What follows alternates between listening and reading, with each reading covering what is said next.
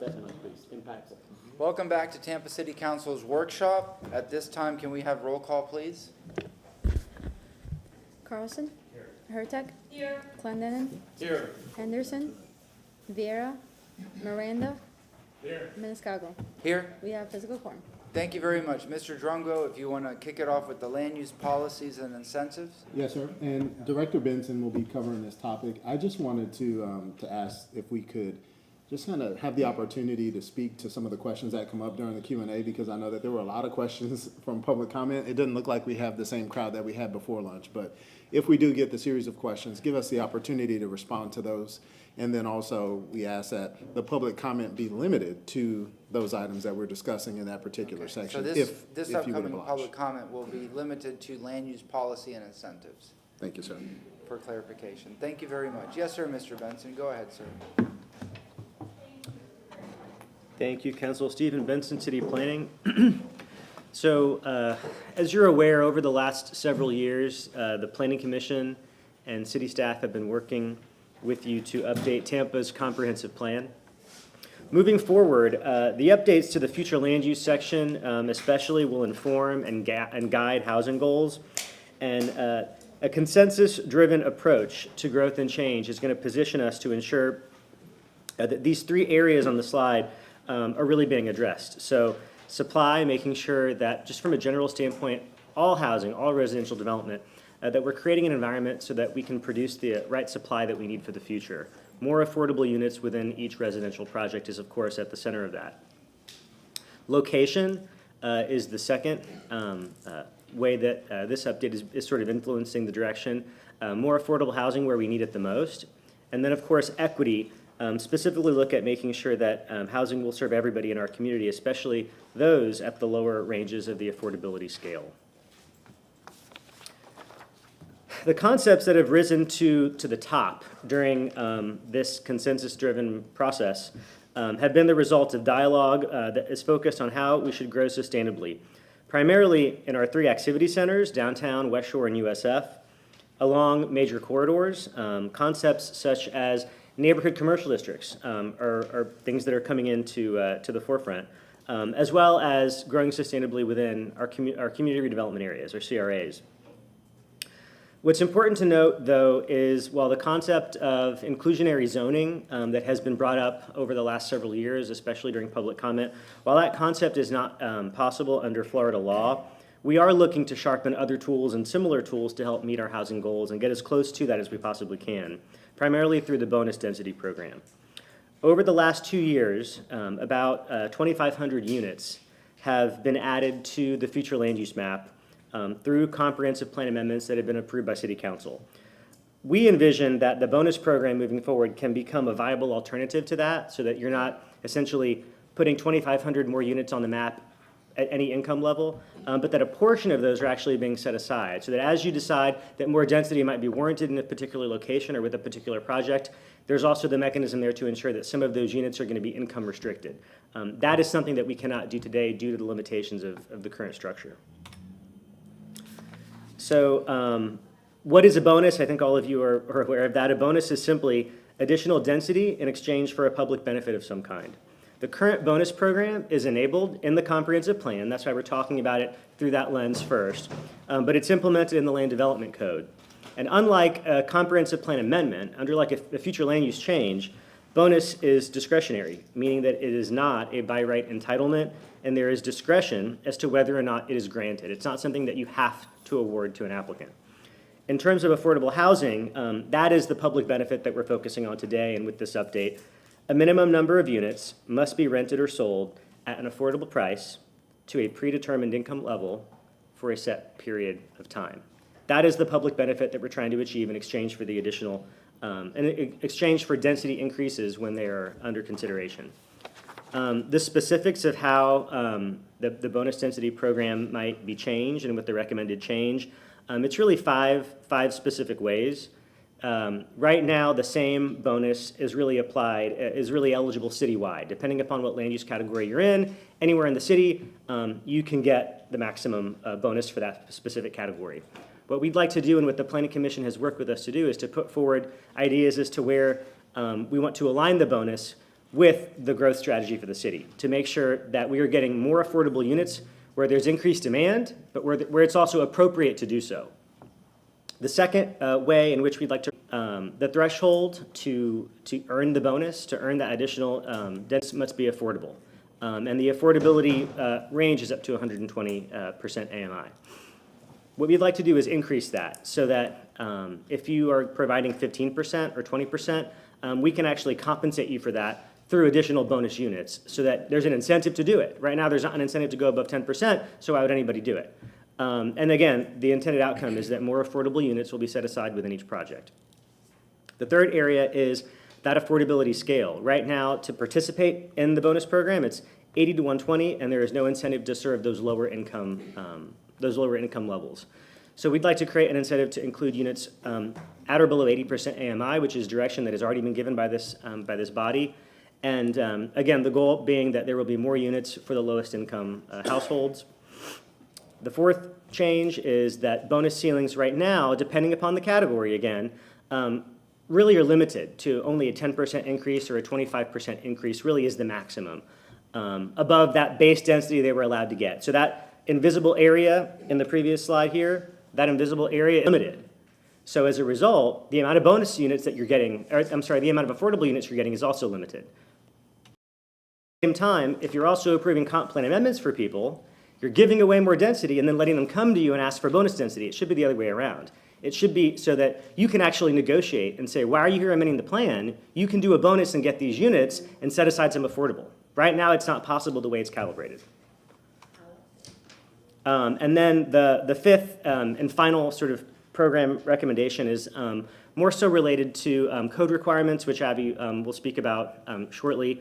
Again, looking at decisions that have been made in the past in terms of waivers that have been granted by council, and then other types of zoning relief that are really needed to make these projects work. Again, the intended outcome being that we get more affordable units with each project.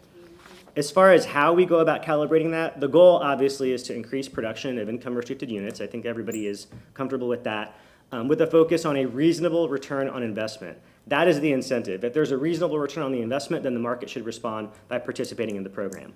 The considerations that have to go into that, however, will include the amount of units and the affordability level, the location and the cost of land, the construction costs per square foot. I think Elise mentioned that that can vary widely depending upon what type of building type you're talking about.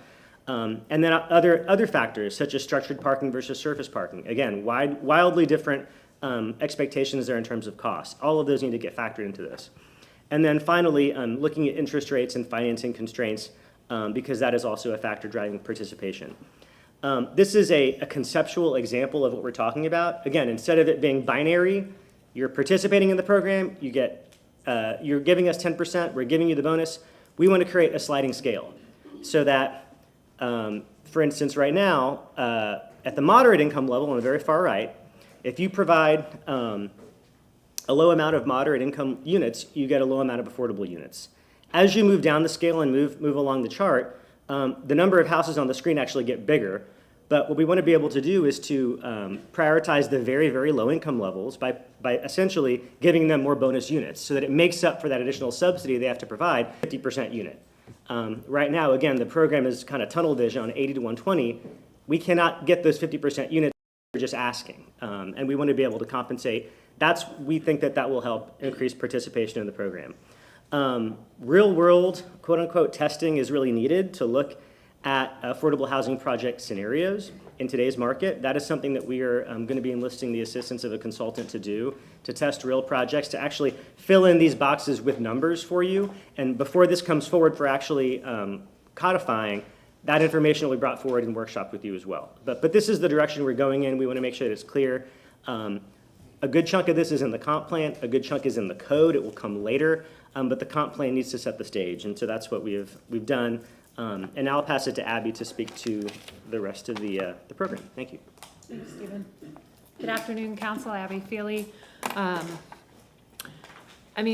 want to just start off by saying, as we've heard from today, addressing the housing crisis is a very multifaceted approach. We need lots of tools in our toolbox, right? We can't just change the land use. We can't just build the units. We touched on transportation, and we touched on the relationships between housing and transportation and housing and other uses. And the Land Development Code update or reform, which we have been talking about for some time now, should be kicking off in the beginning of May. I'm negotiating the final terms of the agreement right now to come before you at the end of March.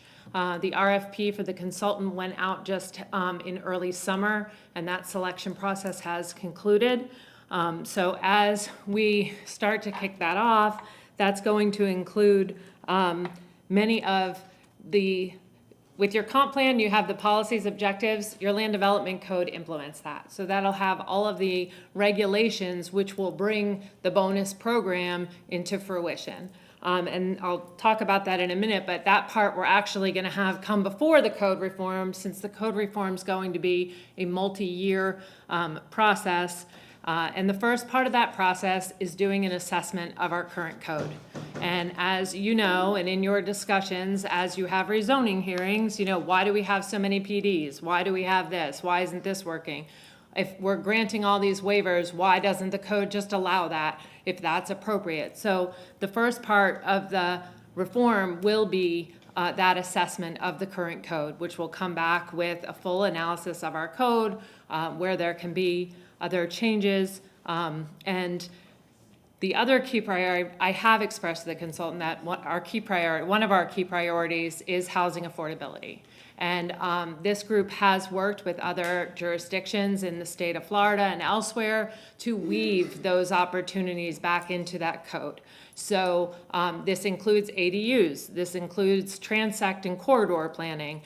They had a large tranche of their proposal based on a form-based code, where I said I'd really like to see us build on the corridors that Stephen has talked about, that Councilman Carlson has talked about, having those neighborhood commercial corridors or Main Street corridors, which create that transit relationship, and the density is appropriate to provide housing as well as support transit.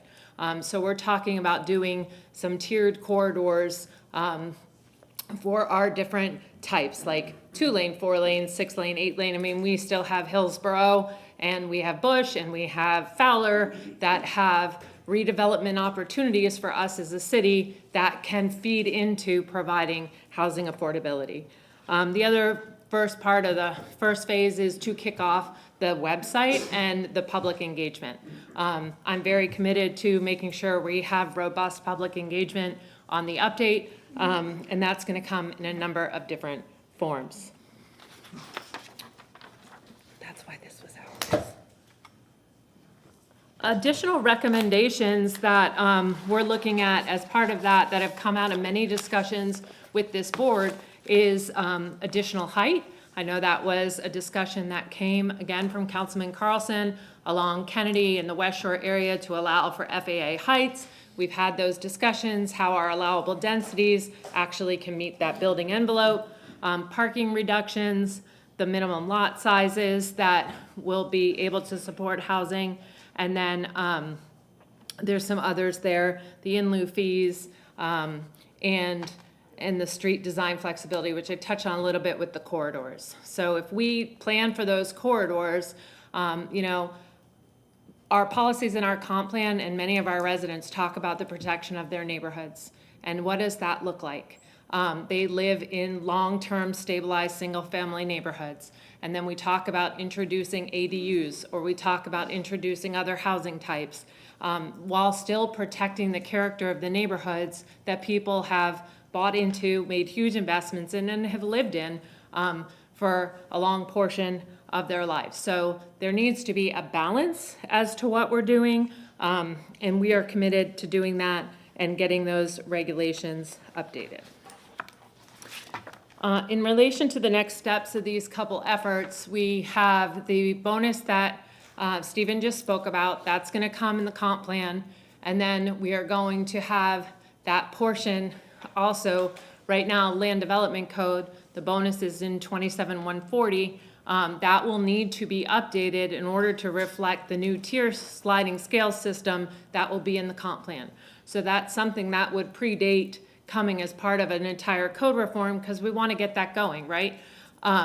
But then if we need to make any tweaks or changes, we would still have an opportunity as part of the code reform as well.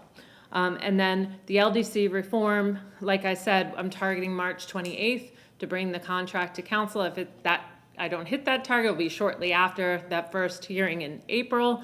And then we will be kicking off actual activity toward the end of April, beginning of May. All right, I'm going to go to Councilmember Clendenin after I make my comments, but I believe it was Councilmember Hurtak that said earlier, or maybe Mr. Hagan, but bonus density in lieu of cash. So obviously increase the incentive. So we're looking at 10% affordable and then 120% AMI. In simple terms, obviously people are moving here, builders are coming here, developers want to develop here, but in order for us to, without having to dish out the dollars, so much, getting more bang for our buck, as I said earlier, we increase the affordability. Instead of 10%, make 15, 20, 30%. They get that bonus density. They're building more units at market rate. They're still profitable, and they're going to build their development. They obviously want to spend their money here. So where we put them, they're in our corner. Let's look at, as you've already mentioned and Mr. Benson mentioned, look at how we can, squeeze the most out of that. Creating the affordable units, increasing the bonus, parking reductions. I've talked about that for years. Parking reductions. Look how expensive parking is. Look how expensive it is for a developer to say 1 unit per 1 parking space. I think we're moving away from that as people come back to the urban core and we talk about potential transportation options in the future, or folks that want to live, work, and play downtown. We see how this urban central business district is booming, reducing the parking minimums, allowing for more ADUs. We talk about that in more parts of the city. Everything helps. If we're looking at a 10,000 unit goal or a 5,000 unit goal, it's 100 here, 200 here, 1,000 here, 500. It all adds up very, very quickly. But what I'm supportive of is, these recommendations that were made, again, trying to get the most bang for our buck, trying to make it enticing to the developer, but that also encourages the creation of more affordability, where we can focus on the members of the community that need the housing most desperately, and where they're building in the city, they're building in nice parts of the city, and people can live close to where they work. They don't have to worry about transportation or be next to or close to a transportation corridor. I mean, there's just so many benefits, and these are easy things that we can do, as you've mentioned, how we can change the code and change the language to help us get to this goal without just saying, oh, we're going to put so much money. Yeah, we're going to put the money, but we're also going to make it more feasible and more encouraging for a developer to come in and say, we're going to build, instead of 10 units, we're going to do 50 affordable units. And then we have the market rate. And they're still profitable, and they're still making money. Because at the end of the day, they're here to make money. So I like everything that was, I like the majority of what was shown. And, it's up to us to support this and move it forward. Councilmember Clendenin. Absolutely. All I can say is heck yes to both Mr. Benson and Mrs. Feely's presentation. This is, I wouldn't say, I think staff would argue with you when you say it's easy. I think they've been working on this for a long time, and I think they've got years of work in front of them to implement these type of programs. But 100% as a growing city, as an evolving and changing city, the vision that you all have expressed here today is exactly where we should be. I think that the goals, we've far too often, I think I've had discussions, I can't remember with which one of you all I've had discussions with, that we've been giving away some of this stuff for free, that we need to now be, bringing in receipts and getting something for this. I think what Mr. Benson presented as far as the bonus densities and leveraging that is critically important to the growth and the health of building our housing stock and the diversity of our housing stock. I commend you for pursuing those goals. And I mean, let's push the accelerator pedal down on all these things. I mean, these are exactly what we should be doing. I'm excited about it. I think this is something that people are going to see a positive return on the investment. We keep talking about these transportation corridors, And I think that is also critical to the growth and evolution of the city, of building these densities and then step down density. I know I've had these conversations with folks. So we need to make sure that as we build off these density along these corridors, and I know it's going to impact all the neighborhoods out there. If you're living on these transportation corridors, I'm gonna be voting to build density along these things. So it is going to impact, and we're gonna have step down density. Because one of the things is what we have now in the city of Tampa, a lot of these corridors, they don't have density at all. We're gonna build density, and then we're going to step down from there, and it's gonna encroach along in the neighborhoods along those corridors. So just beware, it's coming. Under other regulatory incentives, the list that was provided, the additional height, parking reductions, reduced setbacks in lieu of fees, the fee relief, minimum lot sizes, builder coverage, street design flexibility, all of those things, man, again, let's push the accelerator on those things along these transportation corridors. These are exactly what we should be doing. This is my favorite part of the presentation today, because these are things that we can do proactively to build housing, to build diversity of housing, and we can make this happen with little and a lot of y'all's time, staff time, and a lot of trouble for folks that are working here. But these things don't come with a lot of cost to the city. It doesn't come with taxpayer cost. It comes with it provides a lot of good for very little tax dollars. And I think, I say, let's push the accelerator. I think this is great. Second. Yes, ma'am, and Councilmember Carlson. Y'all brought this to us 2 weeks ago. And when you brought it to us 2 weeks ago, it was great then. And I'm glad that you showed it to us again today. And it's still great now. And I'm really super excited to hear that people are really on board with this. And I am so glad that part of what you're showing us today is that this stuff is already in the works. So I don't want anyone who's watching today to think that we're going to have to start from today, that we are actually already doing the work and how it's evolving. And I really like the way you showed that in this part of the presentation. I thought it was really good. My only question, and I didn't ask this 2 weeks ago, but as we've been talking more and more, and people in the public brought up multiple times today, unit size, meaning bedrooms. Is there any type of incentivizing that we could do? And you don't have to answer that today. It's just a question that came up that I think is really critical. Yes, can we ask developers to incentivize 50% and below? Sure, but if those are studio apartments, that really doesn't do us any good. So if there's a way, I don't know if other places have tried it or if you know in your head already, but that's one of the things I'd love to see brought forward or considered or researched to figure out how we can make sure the size of units. And I will step on Councilmember Clendenin's lead foot already by saying parking reductions. That's my big one. But I love this additional height and the minimum lot size changes. And there's so much that hamstrings us. And so I really love these ideas, and I look forward to not only, and I know this is what's coming in a lot of the land development code update. So really looking forward to that discussion. I just want to say thank you all for this work. And I really look forward, I also appreciate how much you are focusing public comment and engagement in this area. I think it's really wonderful and will help keep everyone engaged in the process. So thank you for that. Councilmember Carlson, then Councilmember Vieira.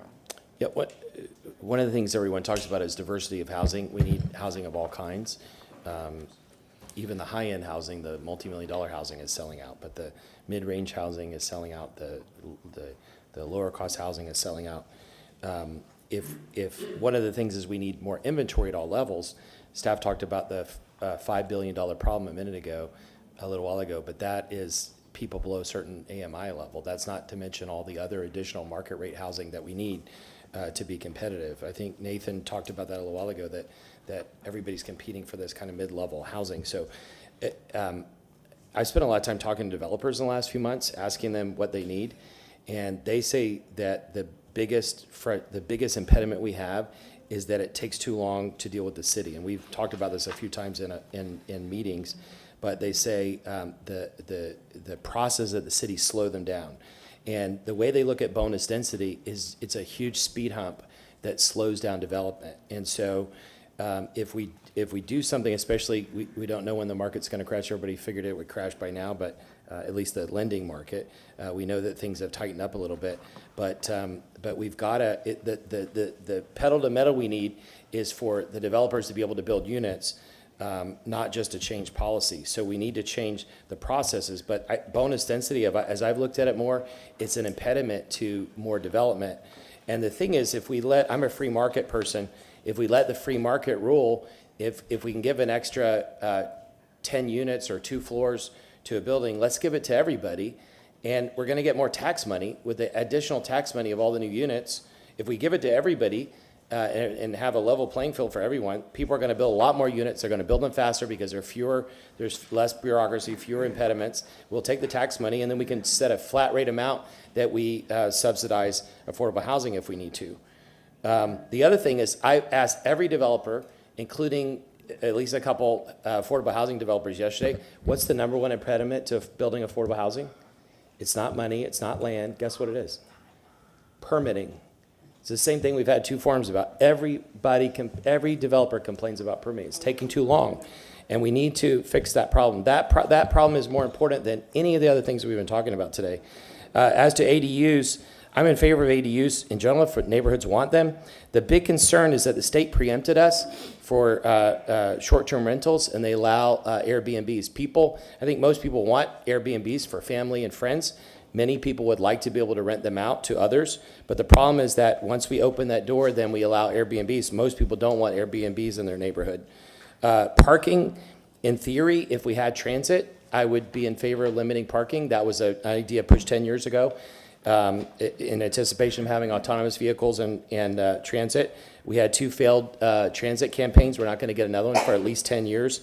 One of the big complaints we have from neighborhoods is that there's no place for people to park. We're allowing bars and restaurants and condos with not enough parking.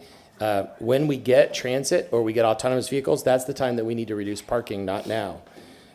Maybe for affordable housing, but not for everything. In land use, let's not forget, some folks want to plow over historic neighborhoods. We need a diversity of product. We need single-family homes. We need single-family neighborhoods. We need historic neighborhoods.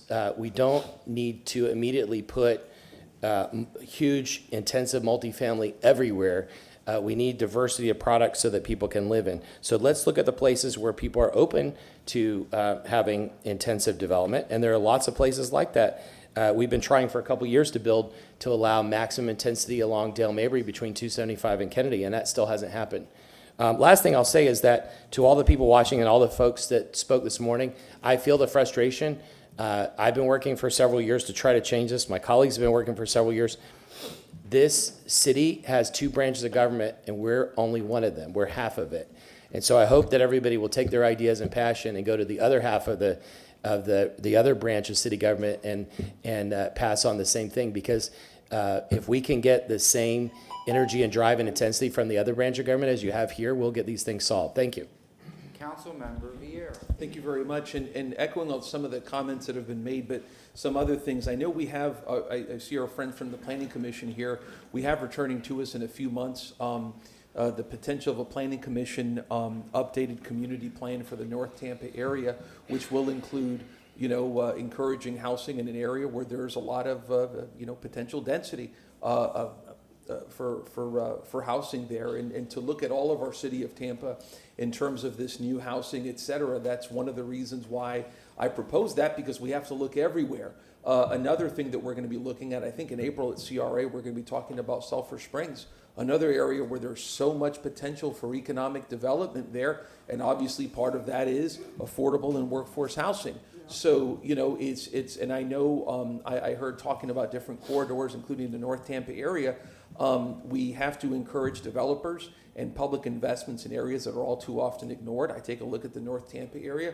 There is so much potential there for residential housing and other economic growth, et cetera, that can support that residential housing, all sorts of housing. We have to look at that area for encouraging folks to live there. I mean, heck, it's only 20, 25 minutes from downtown. It's a wonderful area in terms of its proximity to downtown. So I do look forward whenever that comes back to us, because I think that's going to provide us with a very, very good option for spots for robust, affordable, and workforce housing as well throughout our city. Thank you.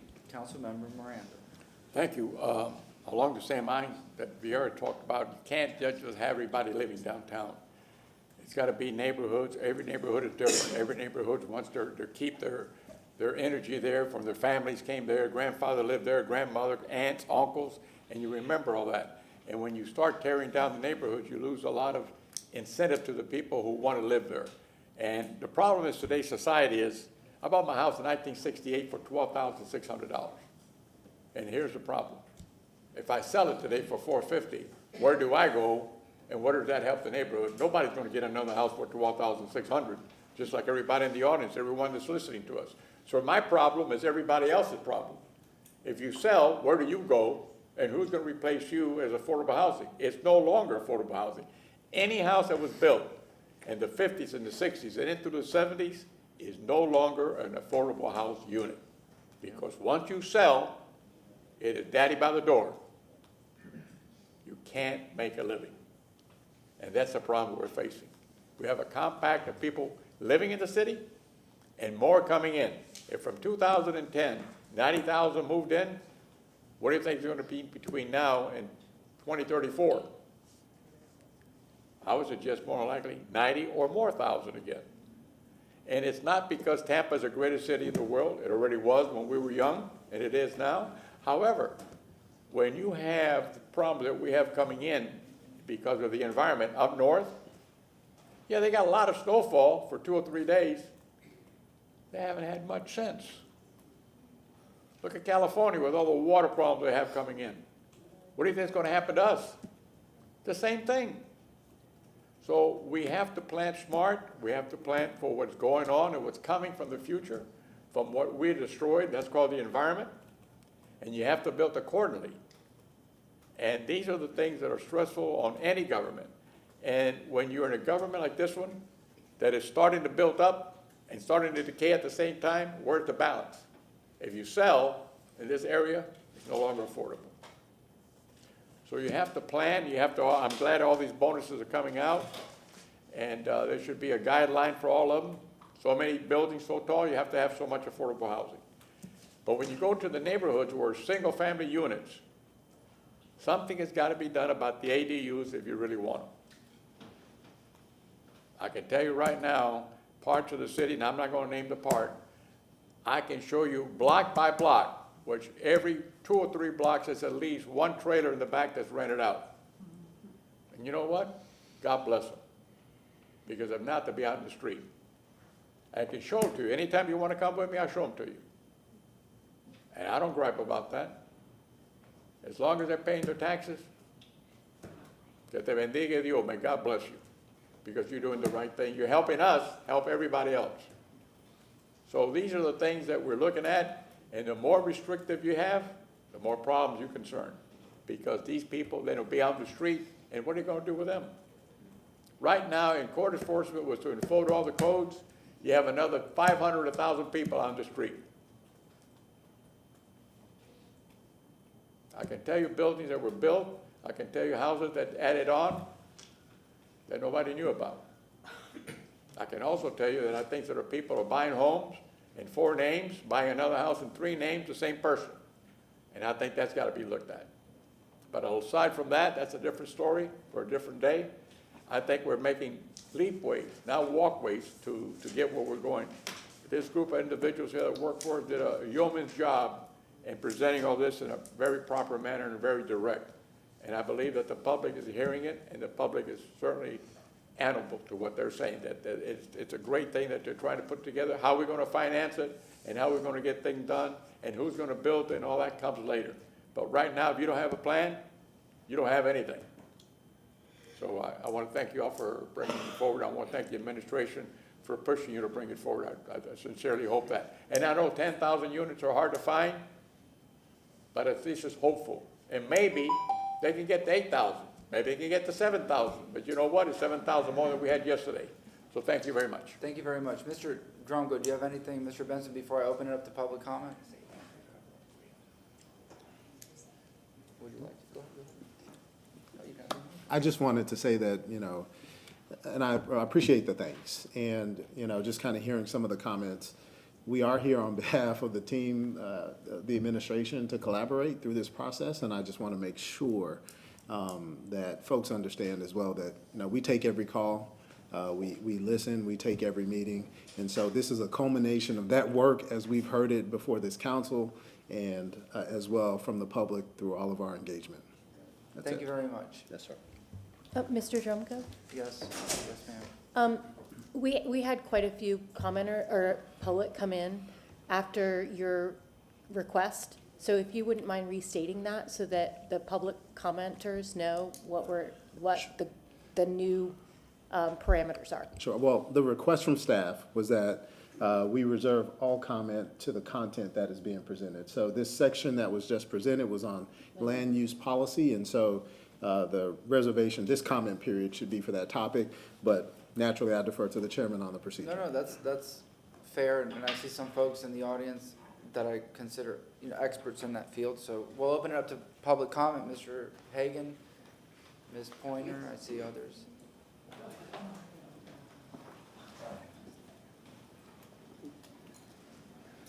Yes, sir, please state your name. Good afternoon. My name is Nathan Hagan with TMB Tampa. It's heartwarming to hear the positive messages here after this section. There's a lot of things on the plate. There's a lot of people at this buffet, and I'm just grateful to have a positive. Well, this is cottage cheese for some folks, and I'm glad that we're having it at the buffet. I think that today is really all about sort of affordable housing 101. You know, if you talk with me, I will talk for hours about things that frankly I'm not qualified to talk about that are just a little bit more advanced than what is necessary for this venue. But I do want to call out some nuances that maybe for some of you you'll take from the buffet and some of you won't. A popular one that I like talking about a lot is McMansionization of South Tampa. There was a great article in Tampa Times a year or two ago about this that got traction, and it really resonated with me, and I think that it actually is a very uniting concept. Nobody's really happy with the McMansionization of South Tampa, the 5,000 square foot homes that have taken over everywhere south of Kennedy. That is not a uniquely Tampa concept. That is the result of our land use policy, our zoning rules that have made it so that the only things that can get built are going to be built by really wealthy people according to the existing entitlements that they have, and that means McMansions. You're seeing that same dynamic play out in North Hyde Park, where I live, where I can't afford these $800,000, $1 million domain homes that are coming in now. Those are McMansions. West Tampa is seeing that now, north of 275. East Tampa will see that too. And so if we don't allow for missing middle multifamily housing, there will never be an opportunity for anything other than McMansions. That is the policy conclusion of exclusionary zoning. That is what will happen. That has happened, and it will continue to happen. It's not a Tampa concept. Another thing I want to point out is that when we do land use reform, if you do it in very narrow areas, if you say this neighborhood can be redeveloped and the rest can't, you drive development to that and you accelerate growth of land values in that area. It's very important that as we do land use reform, it needs to happen in a broad-based way that does not target a specific neighborhood for surges in land costs. If you make many lots developable, the value of the lots will stay about the same. But if you say these are the 10 lots that you're allowed to develop on, the 50 developers will compete to get those lots. So we need to be thinking about how can we apply these reforms so that many lots are eligible, and that applies for missing middle and for the big multifamily projects. The last thing I'll call out, I could talk a lot about equity for a while. I would ask, but probably not more important, but more practical maybe for this conversation, consider your role in the discretionary review process. If you truly believe that we need to require 30% affordable housing, to Bill Carlson's point, the permitting part, yes, I love that we want to reform that, make it faster. The hardest part of that is the PD process and the city and the political process that they go through. So if the developer's checking all of your boxes, consider how you can avoid the whole political circus that follows projects. Thank you very much. Yes, ma'am, please state your name. Homera Apsel. I'm just going to give some comments, some things that were said. On one of the slides, it has location. It says more affordable housing where we need it the most. My concern is how the where we need it the most part is defined. I would say that South Tampa is one of the areas where we need it the most. What happened historically is they defined where the affordable housing is needed the most, and they put it in areas that have no access to amenities. So please keep that in mind. How these things are defined is very important for the outcomes for people. I also ask you to be mindful of your language. Please don't say, beware, it's coming. Say, hooray, it's coming. These changes are good things. When you talk about, and you use phrases like beware, that sends a signal that this is a bad thing. This is a good thing where we're actually trying to fix things and make this a better place to live for everybody. I'll also note, also quit using analogies to cars. That is part of the problem. We talk about accelerator, hitting the pedal to the metal, all of that. Mind you, cars are part of the problem. I also always think we're moving at a sloth-like speed, and not at a fast speed. I'm happy to find that we're finally seeing some support for reducing parking minimums. Just so you know, the formulas that parking minimums are based on, there is no science behind them. There is no data behind them. We talk about the importance of research and data. There's a Climate Town episode. Take 30 minutes out of your life on YouTube and watch it.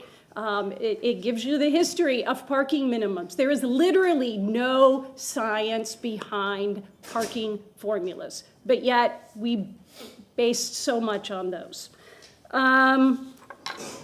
Another thing, there's also lots of really stupid rules that we can get rid of that will make it easier to build more units on a piece of land. For example, where I live, there's a rule that you can build, but the doors have to face the street. So across the street from me, there was a lot where they want to build a triplex. So it would be 3 units instead of the existing 1, and those 3 units would be at a cheaper cost. But there's a rule that all of the doors have to face the street. I don't know why that rule exists. You can go to many other cities and see that's not the case. My daughter lives in Pasadena, California. She rents a townhome in an area where none of the doors face the street, and it's one of the things that makes it more affordable. It allows them to build more units on the same piece of land. So you really need to look at ways in the comprehensive plan, land development code, so you can build more units on the same piece of land, because the land is, these days, one of the single most biggest costs. Thank you very much. Yes, ma'am. Please state your Good name. afternoon, Chloe Coney, a lady that wears many hats. And first of all, I want to commend you, City Council, for having this discussion today on housing and your competent staff. I tell you, I was impressed. Because again, doing this 32 years, it's been a long time. So as we hear the cries of the community, again, I want to say thank you. I have about 3 suggestions I like to say, and I'm going to take the privilege, okay? At my age, I'm taking the privilege, all right? Yes, ma'am. One is that you have many nonprofits in the community. I don't know all of them, but I do know Habitat, I know CDC of Tampa, and East Tampa Business Alliance, and I worked in East Tampa. All of them have been in the community over 30 years. Please put time and energy to strengthen them, because they're housed in that community. They're not parachuted like you did Domain Homes into East Tampa, building 100 houses for $1. Build the capacity of them. Many of them not only build houses, but they provide other valuable services in our community, okay? So again, I hope you really do that. And I know some of you are already doing it, so let me just say that. This is just a privilege I have. One thing I hear in the community about community benefits. Well, I was involved in St. Pete working with Congresswoman Castor when that came out. I see St. Pete really doing that well. I'm going to give an example. People said the Richmond group came in with Funland. They did community benefit. I don't know if they did or not. I haven't been to all the meetings. But a lot of our communities don't know what that means. A lot of people that want to know is not getting that information. So I don't know how we're going to get that word out, but please, because anybody that you give $12 million to, and I'm not picking on them, I'm just saying anybody, 30 years, should be able to give some kind of benefit to that community, whatever is decided on, okay? So I just want to throw that out, community benefit. The third one, and you heard Ms. Connie Burton, and I must say she was right on, because I was one of the founders of the East Tampa CRE committee. Let's take away the barriers. And I know every time I used to go to meetings, they talk about the housing and the preservation of homes and and this not being done and whatever. But I heard that things has gotten better. Am I right? I say I keep turning to staff. I'm gonna turn to them. Is it gotten better? Okay, that's what I want to hear. So again, we want to make sure that we can get those dollars out quickly to the community. So thank you. My last comment is Steve Gaudet. I brought him down. He's from Washington, D.C., neighborhood, housing, and economic development. He has over 40 nonprofits, probably about 30 for-profit that is mission-driven. Everybody working together. I don't see that here in Tampa. The city is doing their thing, the county is doing that, the public is doing this, and the private. So I have Ms. Kim Overman that's standing over there that's doing this program. That's what we need, because housing is a major issue with all of us, and one government is not going to do it. Thank you for letting me have my senior privilege, okay? Ma'am, Thank you, very y'all. much. Yes, ma'am. Next speaker, please state your name. I didn't plan on going after her, but that worked really well. Thank you, Ms. Chloe. Hi, I'm Kimberly Overman. I am the founder of the Housing Leadership Council, and actually participate in a lot of the planning meetings and the land use meetings over the last several years on how we actually develop affordable housing. And we actually developed an incentive program at the county using our bonus densities and using our fee waiver programs, and set up a ranking system for being able to prioritize the amount of bennies, if you want to call it that, to the developers in order to build the housing we needed. Unfortunately, the county killed that about 3 weeks ago. They have eliminated their waivers of any of their impact and mobility fees after they sliced the Affordable Housing Trust Fund by 80%. I am very proud of this council and the city of Tampa for continuing to pursue one of the largest crises we have in our infrastructure, and housing is infrastructure. So looking at the bonus densities, looking at the ask for the allocation, 10% is nothing. I hate to say it, but you're only going to get what you ask for. So I'd ask for 40% and then make the numbers work if you can find a way to do that. And one of the ways you can ask to do that is because we do have limitations on the financing, which we'll hear about later, and the capital stacks and how those work. But we really need to understand those capital stacks to find who we can find that will loan us the money. Because the CRAs are going to have difficulty finding a bank that's going to finance the work that needs to be done because of the encumbrances associated with CRA money. And I think it's critically important that when we look at these opportunities, that we also look at the mechanics of how the projects get developed, whether it be single family, multifamily, triplexes, duplexes, any of the above. But I think it's also critically important that we take a look at the ADU zoning codes, and then how we go about, if we incent ADUs as a way of increasing density, and we use affordable housing strategies to do so, how that actually needs to be a family member that lives there, rather than fight the battle of, of Airbnbs and other things. Because frequently, if it's a family-related person or an au pair or a caregiver, it's a much different scenario for a community than it is if it's a week-to-week rental. And so I think there are opportunities to offer those as a way of looking at our zoning codes and looking at our density bonuses, as well as the incentives that we offer to the programs. So thank you. And sorry, I was trying to get here while listening along the way. So thank you very much. Thank you very much. Yes, ma'am. Please state your name. Alice Moore with Florida Rising. Now I'm going to say what I was really supposed to say all these times. Though we're remaining committed to the facilitating the creations of the units, not every person is ready to home own. A lot of people prefer renting than anything. And then a lot of people too have been tired of their houses, not tired, they just can't afford them anymore. So we'd like to make sure everybody's aware with our society changing, and especially with young people we were just talking about. A lot of young people would like to start getting homes. So we'd like, please consider that we are trying to change, that things should be better for us, and renting, buying a house should be a great thing to do. We used to be proud to do that, and because now it's so hard. But please, get it so we can wind up doing and getting the multifamily and be able to help the single family, because there's a lot of one-parent household would love to have a house, and they wouldn't have to worry about the rent or all the other things that's happening. So these are the things we're looking for. Please think about it and think about the other families and the single families for sure, and the seniors who definitely, some of them have homes and they just can't repair them anymore. You have a lot of system that says, but everybody's not knowledgeable about all the help they can get. And again, that goes back to income. A lot of people, they are poor, but they don't fall into the bracket. They're in between. So please pay attention to us and make sure the funds go directly where they're supposed to go and not just scattered up that housing doesn't know. And please, the other part is don't make it so complicated for people to apply for any of this.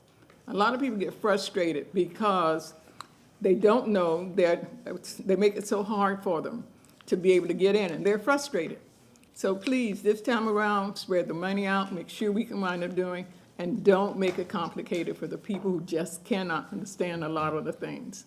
A lot of things are confusing, like the computer. Everybody can use a computer. Some people get frustrated because they don't know how. And we make people use a computer, but the same for the families. Please, please, please consider and think about the families that would love to have a house and the young people who want to start reaching out and having a home. Thank you very much, ma'am. Yes, ma'am. Next speaker, please state your name. Oh, crap. Figures. Damn it. Technology's kicking my butt. Excuse me just a second.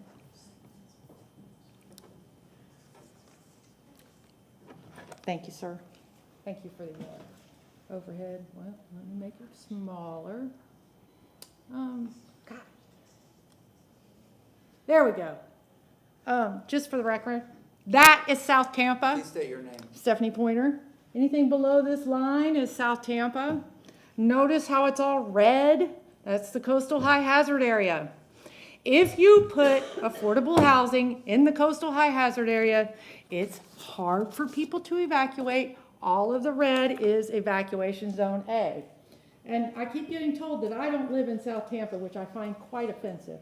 I would like to also point out to you, these are the large developments. Let me see, can I make it bigger? These are the larger developments in South Tampa, south of Gandy. And we've got 6,197 units that by the time they all finish between the last comp plan and this one. Okay, so we can't just say, oh, you should build in South Tampa because, I'm sorry, Mr. Benson said that we built like 2,500 units or something like that, but look how many of them are south of Gandy. We've already done our share, thanks anyway. And, oh, by the way, those folks have to leave every time a hurricane threatens. Not if it comes, but if it threatens. You know, I've stood here and watched many, many times where you guys appeared to be frustrated because you could not ask for affordable housing. I think this comp plan amendment allows us to do that without you having to ask for it. It's getting out there up in front. And I think that asking for this density is absolutely important.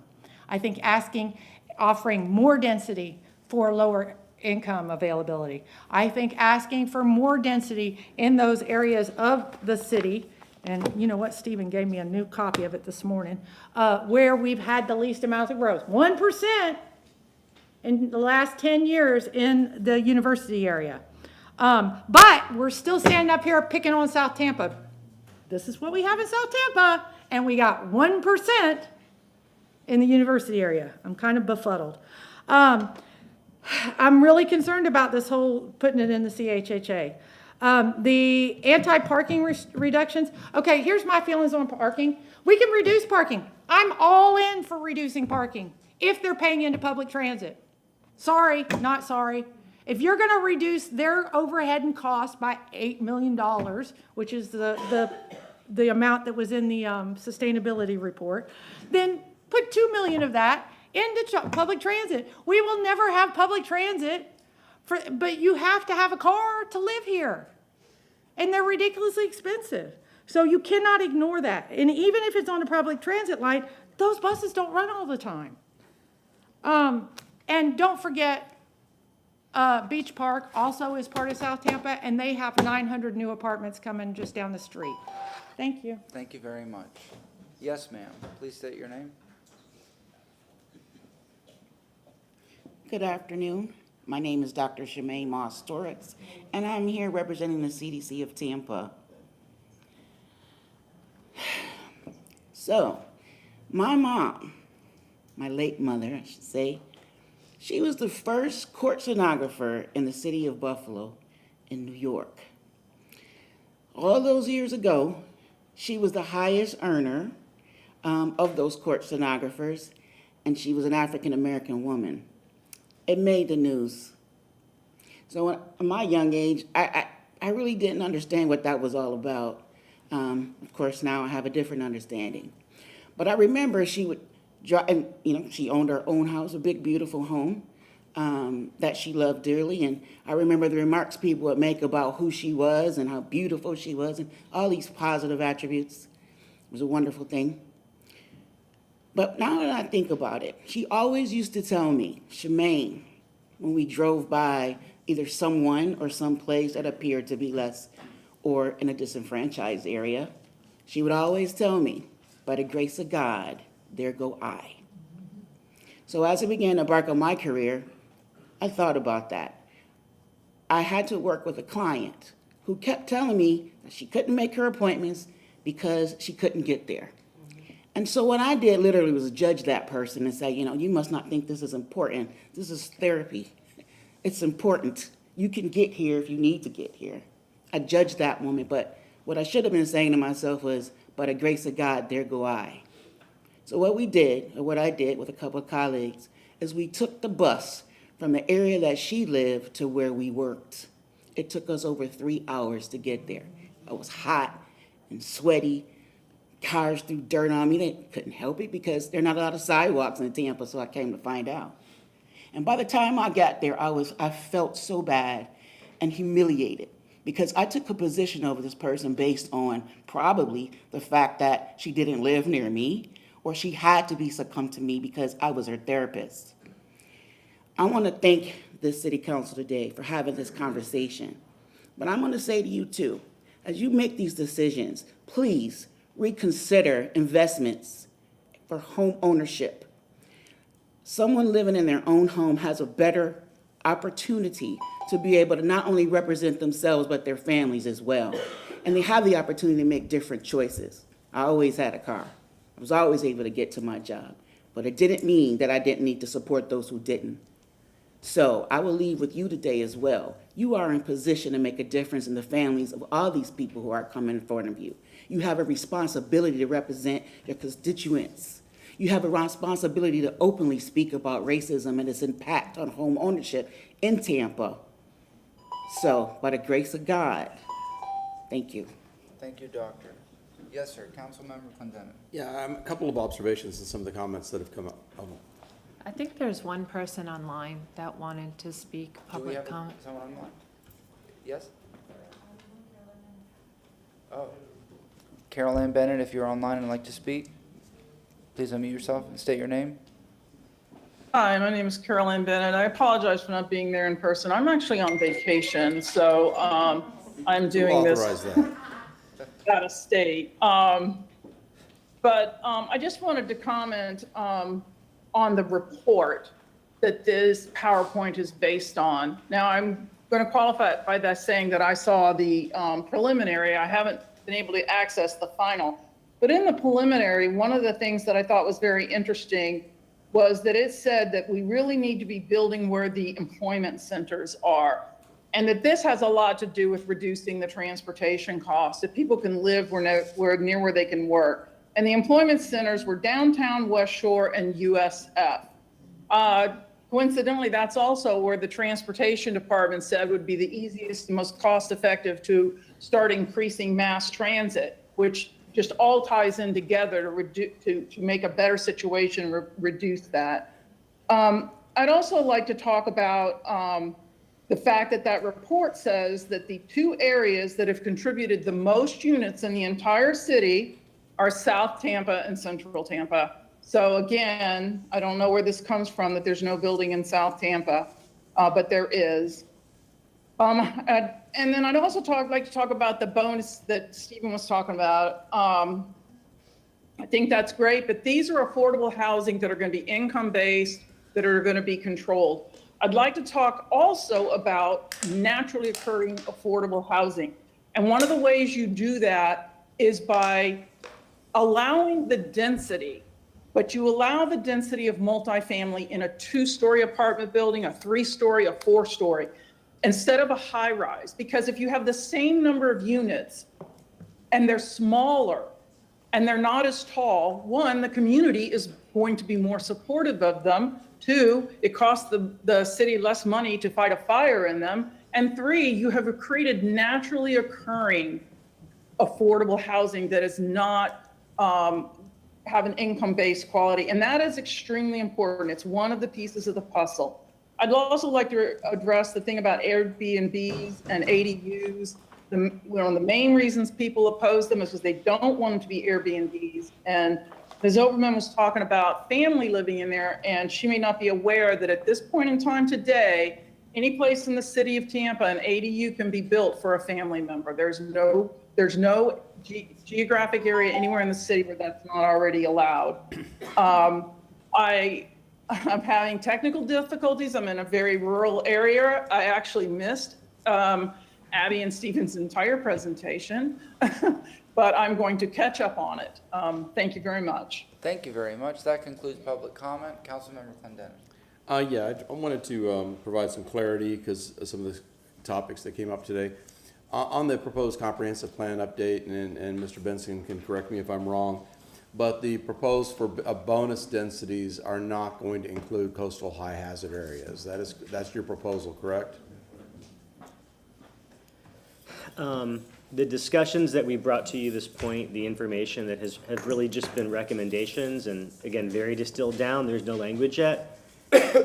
Yes, the goal. they have left out, that has been a qualifier where the bonus is not, you cannot ask for a bonus in the CHHA. That's been the proposal that Planning Commission staff has put forward. That was my understanding. And a lot of this discussion we've had on a lot of your slides really pertain to those, again, like what I was talking about, those transportation corridors.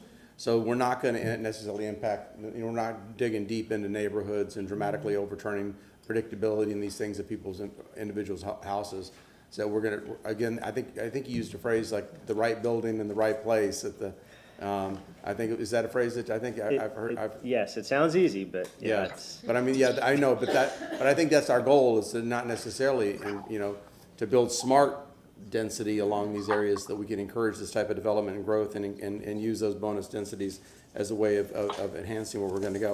Now, it's come up a couple of times. One, I will say, and Mr. Carlson, I know you're talking about the permitting.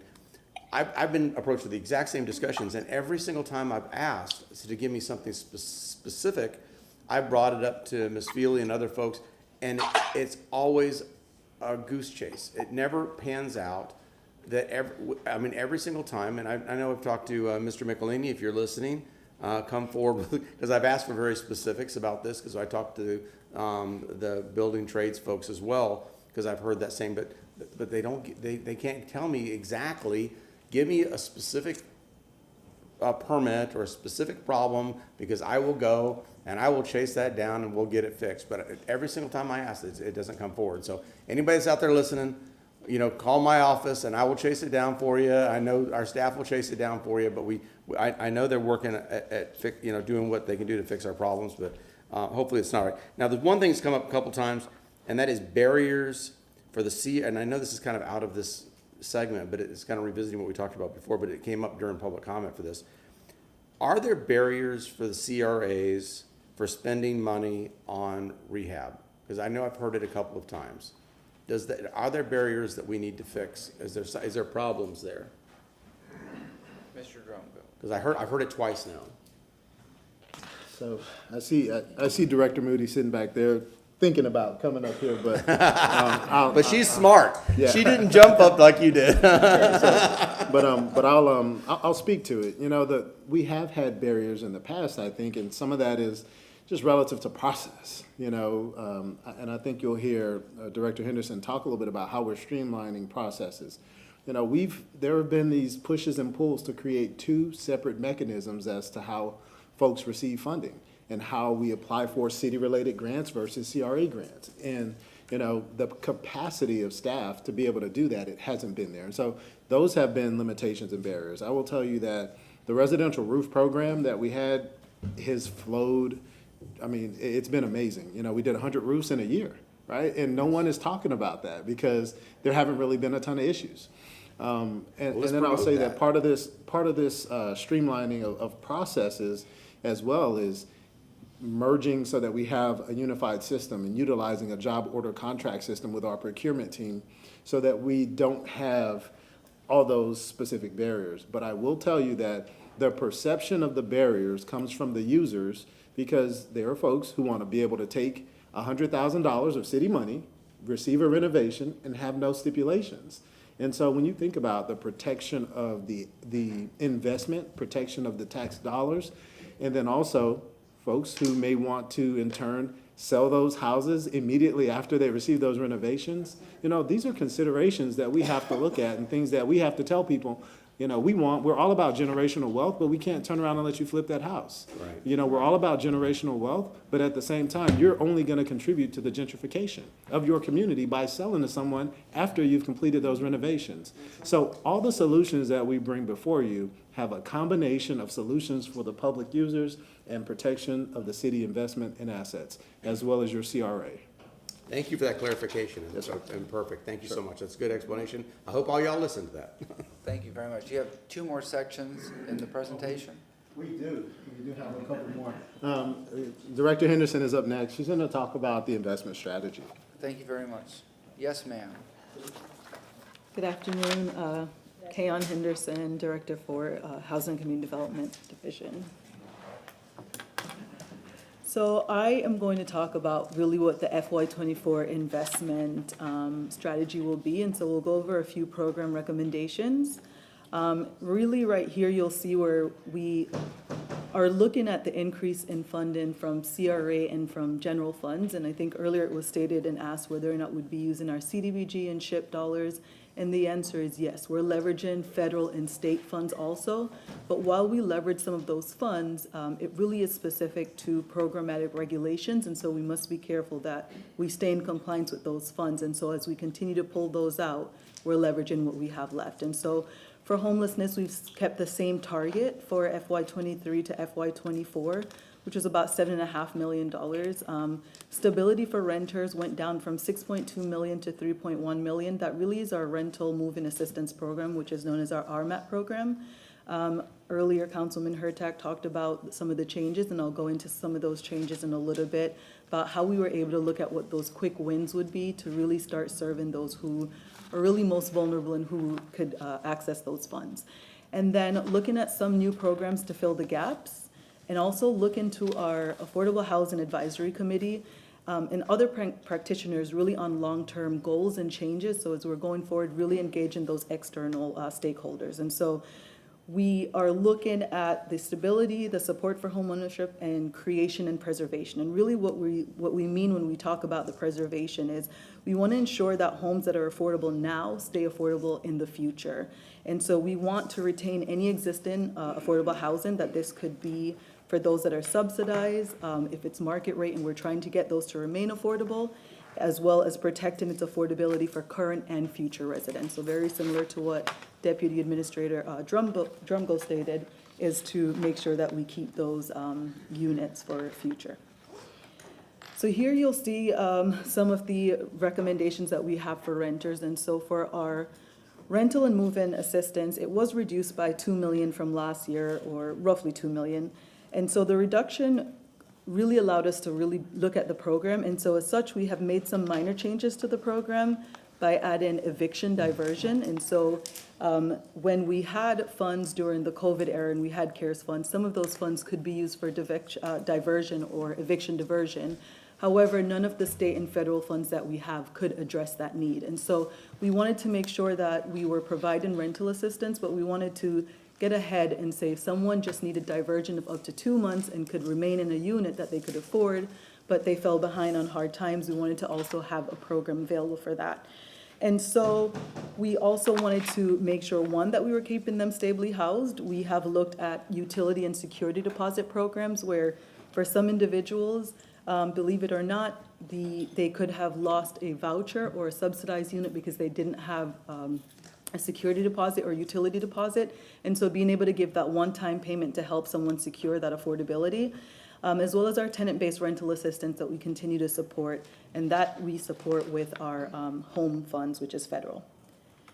So this shows our rental move-in assistance program. And so the program reopened on February 1st, and we heard some of the complaints, and so we really addressed what was going on. We realized that while we had limited funds, we wanted to make sure then that we looked at those who were really at a place where they needed the most. So we limited how much funds went to that was 0 to 50%, would be 50% of the allocation.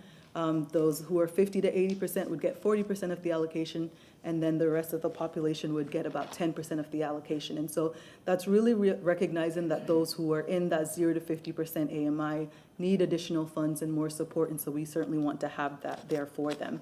And so this is a quick breakdown of about 2 weeks of the work that we've done. One of the things that we've also been very intentional in doing is tracking how many applications that we're receiving by district. So as we're looking at affordable housing and looking to really invest in communities, wanting to know where we're getting most of those applications from. So for support for homeowners, the first-time homebuyer program really we've had it for quite some time, and it's provided gap financing for homebuyers to purchase their first home here in the city of Tampa. And so additionally, all rehab programs, as Mr. Drongo just mentioned, we're trying to unify and have a very coordinated process in making sure that as people are applying, we're reducing some of those barriers. And so we want to make sure that we don't have two separate programs where people are applying to two separate lists.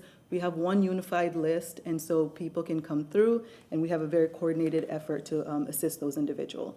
And so while the program itself may have different terms based on the amount of subsidy that they've received, this really will allow the intake process and the monitoring of the programs to be more unified. And so the additional funding from the CRAs will really kind of help keep many existing homeowners in their homes, especially as we continue to talk about gentrification. And so the support for homeownership you'll see here, we've shown exactly how much will go to make up that 17.5 million. We have federal and state of 2.5. The city, which is our general funds, would be 4 million, and then from the CRA, 11 million of that support. So here we have some additional program recommendation changes, and so we have quite a few here that you'll see listed as new. And so it's a targeted approach really amongst various programs that will be funded with various funding streams. And so we talked about federal, state, city, and CRA. And so there are some existing programs that adds to the inventory every year. But with increased funding, there are 3 new programs that we want to talk about for both homeowners and renters. And so for the rental preservation, I think we have really touched on that a little bit earlier. And really, we want to make sure with rental preservation, we're going to safeguard, improve, and stabilize what we currently have. And so affordable housing preservation really is essential to meeting a community's affordable rental housing needs. And so as we continue to look at what those units are, preservation of affordable units really protects the valuable community infrastructure and tenants really who otherwise might be forced out or misplaced. And so we have a rental preservation RFP that we're looking to put out. And so part of what happens is it allows us to quickly add to that inventory. And so we know that there are units that might be coming offline, or there are just some units that we have really looked to address what those programs are and say if it's rental preservation and they need a new roof or they need HVAC for the apartment complex, then we can certainly activate and get some new units. I think it was mentioned a little bit earlier about whether or not we would choose one developer or many small developers, and that being domain. One of the things that you'll see as short-term actions as we have there is to update standard agreements, and we're looking at updating future agreements as we continue to move forward. And so we certainly have heard, we did infill phase 1, and it did go to Domain Homes where they were to construct 95 homes. In the second phase, we certainly heard the complaints and we made the changes. And so we ended up with 11 developers, and 7 of them were minority developers. And so as we continue to hear the public and we continue to come before council, we certainly change our processes to make sure that we're meeting those needs.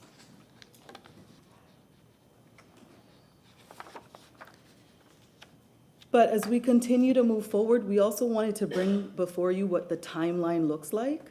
And so right here, you will see really a development and preservation RFP timeline. And so while we're looking to preserve and create, we realize that as we release an RFA, and these are just dates just to kind of give a scale of how long things could take, we release an RFA, we still have to go through what is the eligibility review and selection criteria. Given that notice of award, we still have to conduct our due diligence with environmental review, draft in what those development agreement would be like, and come in before council. And so while we're coming before you today, it can take up to 3 months or more once we actually start to get a project. And so really, preservation will have a much shorter timeline and will often close shortly after council approves, allowing the units to come on quicker, unless we're talking about a full rehab project. Part of our comprehensive plan here for affordable housing is also looking at strategic acquisition and given what that general timeline looks like. And so this is the acquisition timeline. And with this timeline, we don't actually start to see any of the development process until the city disposes of the parcel. And just for this strategic acquisition timeline, that could be anywhere from 200 to 300 days. So we look at 200 to 300 days for it to be acquired. And then we go back and look at what that time frame would look like for an RFP, and we're looking at up to a year for a project really to be able to come online.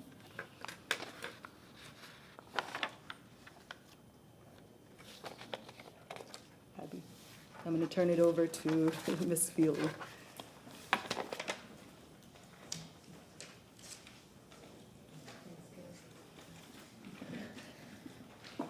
So, transparency, data tracking, what we're doing, how we're doing it. We do know how many right now total units.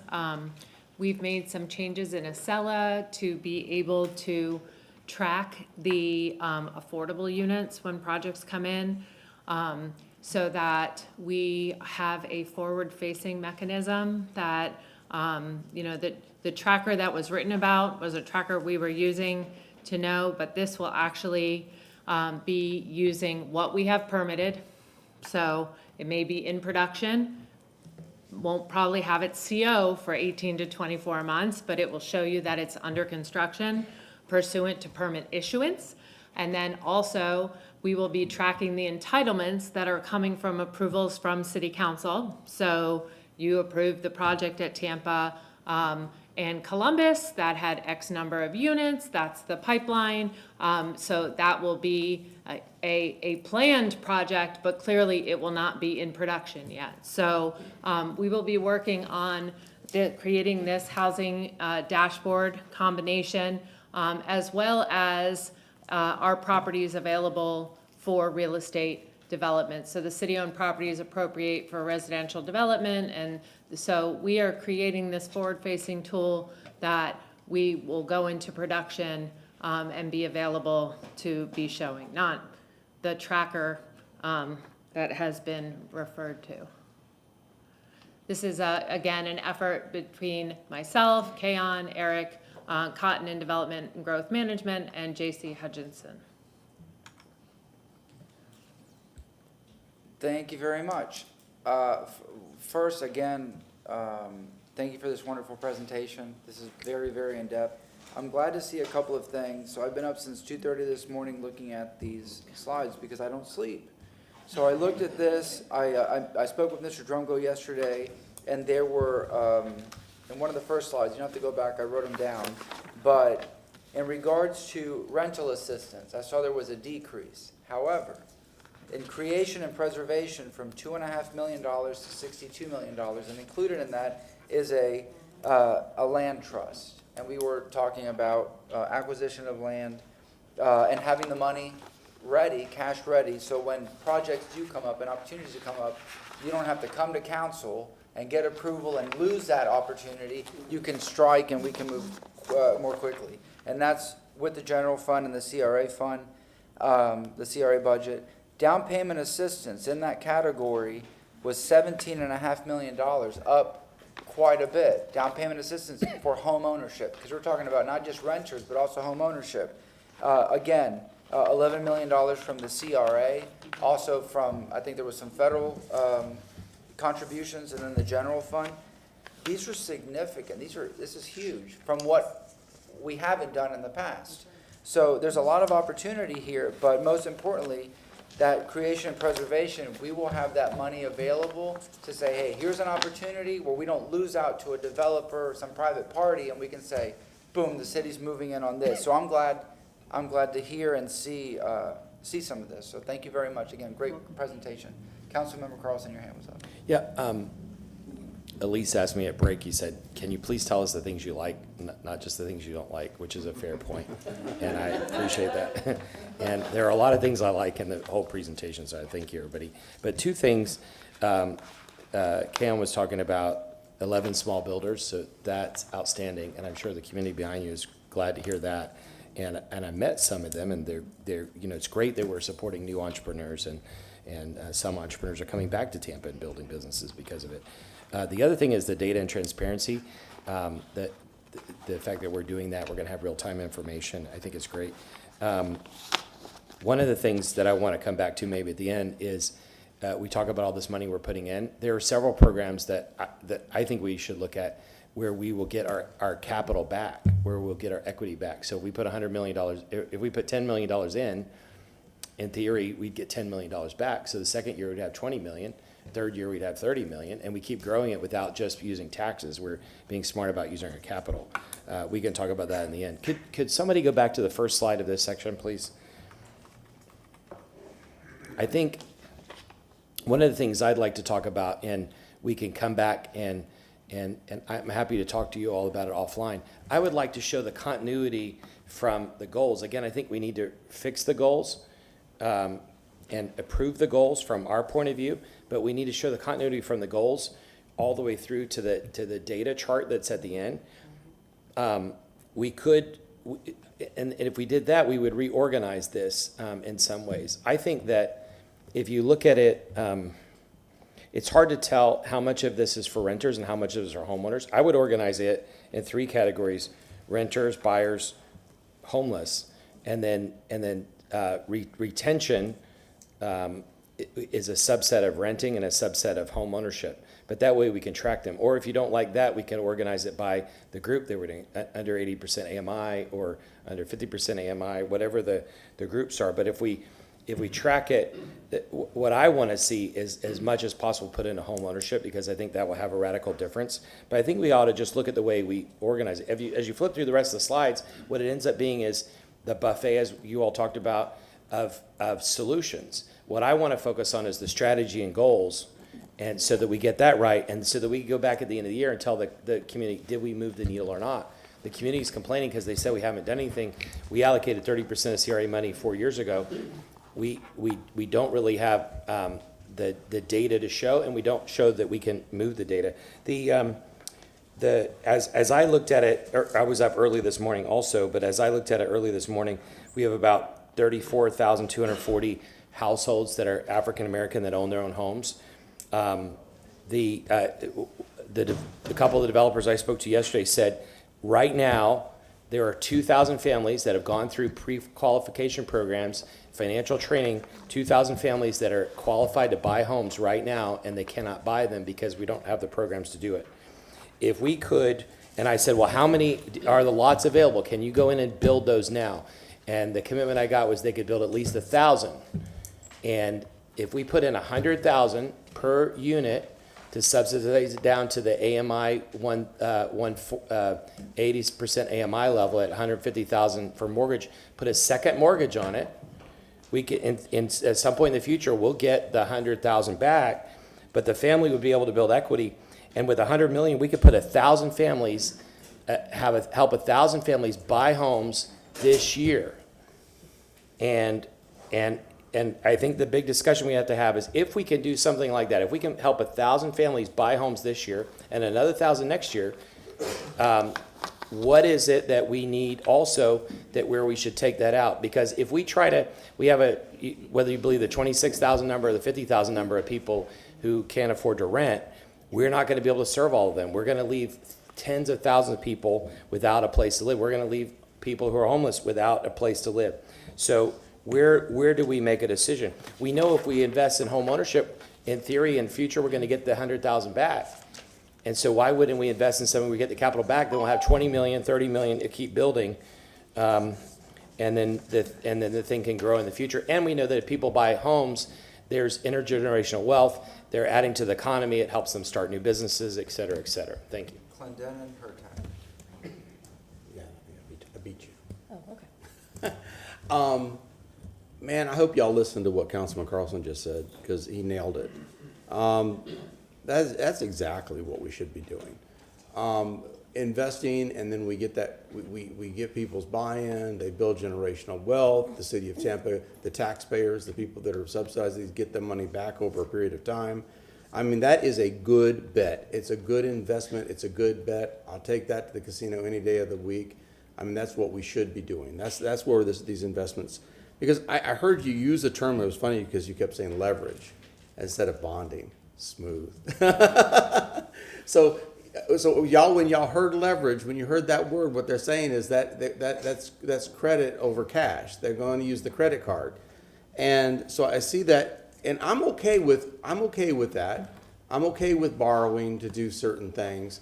But I think that when we borrow, we need to be able to get that money back. Because this is when the taxpayers invest to build these things, they should have an expectation that eventually that is returned back either through the tax rolls or through other mechanisms. I agree with Councilman Carlson when he talks about using these others. You know, we've got the CDC, Habitat for Humanity, East Tampa Business Corp, Catholic Charities. I mean, we have countless groups of nonprofits that we can utilize to build these units and working in cooperative agreement with the benefits that the federal government has with the banking. And I mean, there's all things that we've done. Everything old is new again. We should be doubling down on those types of programs. So kudos again. I agree. We're going to talk about the CLT in a minute, so I'll reserve my comments on that because I know it was threaded through this presentation.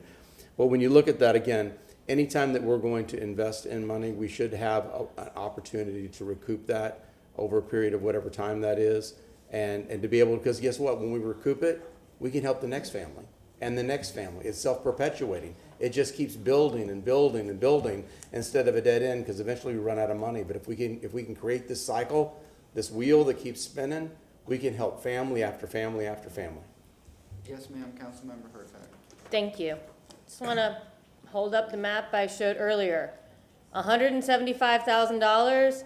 There are 82 homes right now that you can buy for that. That's it. And if we gave everybody $100,000 or 1,000 people $100,000, that'll get them a $275,000 home. We won't get that money back for 30 years with taxes. Like, they're not having to pay it back any other way. Whereas if we invest some of that money in some multi-family properties, we're helping multiple families. So, I mean, I think there's a place for putting money into home ownership, but we just had an East Tampa stack that the CRA helped, that those houses cost $375,000 to build, and they had to get $250,000 of subsidies. That's not sustainable. That's not sustainable for a person to have to maintain a house that costs $375,000 on an income of $55,000, which is what your average teacher makes. They cannot afford single-family homes. It's not possible. So I think that we could do that, and we can do some down payment assistance, but down payment assistance is really going to come when we take these units and we do multifamily development, which is what's happening with our infill phase 3. And so I wanted to ask you about what's going on with infill phase 3, and then I also wanted you to talk to me, if you go back to the program recommendation 3 of 4, or I guess go forward to that, you have maximized subsidy impact by incentivizing density, which will also lower the cost of down payment assistance. But I also, so if you could talk to us about that, and then also talk to us about what you mean by alter down payment assistance to tie higher subsidy with long-term affordability. Sure. So I want to go in by saying, with our infill phase 3 program, again, infill phase 1 and 2, we focused on single family. And we realized that we can't one door at a time our way out of where we are. And so with our infill phase 3 program, we're looking at more dense projects. And so some of them really will yield duplexes, they will be townhomes. And so we certainly had to go back and look at how do we then create that opportunity for those individuals. As far as altering the down payment assistance to tie the higher subsidy, is we're looking at, we've continued to look at our down payment assistance, and it's been primarily single family. But we realize there's also a place for condos, and there's a place for the townhomes and duplexes. And so really tying that higher subsidy amount to those that are looking to purchase more dense houses or units. I also wanted to tie in really quickly, I think I went through the presentation, and while we talk about what we have done and where we are and where we're going, we have, we talk about the units, but from 2019 to current, we've assisted about 19,000 individuals, and that's a combination of various programs. And so to have 19,000 touches just from the city of Tampa alone, I think it's something really as a whole we should be proud of. We certainly hear you, all the great nonprofits that you've mentioned. We currently have agreements with almost every single one of them for one project or the other. And so as we're moving forward, we are looking at density and trying to make sure that we can get more units, because we realize that one unit at a time really won't get us out of where we are. Thank you for that. And I also just want to remind council that for infill 2, we actually had to have 4 or 5, you had to come back to raise the rate of the percentage of AMI, because we couldn't get people approved at 80% AMI because the houses were too expensive. So again, this infill 3 is kind of a balance of seeing what happened with infill 2 and how we can get those 80% AMI people into homes. And one of the ways we thought we could do that, and we're going to try and see, is density. And we'll see how this infill phase goes. And just like every infill phase before it, we'll have a nice learning curve, and we can put that toward future. I really love this. To me, this was my favorite salad bar item is a carrot. As Ms. Pointer well knows, I'm a big carrot fan. So for me, this was this was the carrot section. I really, really liked this. But I love the balance, because I think absolutely putting more money toward home ownership is very important. But then subsidizing that by incentivizing density allows us to help more families instead of just a small number of families. Yes, sir, go ahead. Second, yeah, just for the public, because of sunshine, we can't talk to each other outside of this meeting, and so sometimes it'll look like we're arguing, or some people get frustrated because we go back and forth. But we can't. If we could sit around a table and discuss this, we could work it out in an hour. But because we can't, we have to just throw out our own ideas here. But I wanted to tell my colleague from what she just said, I'm in favor of density too. I've owned 2 or 3, 4 condos over the years. And these nonprofit builders not only build for single-family homes, they build condos and duplexes and quads, and the idea is we can get in and help them. The thing is that if it's the reason why I think we should organize it by renters, buyers, and homeless, or whatever labels you want to put, is that if we look at how we can find solutions for rentals, we say that we want to put, whatever the number is, we want to put X amount per unit in, meeting certain criteria. For home ownership, we want to put X amount per unit in. And then I think we should create a flexible system. Many of these systems are very staff intensive. At CRA, we're looking to add more staff. That's an additional cost that we add to it. Instead, what we can do is create a simple program where we have 100,000, whatever the number is, second mortgages, and we go to the nonprofit and other builders and say, we'll add this on to your home ownership, and once we do that, we get it back, and maybe there's 5 years or 2 years or something they can't sell it, But once they build up some equity, if there's a big boom in the market like there was the last couple of years, conceivably, now they have housing mobility. They can sell it, make the $50,000 or $100,000 equity. We get our $100,000 back, and they move somewhere else. And it's not just that they're gonna give it up, but when we get our $100,000 back, some of it may be 30 years, some of it may be 5 years. When we get it back, that's more money. If we put all 100 million in, and we even got 50 million back on top of whatever we're going to spend in that year, it would be incredibly impactful to be able to continue to rotate. And there are other programs also that I can talk about. Thank you. Yes, ma'am. I just wanted to say I totally missed that you were talking about second mortgages. But anyway, but that's what I'm saying. So I misunderstood what you were saying, and now that makes more sense. And the second mortgage, I think the way it's structured typically is it's interest-free. It's interest-free so that people aren't paying interest on it, and we're not getting an interest, we're not getting a growth in it, and we're in a secondary position to the primary mortgage. But the difference is that if let's say you buy a $300,000 house, and we put in unlike the CLT, if we put in $100,000, you still get the entire increase in the value.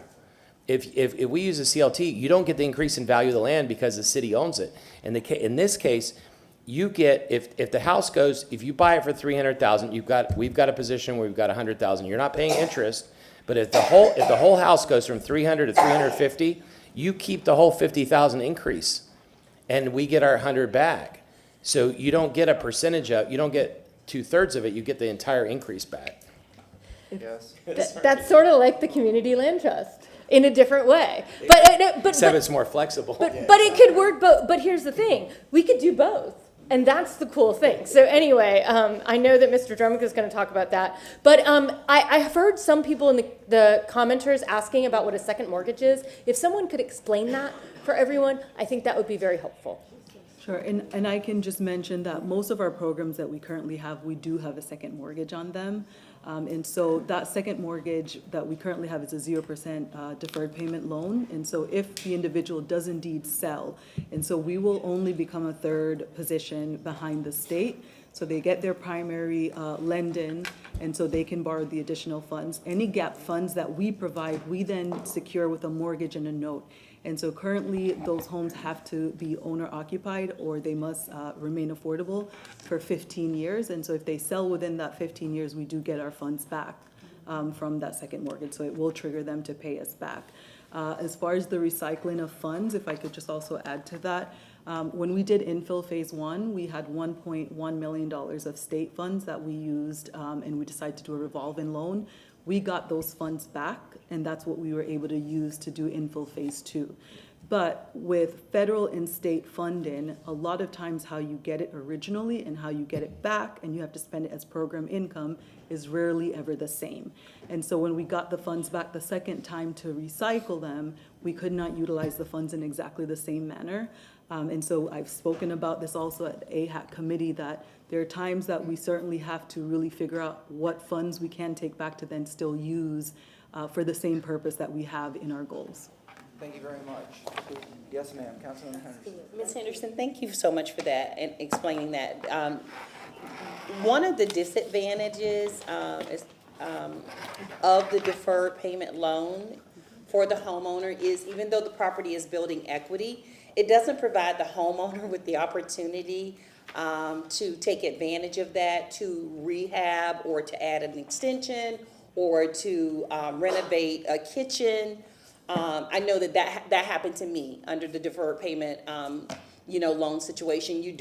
It does pigeonhole the homeowner, because you don't have the opportunity to take advantage as you build this equity into your own home. You're not in the position to get the second mortgage because you already have one. So I just wanted to keep that in mind to the public. And that does pigeonhole you to, so that a homeowner who does have that certain income level, if it's time to paint your house, well, guess what? You're gonna have to paint your house, and you're gonna have to come up with that money. If you need wood floors because you got carpet, because that was the most affordable way to rehab the home. So even when we're doing these things, we need to think about it from the standpoint of what we build for these folks needs to be a very high quality, so they don't have to turn around and do things that they can't afford to do. And I'm speaking from experience. Yes, ma'am. All right, how about some public comment? If anybody wishes to speak on this section for public comment, please come up. If not, we also have one more section, and it's the final section after this. Two more? Oh. Yes, Kimberly ma'am, Everman, please I'll make say it your quick. name. Thank you, thank you, thank you, thank you, thank you, thank you for focusing on this. But to your point that you were making, if they can't go out and get a second mortgage, if they want to go to a consumer finance, or they don't have the credit card available to them, currently the legislation is looking at the consumer finance loans for loans under 25,000. And they're going to pretty much double the interest rates allowed to be charged by those types of loans. So the beauty of having down payment assistance programs and financial education programs when you're buying a home is it's required to get financial education so that you have some skills for being able to put together a budget and understand interest rates and loans and all those kinds of things. They're making the education for those consumer loans, which would be where you could go get money for doing those little improvements that you can't get a mortgage for or you don't have a credit card for. They're allowing those loans to be made without the education. So we have to be aware that we need to make sure that these folks that are coming into any part of these types of programs, that they get the training that they need. And partnering with the nonprofits that actually provide that financial education is a real wise investment for the communities that are going to take advantage of these programs and want to move into home ownership. With interest rates going up over the last few years, we've found that some of those folks that have taken advantage of those programs found themselves in a difficult place where they couldn't keep their homes. And we don't want to sucker punch these families that have tried to finally get to the dream. So using good practices, I think, is helpful. Working with, taking advantage of the financing is available through maybe the Housing Finance Authority, but that financing requires perpetuity. So while it comes back, maybe if we allow for those investments to be maintained as affordable or deemed by tax deed or whatever as affordable and only available to be purchased by another affordable housing buyer, then we may be able to use a better financing tool for being able to have that money go back into the pool and be used. Because when the city only requires a 30-year land use agreement, the Housing Finance Authority's monies, local Housing Finance Authority, does actually do financing for perpetuity. So it's complicated, but it is where we may be able to create some streamlining of the process for lending. It might make it easier. Thank you. Thank you very much. Yes, ma'am. Please state your name.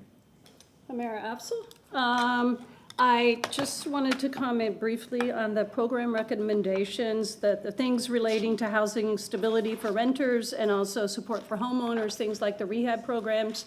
I heard mentioned multiple times streamlining them, unifying them, making them it easier to apply for them. I cannot overemphasize how important that is. No matter how good the program is, if the people who will benefit from it don't know the problem exists, it's all pointless. So there has to be a very focused, conscious effort to make sure that that information gets to the people who will benefit.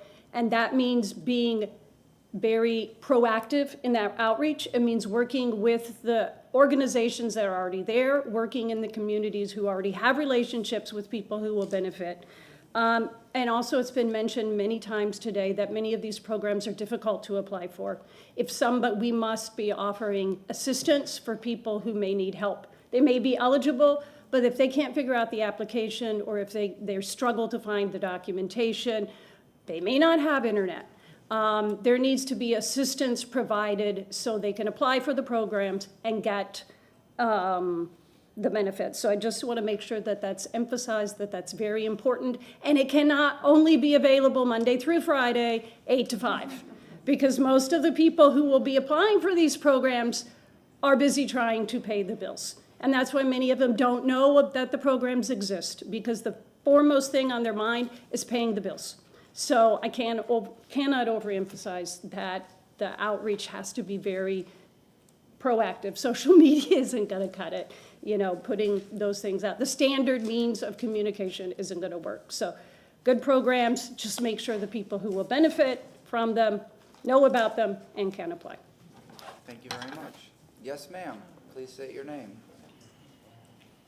Hi, good afternoon, Stephanie Pointer. I got this slide, I think it's number 31. Anyway, I was surprised at how much the average award is, especially if we're getting to the eviction prevention part, because how far are they getting behind on their rent before they're asking for help? I often see on Facebook and I often hear throughout the communities that people are asking for utility assistance, and they ask for rental assistance, and they ask for groceries.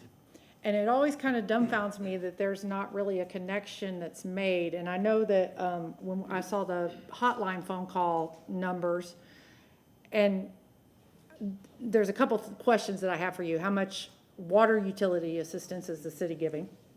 Because the water assistance could come from the water company. And because every little penny counts. When you're $100 short on your rent, and you don't pay your rent on time because you don't have that whole $100 because your landlord won't take it because you owe them $1,500, guess what? Then you owe them another $100 for late fees. But if you had that $100 by having your water bill paid that month, or you had SNAP funds available to you to offset that, then you're not going to need as much for housing. Hold on, I'm bringing it back down. And I'm going to say something for my buddy Andy Joe. You know, we've talked about this a couple different times, about how the contract development and due diligence are backwards for the city. You know what? Let me tell you something. People who buy properties, they put a contract on stuff, and then they do their due diligence. They put contracts, they'll make 10 contracts in a day. And you have an inspection period to do your due diligence. They do that during that period in time because it's a get out of jail free card. For that 10-day period, I don't know what it is for commercial, but in residential, 5-10 days, depending on how serious you are about a piece of property, you do your due diligence during that inspection period. You don't do it before you write a contract.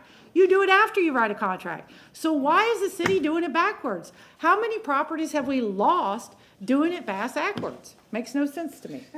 I'm glad we're working on this transparency tracker. I know Carol Ann's been asking for it for a long time, but thank you very much. Thank you very much. Is Carol Ann Bennett on the line? Yes? Please unmute yourself if you'd like to speak. Hi, this is Hello. Carol Ann Bennett. I just want to say I was really glad that Kayon reminded everybody that ownership is not just single-family homes. There's a big advantage with ownership of condos, particularly for people with lower income. You have reduced utilities, reduced maintenance, reduced taxes, reduced insurance. We need to remember that. Great presentation. Also, the dashboard, I'm thrilled. It sounds great, and this may already be in there, but in case it's not, I suggest that it includes, like, when someone's filling out their application to get permits, it would be good to know the number of bedrooms per unit, and it would be great if we had some ballpark, and I mean ballpark idea of what the rent is going to be on the units and the sales price, because that gives us an idea of what income bracket these units are going to help and who is going to be able to afford it. My other thing is I saw that I think the dashboard, it said won't be available for a year, March of 25. Is there any way though that like right away we could get some ballpark on what's in the pipeline right now? And it would really be great if it could be somewhat geographically informed. Thank you. Thank you very much. Mr. Hagan, and that will conclude this public comment. I just had a quick question that I was referenced that I just would love to have an answer for and hear from staff about this sometime is, we were talking about this lunch actually, how can we incentivize condo, owner type of multifamily? That's a question. I don't really know what the local solution is. And we have such a hurdle getting multifamily at all, but if we're all on board for multifamily, how do we actually get developers to build things for sale? I mean, my neighborhood doesn't have any for sale multifamily, and I don't know the answer to that question. So whatever we can do for that would be seems germane to this conversation. Yes, ma'am, please state your name. Anybody else wish to speak for public comment? Okay, yes, ma'am, please state your name. Allison Hewitt. Sorry, just ran down the street and still trying to catch my breath. Sorry. At an earlier presentation, there was a section about that I think would be really important for East Tampa, and that is the missing middle that the staff has really been trying to research, push, and make sure that we're allowed to do. Because they also heard about the 4% land that's available. Well, in East Tampa, we have a lot of older homes, a lot of people who are moved away would like to come back, and so we have a lot of vacant, dilapidated properties that maybe the families would move back if we can put some of that missing middle on those larger lots. And so as one of the incentives I'd like to ask the staff to consider researching is Florida Housing Finance has a pre-development loan program. We approved one with the CRA for mixed-use development. But this would also help maybe some folks who want to downsize and build on their property instead of having that one house, but be able to have 3 homes. But through the Housing Finance pre-development program, they would partner with a local, smaller nonprofit developer to get them through that process, because they would be able to pay for where they live with other maybe 2 or 3 units if they do a duplex, quadruplex, and on some of there are acres of land that they could put, you know, a 10 unit. So I'm hoping that as we address the missing middle, we are really open to put missing middle to be able to create some density within a largely single-family home, single-family residences. But the community that we have spoken to and older folks there are really open to putting some different type of style housing that are going to create some density within the neighborhoods. Thank you. Thank you very much. Councilmember Carlson, you had your hand up first, and Councilmember Hurtak. Oh. Excuse me, I just want to say one thing. Please state your name. Chloe Coney, I was just asking the COO with CDC. I know they're building the townhouses for the county. They're using new market tax credits to add to that. So again, I hope all of us work together so we can all leverage the funding. And I'm out of here. Thank you. Yes, ma'am. Thank you very much. Councilmember Carlson, Councilmember Hurtak, and then Mr. Hagan had a question regarding condos. I don't know if you could answer it, Mr. Drumgo, after Councilmember Carlson. I don't want to touch it. Yeah, Let's speak to it. the Commissioner Overman mentioned the financial training programs. The information I got in the last 36 hours was that there are 2,000 families in Tampa who have been through the financial training program and are eligible to buy homes. But one of the pieces of feedback I got, I don't know if Kayon or Elise could answer this, but one of the pieces of feedback I got was that the city then requires the families to go through the city's training program. And my question is, if a nonprofit has a HUD-approved financial training program, does the city require them to go through another one, or is a HUD-approved program with another agency sufficient for them to be able to move forward? Kayon Henderson for the record. So we actually partner with HUD-approved housing counseling agencies, so they just have to go through those. They don't have to do 2. Okay, great, thank you. They just have to go through one. And Elise was asking me about what I like. I like the idea that you mentioned about bringing money back on the $1.5 million or whatever that was of state money. And the last thing is on the data chart, we had home ownership rate. I extrapolated. I don't know if census has the African American home ownership rate, but if it does, I think we ought to put that on, because you had talked about targeting in your goals. You talked about targeting minority home ownership rate. If part of the minority means African American, I think we need to specifically track that, because the number is so low. Unfortunately, if my number is correct, 34,000. If we added 1,000 this year and 1,000 next year, that's a pretty significant percentage rate based on the low base. So, thank you. Councilmember Hurtak. I just wanted an answer to Ms. Pointer's question, which I didn't write down. No, it was not about tracker. Oh, that's what it was. It was the due diligence. she said, it seems like it's backwards, and I just didn't know if there was a way, if there was some sort of protocol where government's not Sure. allowed to do that. Well, I believe she said it was bass-ackwards. Yes, but I'm trying to use my lady No, I will be language. backwards and say that, we do have an acquisition policy. And so that's the way the policy is set forth. Our staff, we've tried to create some different mechanisms or criteria in getting set up for this strategic acquisition to streamline that process of how we do that. But the reality is that we need to change the policy. And so, policymakers, if you all would like for us to re-examine that policy, we will gladly go back and take a look at it. So, if you need a motion to that effect, if y'all just want to write one, because we Yeah. can't do any today. I'll take it. But I'm happy to put that motion forward. Sure. To talk about next week. Thank you. Yes, we would love the flexibility. But that's the kind of stuff that we need to know about for sure. I mean, if that's all it takes and it's just policy change, I don't think any of us up here would disagree with that. And if they do, then we can talk about it when I bring it up. But I think it's a great idea, so bring it forward. Mr. Drongo, Mr. Hagan asked a question regarding condos, or Ms. Feely, do you have the answer? Can you restate the question again? My head just bounced 5 other places, but the other was sorry. How can we incentivize condos over rental properties for multifamily? Can you restate the question for the record? Sure, Abby Feely. How can we incentivize condominiums for home ownership versus the rentals? And I mean, this is something we've even looked at in infill, because townhome next to each other is one thing. When you start stacking units for sale, that's condominiumization. Long day.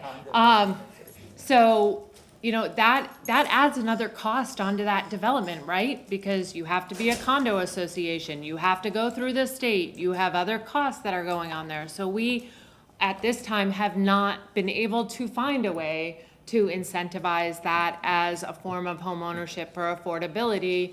I mean, we had someone here today that said, I live in a condo in Channelside, we just had a special assessment of $5 million, do you have money to help us? And it was like, oh, so when you think about the scale of the units that we're looking at doing, if it were 10 units or 20 units in a building in more of a medium density type of thing on the periphery of a neighborhood, it gets costly to take the condominium route. So we're still working on that. And I don't want to say, yes, we know the answer, because at this moment, we don't. Thank you very much. And I live in a condo with my wife, and we do because that's what was affordable and available at the time.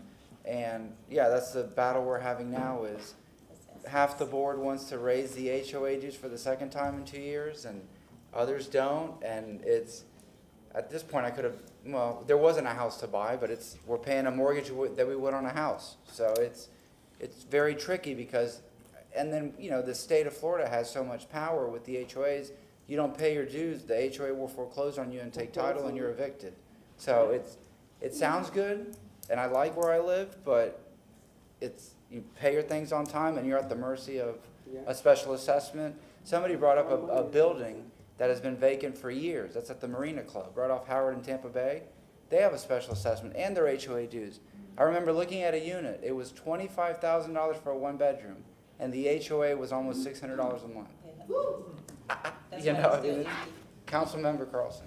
Yeah, I'm surprised that we don't have a solution. If I was going to focus on housing in this whole day, that's the number one thing that I would focus on. We need to figure out that, I spent the last 36 hours talking to people who say it's possible to do it. It's easy to do it. In fact, if you have a duplex or a triplex, sometimes they set up a condo association, sometimes it's just a joint agreement. But the deal is, the new state law says if you're above 4 stories and you're over 30 years, you have to go through an engineering assessment and get off. Right now, we're talking about the beginning of this. I would say I'm happy to buy lunch or breakfast. Let's bring a group of developers together, the nonprofits and others, and let's ask them what we need to do to incentivize to answer that question, because that I think is more important than anything we've talked about today, because we absolutely can provide single-family home ownership, but if we can go vertical, we're going to get more density, more variety, and we'll have more units that people can buy. Thank you. If you do host breakfast, I recommend La Segunda. I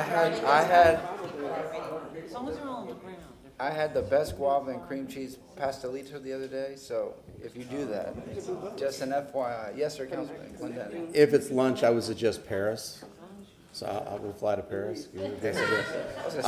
I'd like to take a personal point of privilege, and because now we can lighten the mood a little before we go to the next thing, is that we have somebody, before the crowd gets any less dense, we have somebody in the audience today who's celebrating her 8th birthday.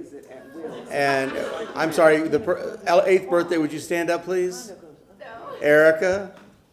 Oh, you're a leap year person. She's a leap year birth year. And so I'd like to say, happy birthday to you. Happy birthday to you. Happy birthday, dear Erica. Happy birthday to you. And at least 8 more.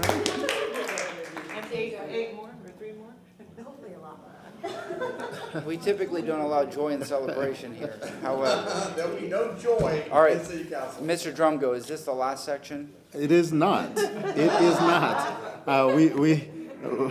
We have 2 more sections, Councilman. Yes, sir, go ahead. So, and there were a lot of questions and comments in between in these last few sections, and so I have to speak to a few things before I get into the Community Land Trust. And so I heard there was an ask of more of a discussion about community benefit agreements and more of a community conversation. And then there was a mention of the Funland project. And when you all passed that resolution and we adopted the community benefits agreements, part of that was that folks who are doing a certain percentage of affordable housing, 100% affordable, they don't require a CBA. Okay, so they waive that provision and they can just go and do that affordable housing.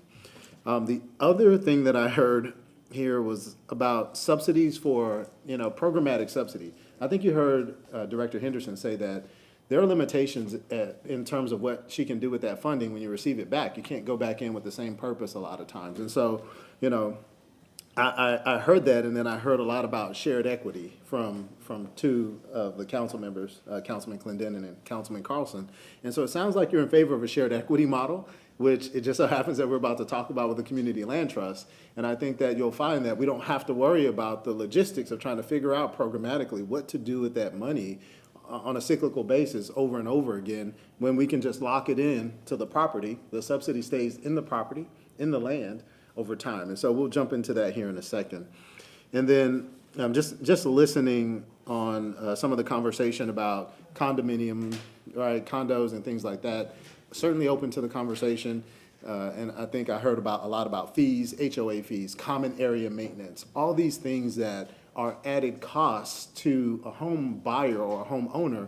And our whole point of this is to bring that stability to our buyers. If we're partnering on projects, we want the stability. We don't want to have to worry about a 20% increase in CAM fees the next year for someone who would then be priced out of something that they thought they were buying to that is affordable.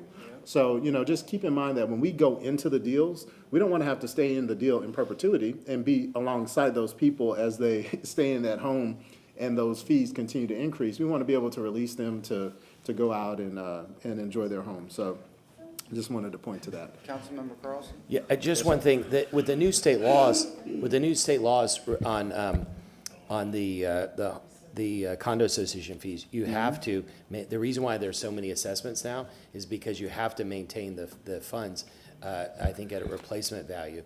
And so there's a bunch of stepping up right now, and it's always possible that a condo will have an assessment in the future. But a little while ago, we were talking about people who over some time can't afford to paint their house and can't afford to add the roof.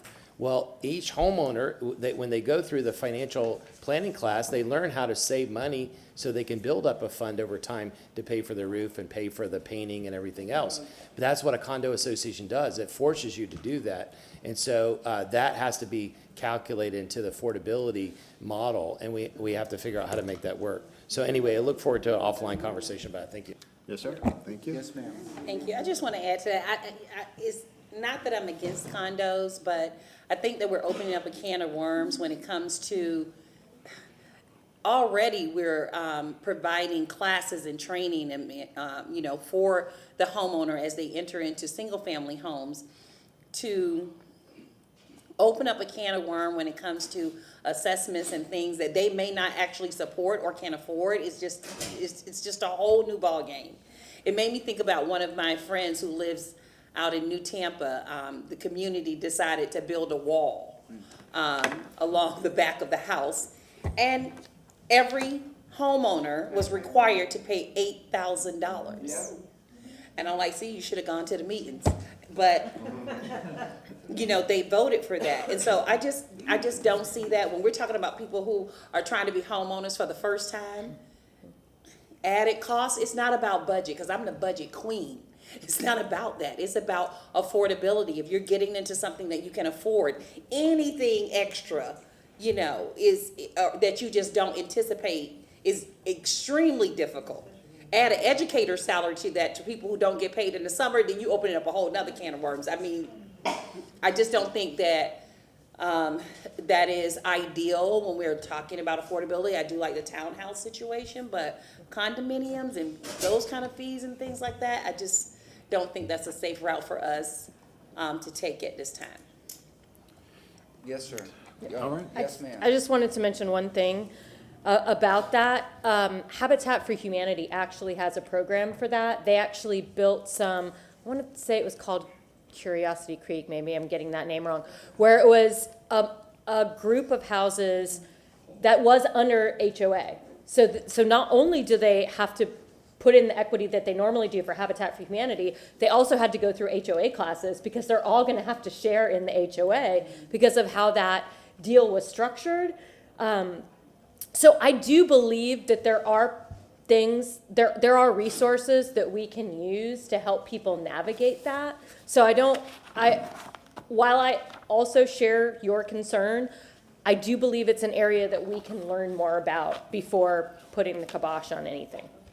Yes, sir, Mr. Drumgo. Go ahead, sir. Yes, sir. Community Land Trust. Yes, on the Community Land Trust. So, you know, our Housing and Community Development team, they have a toolbox for housing development, and it includes an array of programs. You know, Director Henderson, she mentioned a few of those between owner-occupied rehab and the DARE Down Payment Assistance Program. But on top of all of that, you heard of the challenges that we face in attempting to recycle subsidy that through various programs.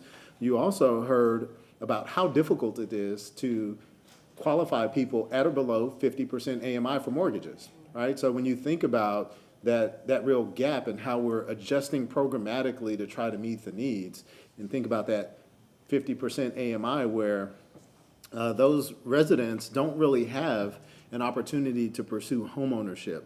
There are challenges on the borrowing of money, and really there's a lack of an intermediate step in between renting and owning. And so as a part of this whole implementation plan, we're proposing a community land trust. And so I'm going to try to go very slow for those who are watching, and then also try not to get too technical. I will continue to refer to the community land trust as a CLT from here on out in the presentation, okay? But if you're not familiar with what a CLT does and how it operates, we created a short informational video. It's about 2 minutes or so. I'm going to play the video. I hope the audio works, and if it doesn't, I'm going to make it work.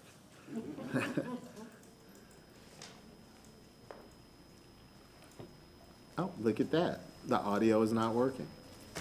Let's see. We got subtitles. Yep, that's all right. We're going to make it happen.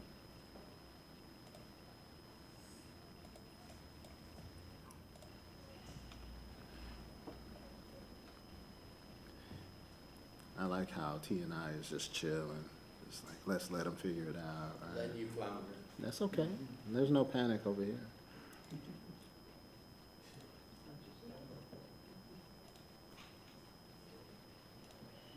Let's see.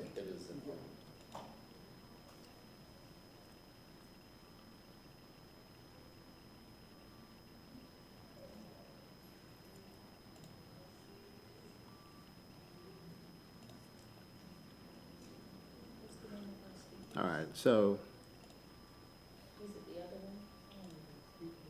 let's see. Well, it's not working for me, and it was working earlier, so I'll talk you through it a little bit as the video plays in the background. How about that? Can we see if T&I can fix it? Do you have this, is it on YouTube that they could just pull it up? It is on YouTube, but I can talk you through it, though.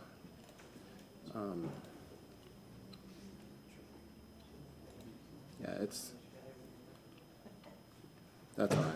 So, in short, right, housing is becoming less affordable for our residents, and so home ownership is less attainable. And you see the numbers there where those home prices, the median home prices, are above $400,000, and the homes need to earn virtually twice that, or those deals require $200,000 or so. Can we just watch and read and then let you explain? Sure. Yeah, I'm just, because if that's what it is, if you could go back and then just let us read it, Okay. and then you can explain it.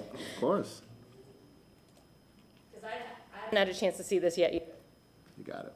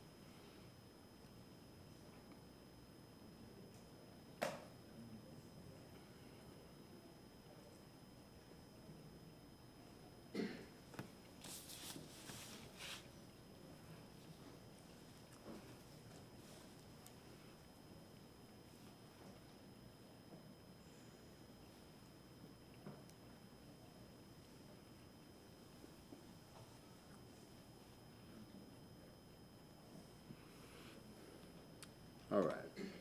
So I will, I'll speak to this here in a second. Just give me one moment, and we'll share the link post-meeting so that folks can go in and get a glimpse of the video that we created here. But conceptually, with the CLT, as a tool, as a mechanism, it prevents the rapid increases in prices because the cost of the land is subtracted from the overall price. And so that subsidy is locked into that home, okay? The family would then pay a small nominal price in a ground lease fee to the CLT. And then the other monies that we would be utilizing for subsidy can be spread around throughout more users. And so our goal to create the shared equity model would then help more families, and that's how we view the CLT. Just looking at this, you know, the video said it, talking about the missing rung in the ladder of homeownership affordability. You know, the whole traditional mindset of folks being able to just save money and going from that renting to the fee simple homeownership through hard work and financial planning is becoming less and less attainable for people, okay? And when you look at our rental market in the most recent years, looking at the bottom of this ladder, we know that folks have safe housing. We know that that it is affordable at times, but the reality is that we've had the fluctuation in those rental prices in our market that have not allowed for financial gain for folks to move on, and there's really no return on the investment from renting. So, you know, when we think about that volatility of the market, those market escalations, I mean, that's something that we've witnessed time and time again here for our residents. And so we've just started to see those rental rates stabilize since COVID. And we still have that steady in-migration of residents. I think at the beginning of the presentation, I said that the population has increased some 15% since 2010. So we really do see a CLT as an opportunity here. So, you know, we do certainly want to move our residents to that fee simple homeownership model, but we think the CLT can help us get there. In fact, 2/3 of the CLT residents end up purchasing a home fee simple. And so this helps us create that means of getting people out of a perpetual cycle of renting, okay? And without that middle rung in this ladder, less and less residents will get to that equity model that you all, you want to see. You know? So with that, we think that it offers the opportunity to build that equity. It is that missing interim step for those who cannot purchase a fee simple home outright. And we want to make sure that the home, it provides a fair return on that investment for buyers. It helps stabilize those monthly payments so that fee simple home ownership is achievable. There are also means of inheritance that are built into the CLT as well. And so it's something that you can still pass along to a family member, providing for that generational wealth. Okay? So what could it look like, right? What could a city-operated CLT look like? Well, our model would be, please don't get hung up on the slide, there's a funding target there. It's staring us in the face, and so I'll speak to that first. And I'll say that there's no money in the existing budget for the CLT, okay? And we did that intentionally. All of the allocations, the expenditures today that you saw, minus the CLT, because this is something that we felt like it needed to be discussed before the council first. And we wanted to make sure that you all were supportive of us going forward on this, because there are so many steps to getting there that we can't risk setting up a CLT that won't get funded. All right, but the funding target for us is a $5 million number.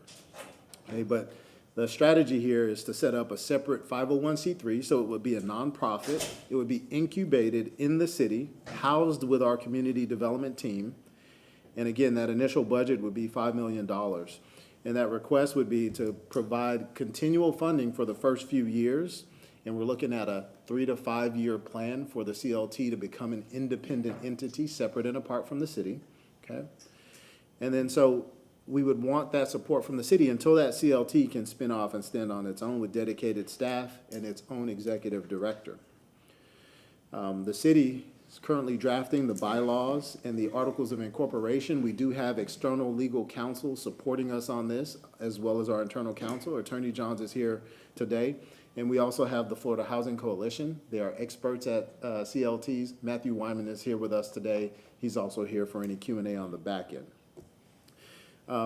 The way it would work between the city and the CLT is that it would be considered a separate entity, that 501c3, and the city would have an operating and management agreement with the CLT. It would have metrics and goals, provisions for the ground lease payments within that agreement. In addition, the city would be able to contribute upfront to what the use restrictions would be. We have already talked through a resale formula to help, I would say, maximize the equity in the home sale, so that it's something that is, beneficial to those buyers. But again, having this initial structure would allow the city to continue with its infill program while also cultivating partnerships through direct development and construction of units with private developers. And so I know that in some of the council conversations, Councilman Miranda has said, why don't we build them ourselves? Why are we not out here building ourselves? Why aren't we being more proactive with this, And so I think that having a CLT gives you that opportunity to do that, to expand on your capacity to do it as a city, okay? The other piece of this, you've heard some of the community members come in and say that we need to expand and lean into our other nonprofit entities. Well, guess what? There aren't a ton of land trusts here in the Bay Area. And we can actually perfect the model. We can teach some of the other nonprofits. We can show them how to do this so that they can have the capacity to create their own land trusts. You think about some very well-performing CDCs in the area, CDC, East Tampa, UACDC. They could create their own land trusts. We can show them how to set them up. Okay? So it is a real tool that we think that some of the other community-based organizations can adopt so that we can have more permanent affordable housing. So looking at this, you may be thinking to yourself, well, what does this really look like to set it up? And again, I've gone through the entirety of generally of how it would operate, but really it's 2 steps to sustainability, thinking about from creation to implementation, but then also beyond that in its phase of being out on its own and doing its own thing. That's what we want to get to. Excuse me. I think that I've mentioned how it would be set up and housed within the Community Development Department, subject to that operating agreement, which would have to be approved by this council. We would have an initial board of 5 members, okay? And then ultimately that would expand. But we would be looking for a similar setup that we have with our AHAC, where you've got subject matter experts as members of that initial board. So that's 5 initial members. Again, we would look to get the CLT to a continuation phase once it meets the metrics that are defined in that operating and management agreement. So again, council will approve that agreement, the metrics within that agreement. The CLT does not move to independence until it hits those metrics, until it is agreed upon that they are able to manage its own assets. They have a strategic plan. They have a fundraising plan with working capital. And then we would be able to either modify or eliminate that agreement to separate the CLT and allow it to go out on its own as a completely separate organization without the city's support, or with limited support from the city. And so at that time, when we move the CLT to continuation phase, we will be looking to expand that board to a total of 7 members. Those final 2 members would be members of your CRA, your director of the CRA, and a member of HCD, your director of HCD, so that the city can continue to influence the direction of the CLT. All right, so this was very well thought in consideration for the city's assets, in consideration for the dollars that would be invested in the CLT, as well as having voices at the table that are representative of both the administration and the council over a long term. All right. So I mentioned that 5-year process to potential sustainability, what you see here. Yes, sir. May I ask a question before you go any further? Yes, sir. I don't know much about the CLTs or community land trusts, I'll be honest, and Yes, I don't sir. think anyone or too many people that are listening to us on radio, TV, or whatever form, their internet or whatever, know as much as you do. And when you said, give an example of a small fee, what is a small fee? What is a small fee compared to the payment? When you look at when the property appraiser does a tax evaluation, is he taxing the house and the land, or just the house and the land's being paid by somebody else? Is that covered in the small fee that he's paying? I don't know. I mean, it's, what have we done to, and I'm sure the gentleman sitting behind you is going to answer these questions, so he's with that group that does some of this financing. Have we done any due diligence to compare where these CLTs or community land trusts have been going on for a certain period of time, and have we compared that to one without one, and how they measured with each other as far as the ability to pay? If you only own the house and you don't own the land, if any difficulties could happen in a lawsuit or something of that nature? I don't know. Sure. So I can tell you that 50% of all foreclosures that are done in the city of Tampa, when I read, like I said, that the only trilingual newspaper, is that it's done by homeowners association against homeowners. Sure. And that's what I want to find out what's going on here. Sure. So I'm going to step aside and let Matthew talk a little bit about the fees and how those are structured. But I will tell you, I'll answer a couple of your questions here.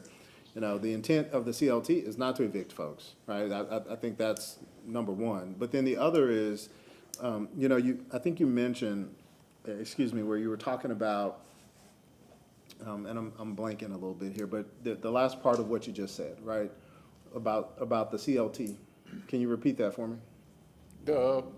Have we done any due diligence where one of the CLTs has been going on for some period of time compared to one that has not, and what's the results of both of them as far as legal obligations to the taxpayers? The CLTs, the due diligence, we have done a lot of that.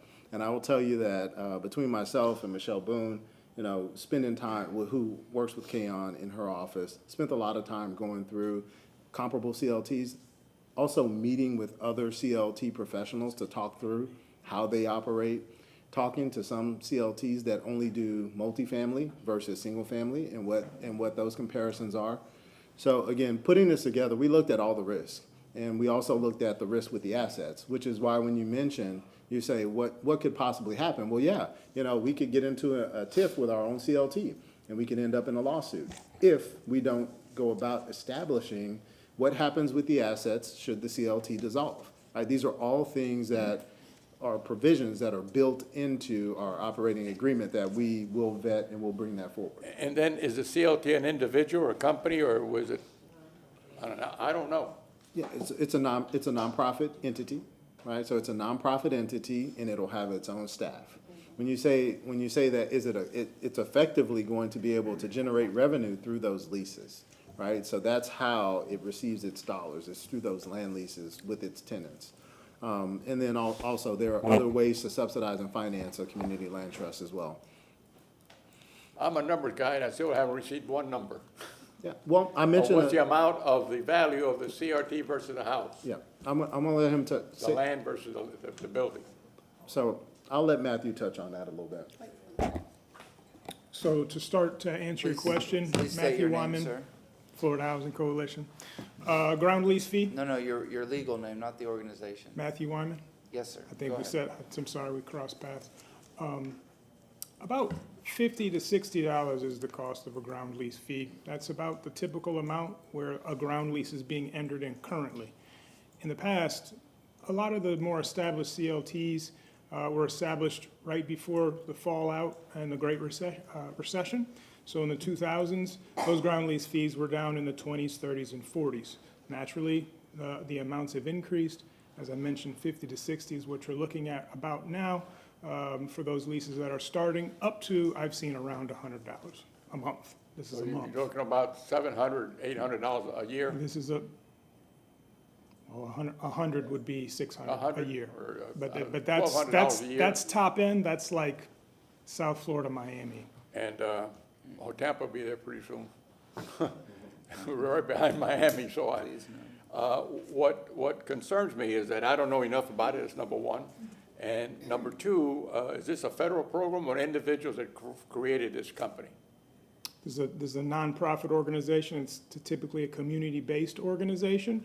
Many CLTs have spawned out of local government support. I think the model that's before you today, sir, is most closely related to the city of Delray Beach, where they established their CLT through their CRA. And their CRA actually staffed it in the early beginnings. So then the government and putting the money up. funding and land was provided to the CLT, very similar in the way that your staff is presenting. And it's still a successful CLT. It manages properties. It owns over 100 units. It's one of the more well-established organizations that we have in the state of Florida. I'm even getting more confused now a little bit. Not that I was born in Ybor City, but I think like Missourians. I'm hard as a mule, I guess. But what gets me is that if it's a government entity that's started the whole thing, why doesn't the same government entity do it to the CLT individual that owns the house? That's a beautiful question. And then the PAR is certainly much easier to understand and to realize that it's going to be successful. That's all I'm asking you. Okay, very good. So one of the more unique and important components of a CLT is its stewardship component.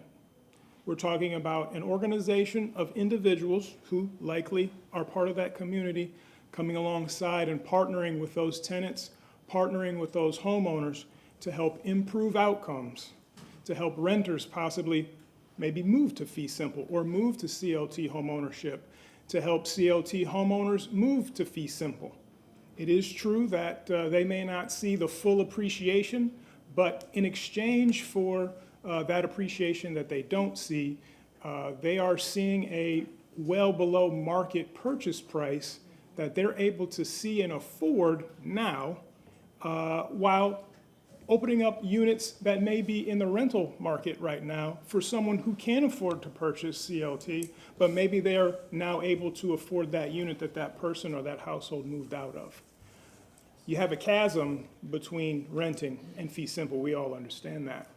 This is a tool to fill that void and also preserve your investment, which you've been talking about most of the day, to ensure that it stays affordable. If it doesn't stay affordable, you can recycle that money, but it won't be worth as much in 10 years as it is right now. That money appreciates with the home. You were going to say something. But so does the land appreciate. The house depreciates, really. The land is the one that appreciates. And that's fine. The CLT will continue to own it. The homeowner owns the improvements. and they Because pay the we lease can't- fee in other words- for the use of the land. They have a right to Just to thinking of use the land. somebody who buys a house, maybe it's me, and I'm using me as an example. And I buy a house, and I don't take care of it. The house appreciated, the land value in 10 years goes up. But the house, now the land's worth just equal to or more than the house. And what happens then? Let's say I leave the house the way it is, in shambles. Well, ideally, the CLT would have a funds in reserve to repair the home and sell it to another household at an I've never been told affordable price. Because the land is not owned by the homeowner. The land is owned So by it's the like buying a community mobile through home the and putting it in a CLT. lot and paying lot rent where you own the mobile home, Yeah, in a way. Essentially. It is, but I think you might choose a Bless site-built home over a mobile home Thank if you had the opportunity. Thank you very much. Council, no? All right, yes, sir. Yeah, Yes, sir. and if I may, I mean, I know that we will have time for additional Q&A. I think with the CLT, it's important to understand that, again, it's a separate entity. It's an organization that's gonna manage and operate those land leases and manage that process. And so I just wanna continue to reiterate that. So the goal is to ensure within that management that the product remains quality, that the houses remain quality products. It's not to allow for it to depreciate and we end up with more slum and blight. The goal is to continue to make sure that the properties get managed adequately. But just to talk a little bit about, the 5-year programming or potential priorities, looking at, for us, we need to go back and look at additional funding sources because you can utilize some federal dollars to support CLT as well. But I mentioned the years 1 through 5 for this. And so we're looking at $5 million for the first year to go towards homeownership opportunities through creation or preservation of units, and that would be within the CLT. In years 2 and 3, there's no dollar value. It says TBD for a reason, and that's because we want to make sure that we steward the first $5 million well, but also because, again, I mentioned that we wanted to have potentially up to $20 million for the first 4 to 5 years.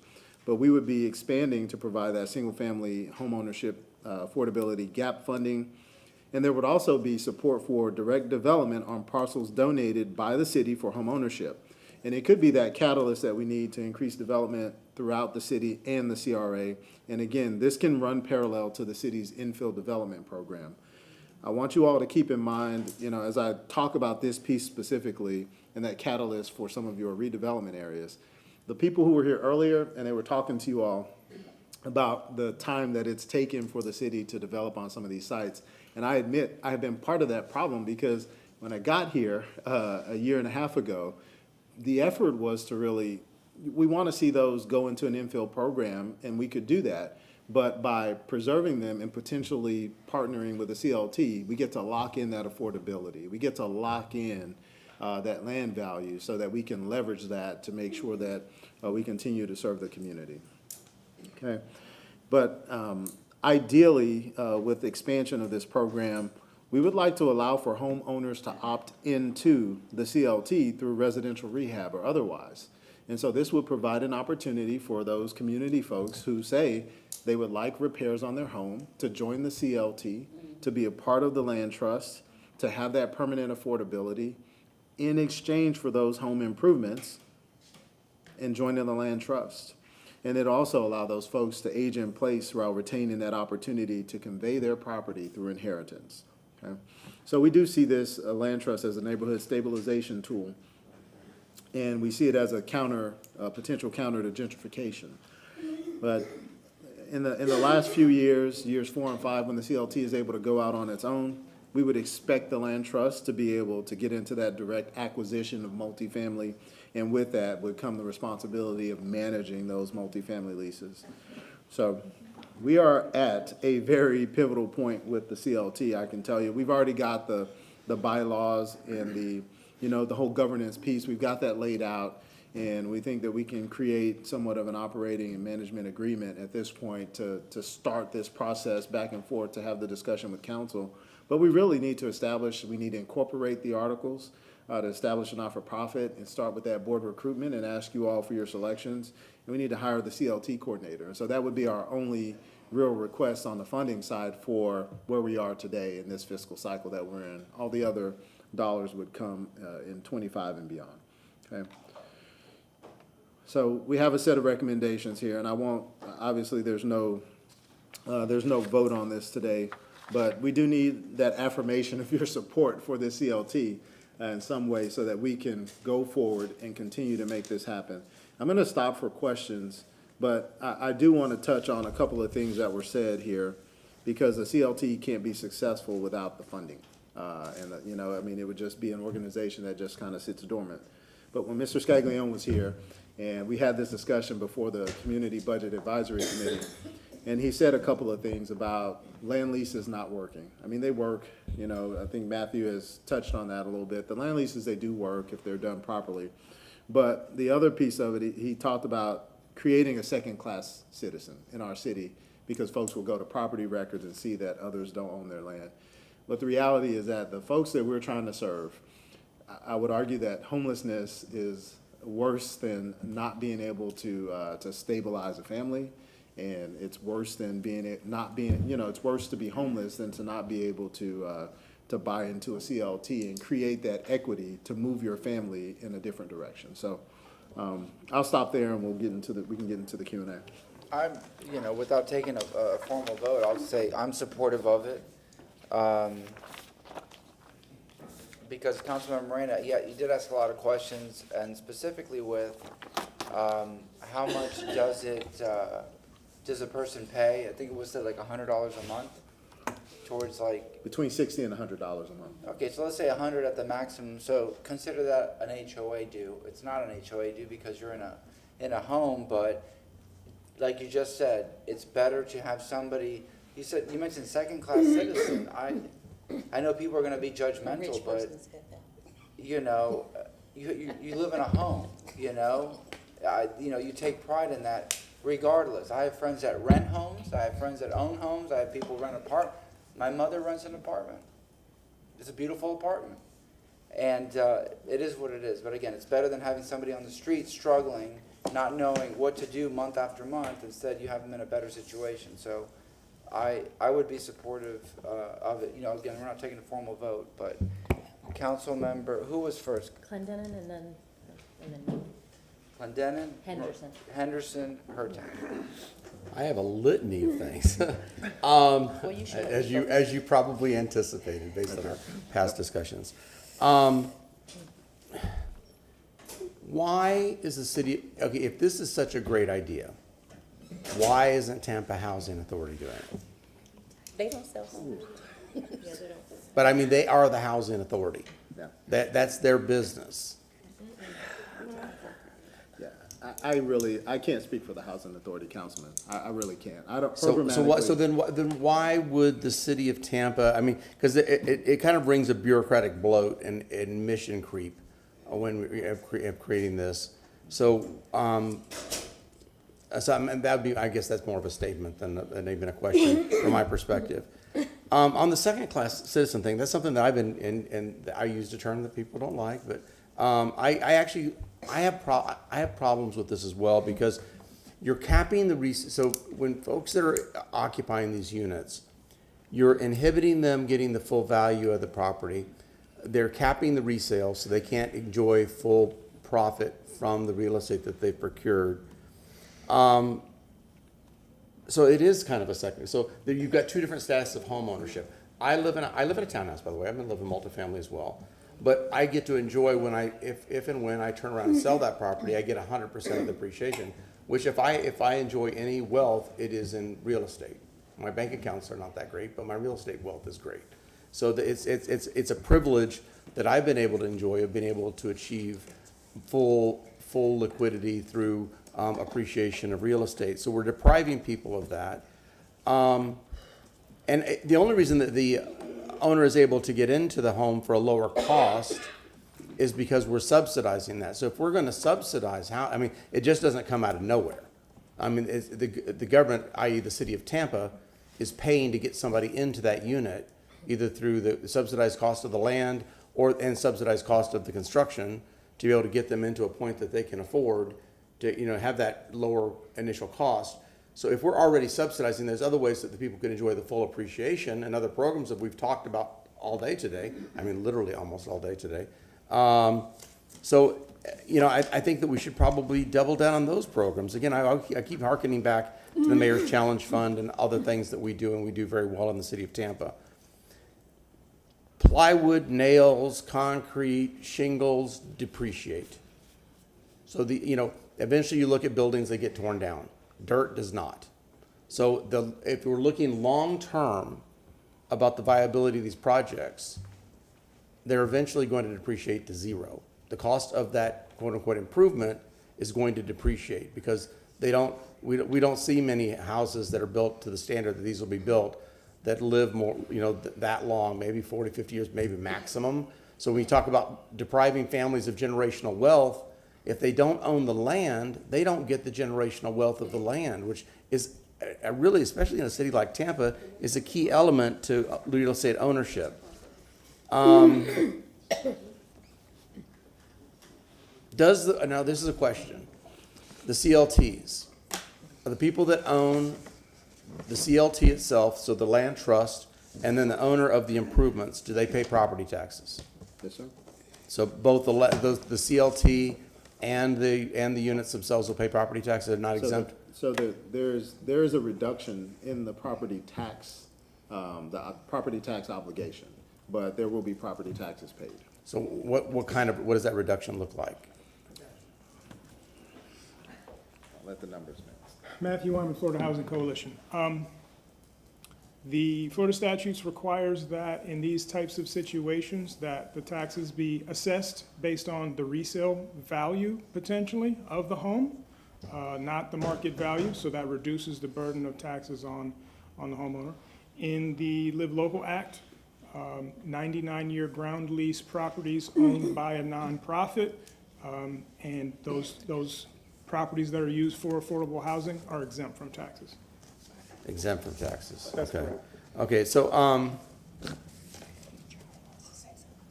so my next question is, if we're going to buy the land and do these units, why wouldn't, to protect the taxpayer dollar, why would we relinquish control of this? Why wouldn't we, as I believe Charlie mentioned, why wouldn't we run it ourselves? Well, initially we are. The intent is to run it ourselves initially, but to answer your question, even through some of our infill programs, we're relinquishing the property, right? So we're relinquishing that. Here in this case, where we're starting, and this is an opportunity because we do have land holdings that we can put into the CLT, so you're subsidizing without effectively putting up cash, and I think that you all have spoken about mechanisms by which we would be able to do that or should be able to do that. You also mentioned that we're depriving folks of equity. So you think about the 100% equity that you gain from your property transaction if you decide to sell, and where, it's a longevity thing for the CLT. It doesn't allow you to immediately come in and then flip and reap 100% benefits from that transaction, but the longer you stay, the more you can build that equity. So we're looking at an index-based formula that does allow for that gradual appreciation, and I would say at a more rapid rate than some of the other formula examples that are out there. I think at some point we'll come back before you and we'll have a conversation about that formula when we get into the weeds on the operating and management agreement. But just generally speaking, we took that into account to make sure that we explored a mechanism that would allow for more equity to get out to folks.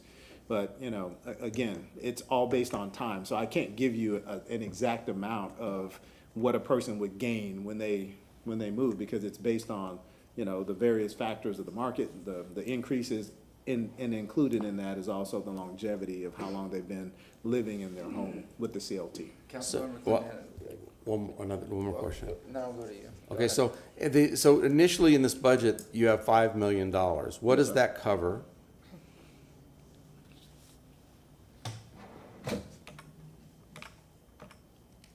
So year one, we talked about programmatically what that might look like. I thought I had it up on the screen there. But for year one, we talked about home ownership opportunities through creation or preservation of units, meaning that they could go out and they could build the units, or they could buy some other properties by which they could convert them into the CLT. Okay, But are you planning on using that $5 million to leverage or borrow? And how is this going to encumber the taxpayer in fiscal year 25, 26, 27? Yeah, this is not, and I want to be clear that we've already talked to the CFO, we've talked to our finance team about not utilizing debt where we don't have to. And so Okay. that's why you have not heard us talk about, I heard this come up when she mentioned leverage earlier.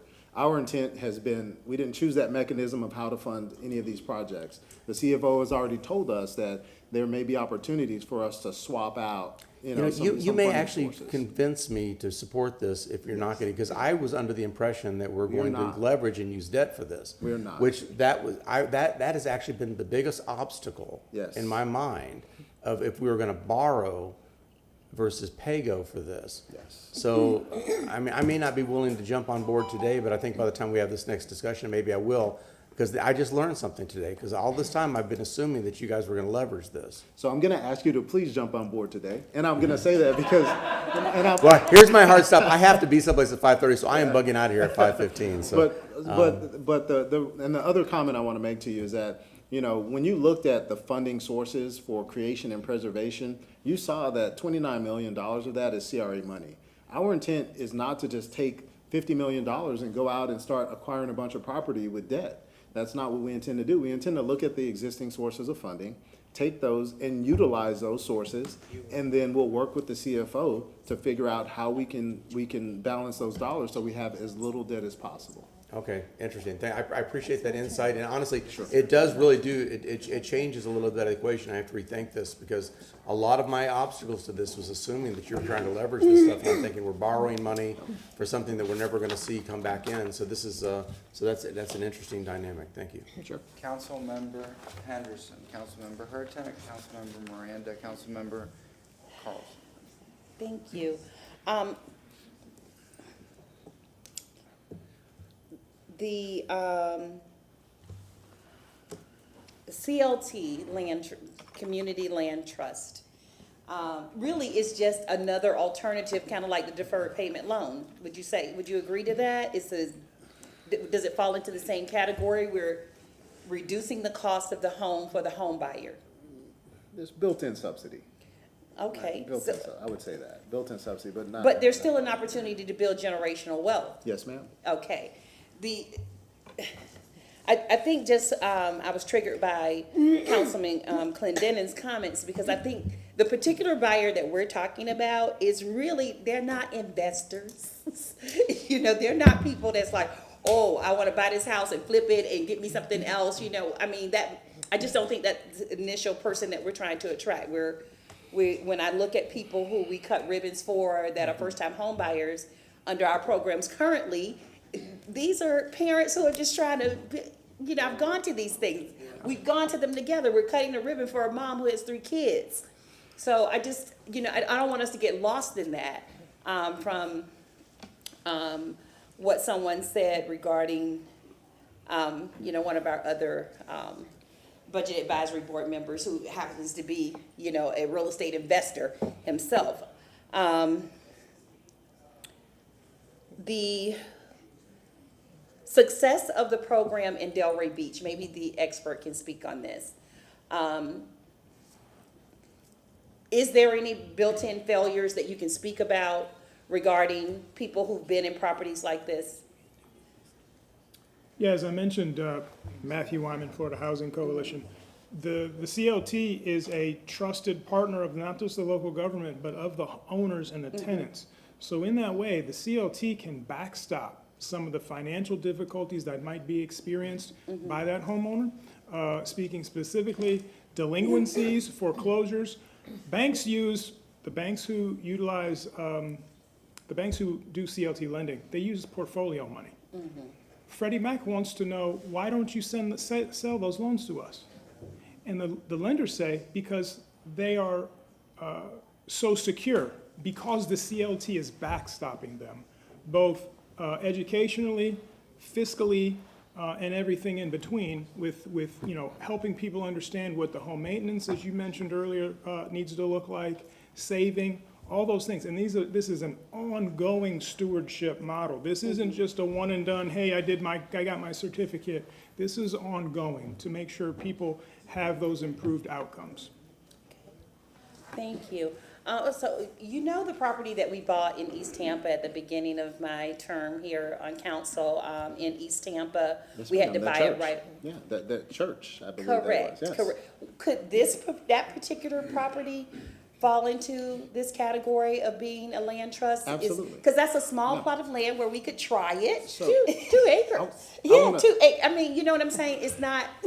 Yeah, I want to point out too Go that ahead. the Funland project could have been in the trust, right? Mhm. But we didn't have it set up. Yeah. They wanted to be a part of the trust, and so they offered to either be in the trust or to do the 99-year affordability. So it doesn't matter, size of project, multifamily, 300, 400, 1,000 units, you know, it can serve those purposes. You can have site-specific land trusts. There are so many ways to achieve what we're trying to achieve by utilizing a land trust. But I just wanted to point out this gap. I want to go back to this affordability here on the screen where you talk about renting and going straight to that home ownership. Yeah. It's not likely for everyone, Right. right? And so having the CLT as an interim step, this is the gap. This is the group of people who are at 50% and below AMI, where we come in and we just told you, we need 26,000 units in this space. She just told you that those folks don't qualify for mortgages. We can't find mortgages for them.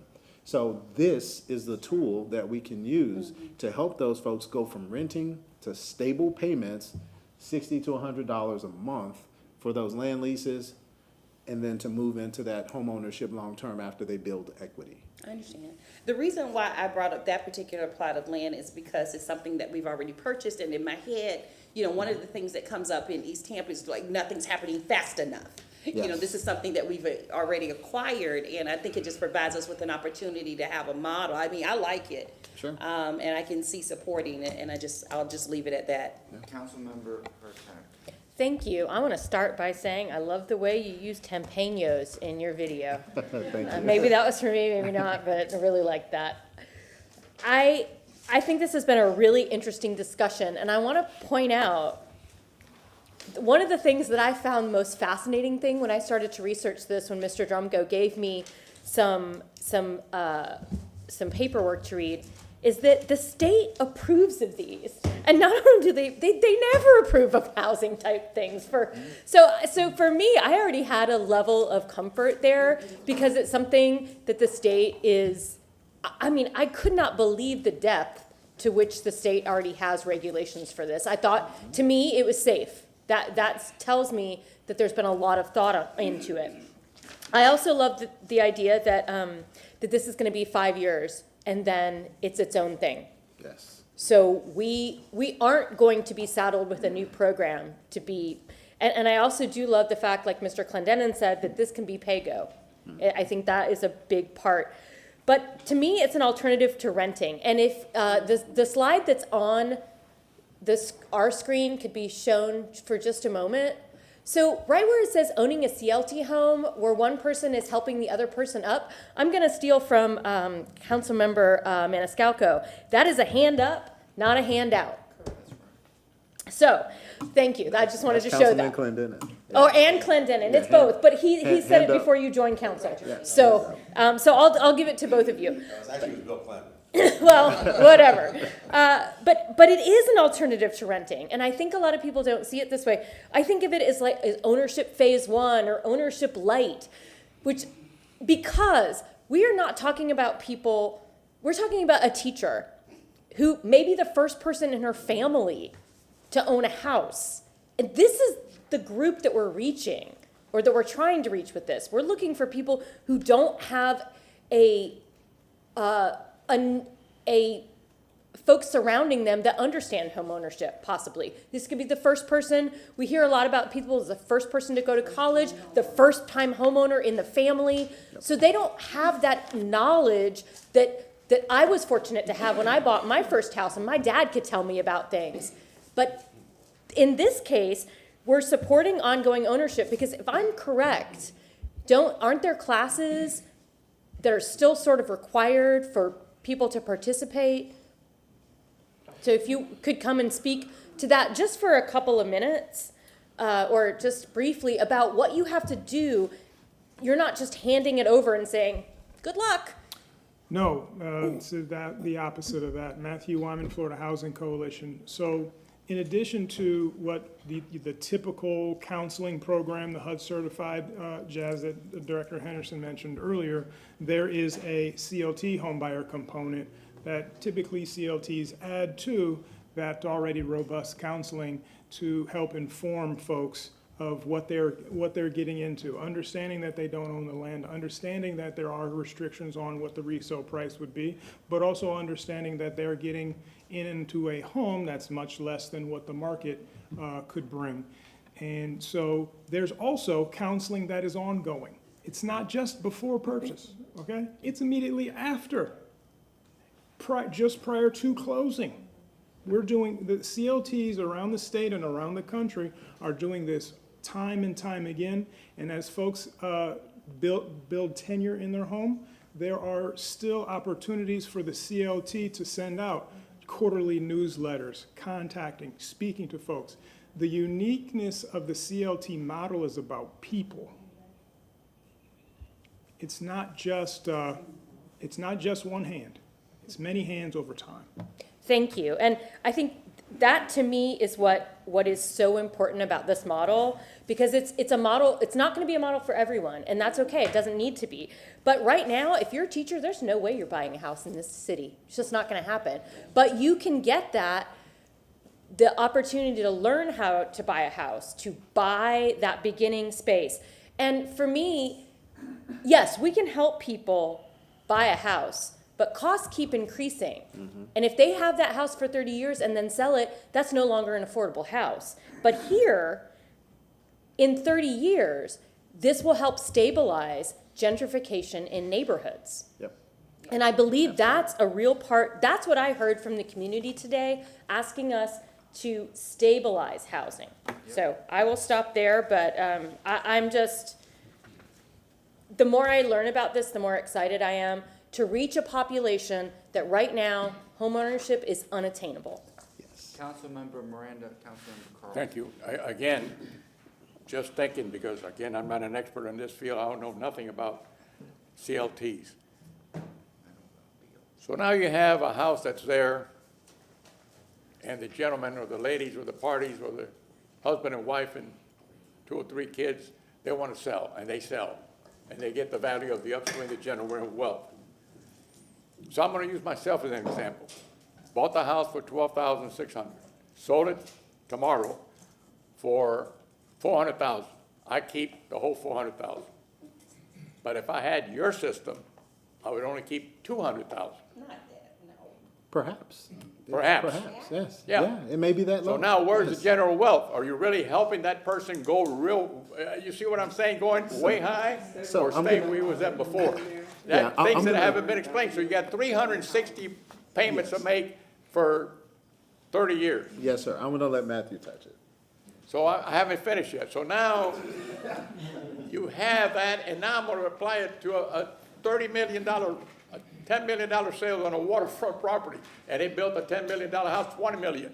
But if it was that way, you can only get half of it back.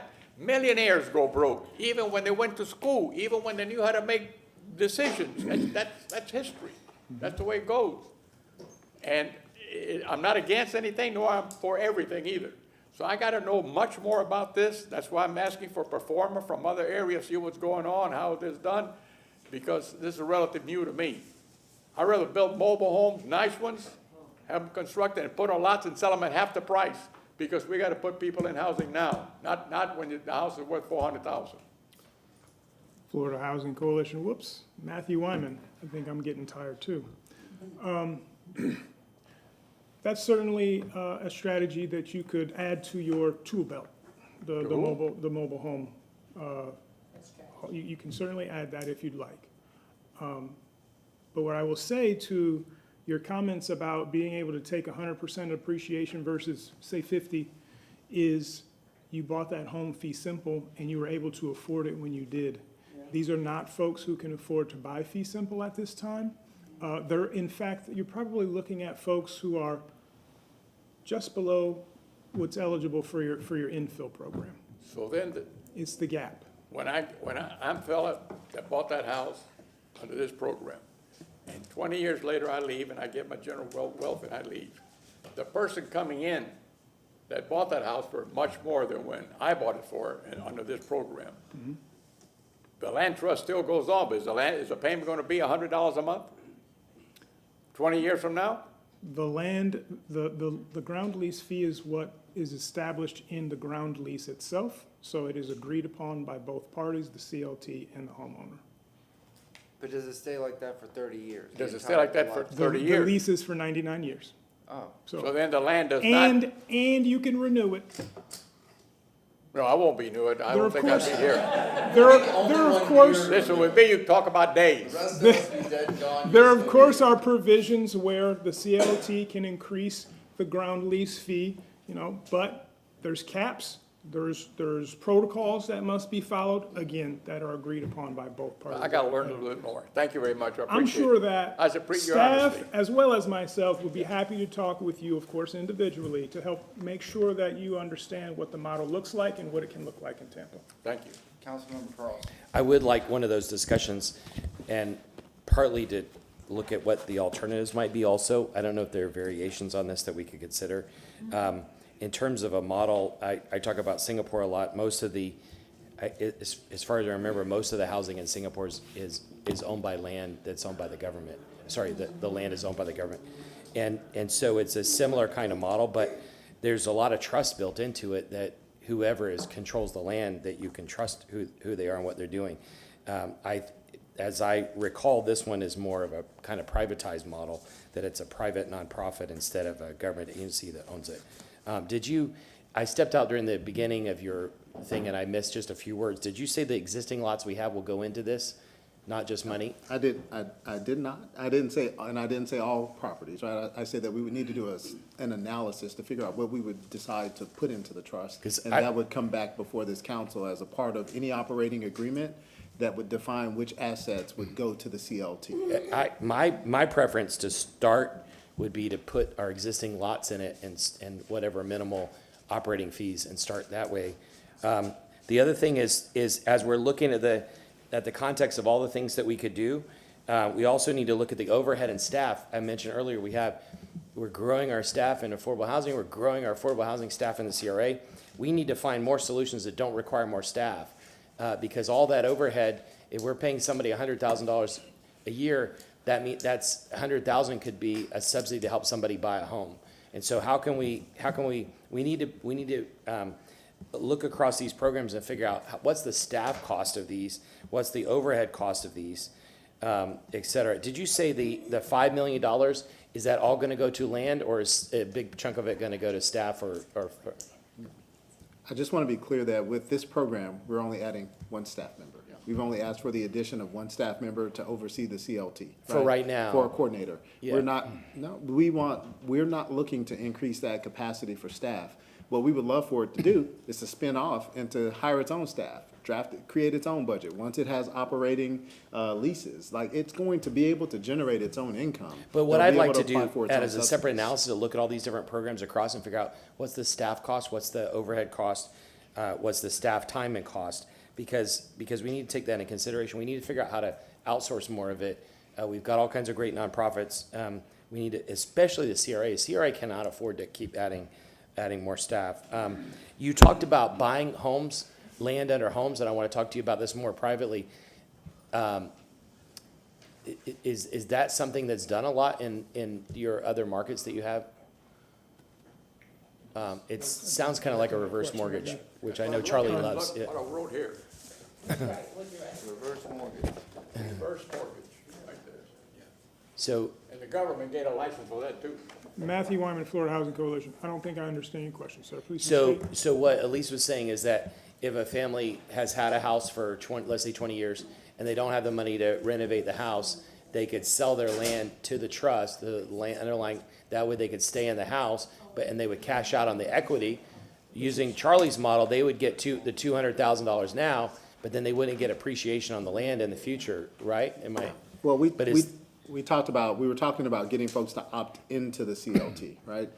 All of that would have to be laid out with legal counsel. But It's- my question was, in other markets, does a CLT go in and buy land from existing homeowners, or does it just buy land? Yes, to that's help? something that's done. Typically, you see that more nationwide in some of the more aggressive communities, but that's not something that's typical in Florida.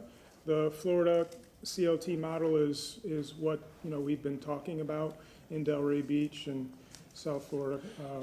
So another thing before I run out of time, sorry, I want to talk to you about that more offline. Elise, we talked about this yesterday. In 5 or 10 years, what influence will council have over these CLTs? So, the single CLT, the one community land trust that the city incubates, you will have appointed the initial board. At some point, that board has its own nominating committee and its own ability to appoint and recruit membership. So the answer. But there will be 2 members, HCD and your CRA director, that will remain members, standing members of that board. We will always have 2 voices of the 7 at the table as a city.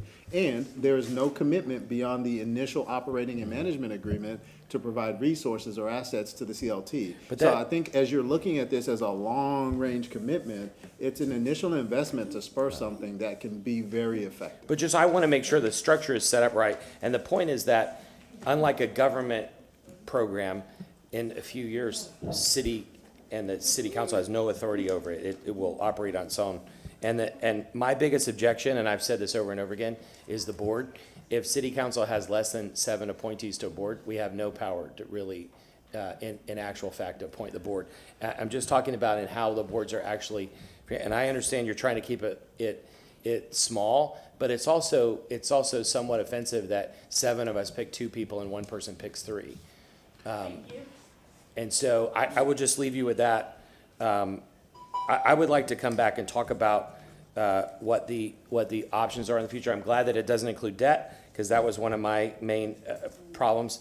But if in the range of all these services that we have to look at what's the best use of our money. I still think that a program like a second mortgage or their other programs are much more effective, much more nimble, much less labor intensive. We can move faster. We can move now. We can get 1,000 homes built, owned by people within a year. Thank you. Thank you very much. A question came up about $5 million of debt, commit to $5 million of debt. What does that mean? Because I was on one of the slides. Yeah, on slide 42 on the Tampa Land Trust programming years 1 through 5. There. Propose the city commit $5 million of debt. Oh, well, let me do this, because we should have edited that out. I'm just gonna take it out right now, right? It shouldn't have been there. Okay. Oh, that's it. Now, one last question, and then the last if you're going to see of me today, so you wanted to put up with my nonsense. Please. There's, and everybody says hallelujah. I know these programs started like 1960s, right? These CLTs, if I remember reading correctly. And I know there's several progressive cities around the country that have established this. My question, I'll leave this with you. If it is such a good idea, why isn't everybody doing it? Yeah, great point. And I'm going to say that it's a community-based model.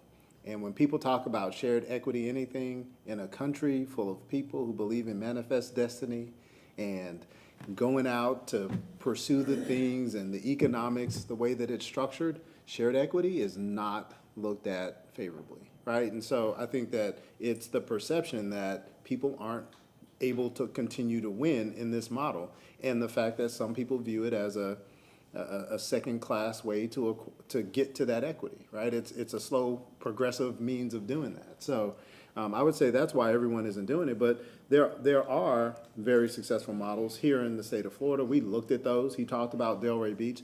Jacksonville started its own CLT.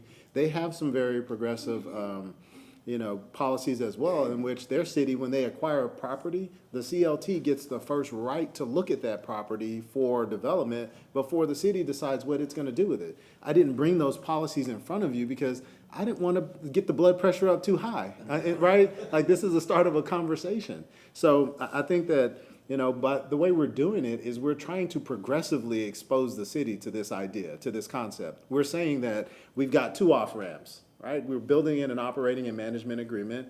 We want you to commit to it for 5 years. If it doesn't work, it can dissolve. We want to build an agreement that can protect the city's assets. We're not asking for additional staff. We're bearing the brunt of running the program by just adding one staff member, none to the CRA.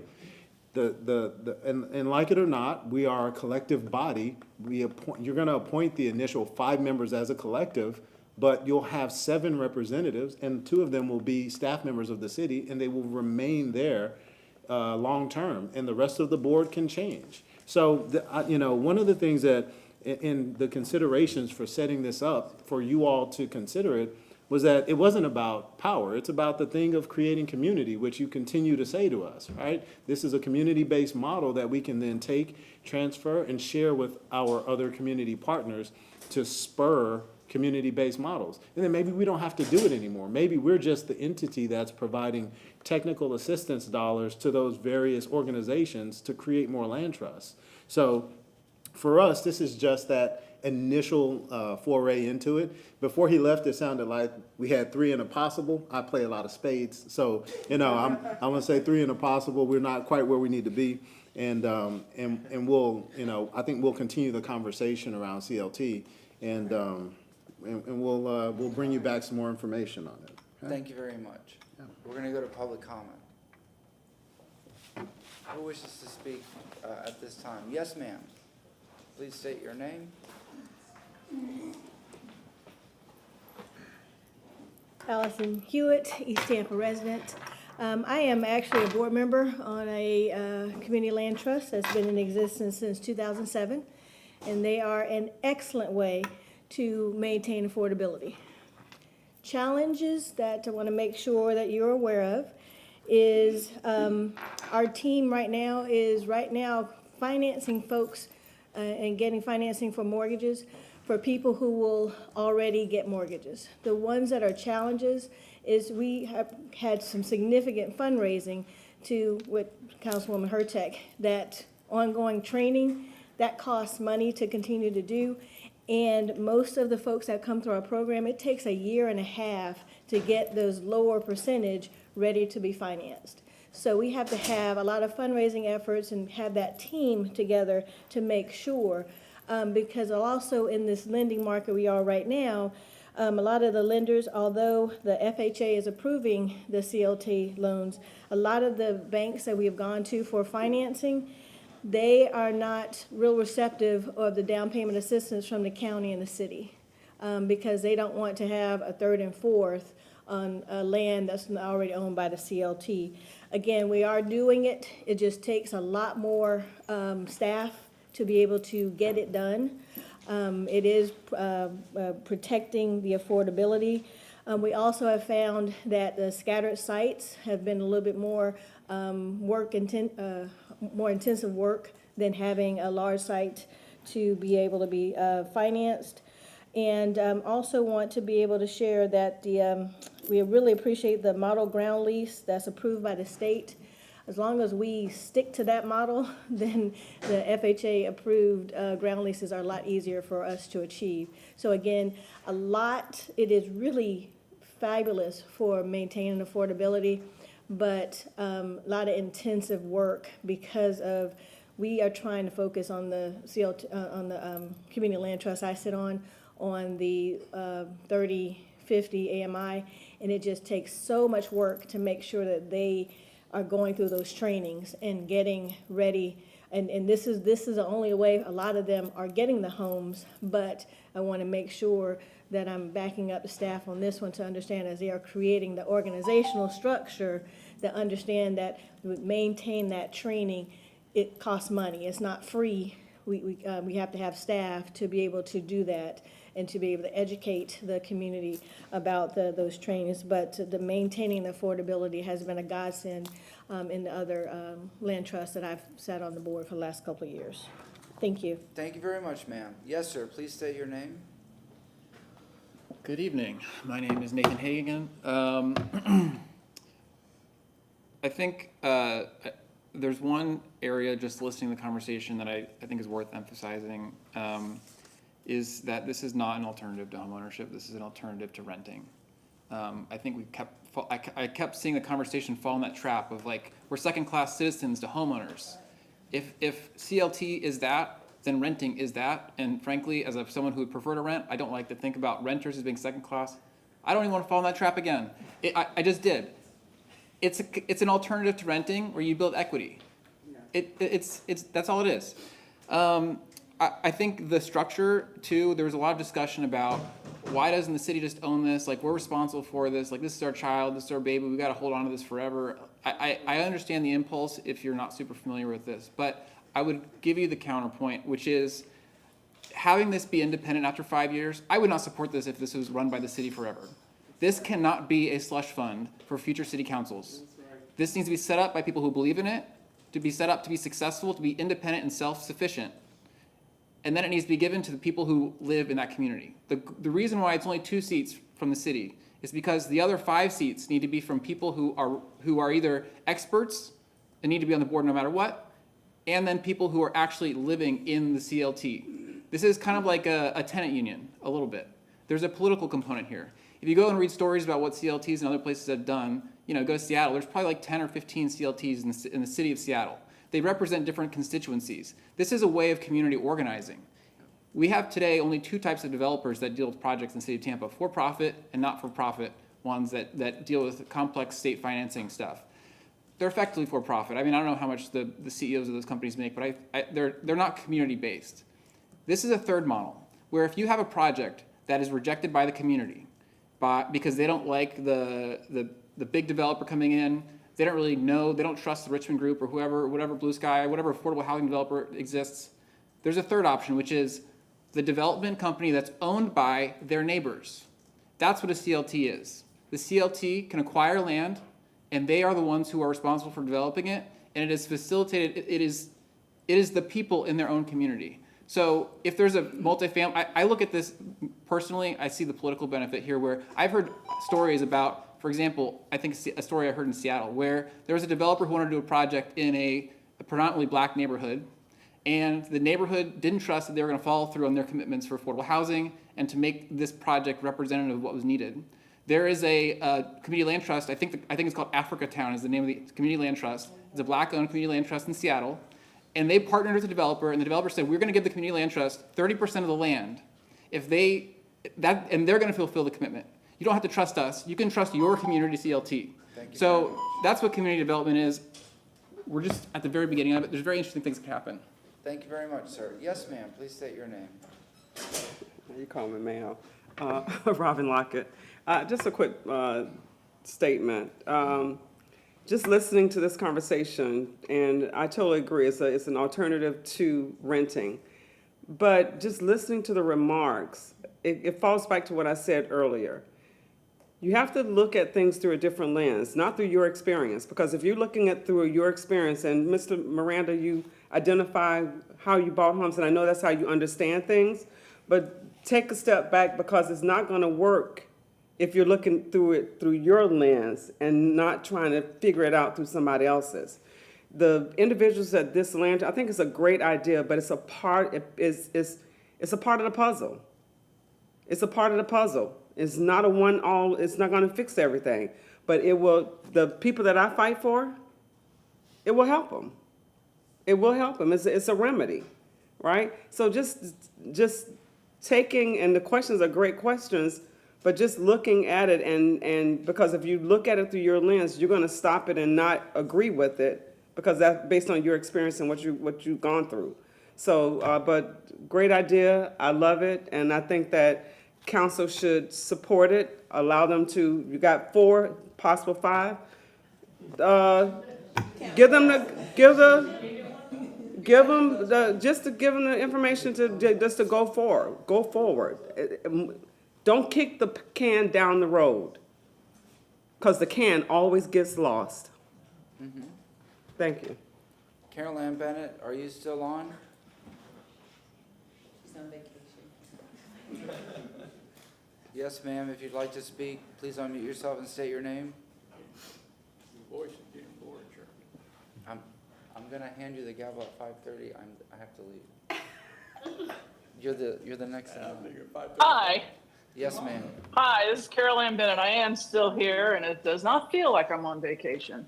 I like the way this sounds. I think it's a great alternative to renting. I love the fact that it's targeted to 50% AMI and less. I think it's a piece of the puzzle. I think we should support this. Thank you. Thank you very much. Yes, ma'am. Did I just hear that both of you have to leave? No, I. Oh, okay, I was gonna say. You speaking for me too? No, no, no, Oh, I thought I heard him say he has to. Mr. Pazzi, are you on, sir? Yes. Is it Patrick? Patrick Pazzi, if you're on, unmute yourself and please state your name. Hi, Patrick Posey. Sorry, I wanted to speak earlier. I wasn't called upon, probably a mistake on my end. But I wanted to talk about the bonus densities, regulatory barriers that were discussed earlier in the presentation. We need affordable housing in the city. It's been made abundantly clear today. We cannot solve a multi-billion-dollar problem with tens of millions of dollars. We don't have enough money to bridge this gap with money alone. The idea that we can just throw money at this crisis without making any other changes is not realistic. California has tried this approach and has resulted in the highest rate of homelessness in the country. The policy recommendations on slide 22, the detailed bonus recommendations that simultaneously produce greater housing supply and allow for more affordable housing typologies are fantastic. Other folks have spoken favorably about these, and I echo their sentiments. We should support them. These are recommendations made by experts. I hope the experts are listened to and the recommendations are implemented and not watered down or removed. Slide 26 details regulatory barriers that should be examined. When lot sizes exceed 5,000 square feet in so much of our city, and you can only build single-family detached homes on a fraction of the land, and must build parking, have certain setbacks, and so on, all this leads to the cost of shelter being way higher than it needs to be. We are literally paying to house lawns and cars and prioritizing that over the housing of living, breathing human beings.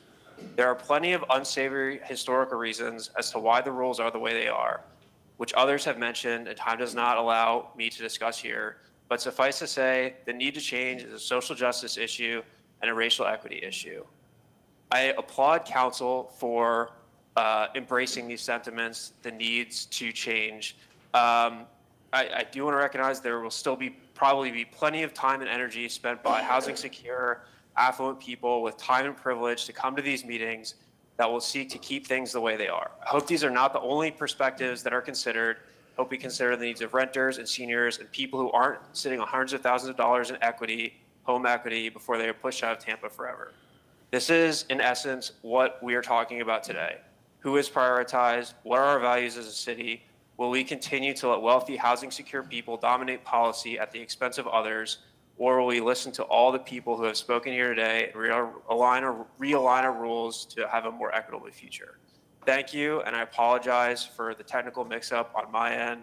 I appreciate the time to speak, and I yield my time. Thank you so much. No problem. Thank you for speaking with us today, sir. Thank you very much. You know, Mr. Chair, I just have to say that, you know, there are a couple groups that are spreading divisive messages like this in the community that seek to separate us instead of bringing us together. There's no way that we're going to solve these problems unless all the neighborhoods and all the people in the community can come together. And I would just ask anybody who wants to try to rally the public, do so with integrity and don't try to divide different areas. This is not constructive. Thank you. Thank you very much, sir. Yes, ma'am. Will you be taking up the development finance primer? I And this is will. the last section. Right before Elise closes us out. Yes, ma'am. Go ahead. Kayon Henderson, Director for Housing and Community Development. So we want to really close this out, really talking about what the finance looks like as we look at affordable housing. So very often we get projects before us and we really have to figure out how are these affordable housing projects funded. And so we look at the capital stack of it, whether or not there's a tax credit deal, and really why do projects need subsidies or how much subsidy do they need so that they can move forward. As I go to the next slide, I do want to mention that we heard it a little bit earlier that The figures that were here were not realistic for construction. These were whole numbers that we were trying to use just for example purposes and not stating that this is the actual cost that we will take.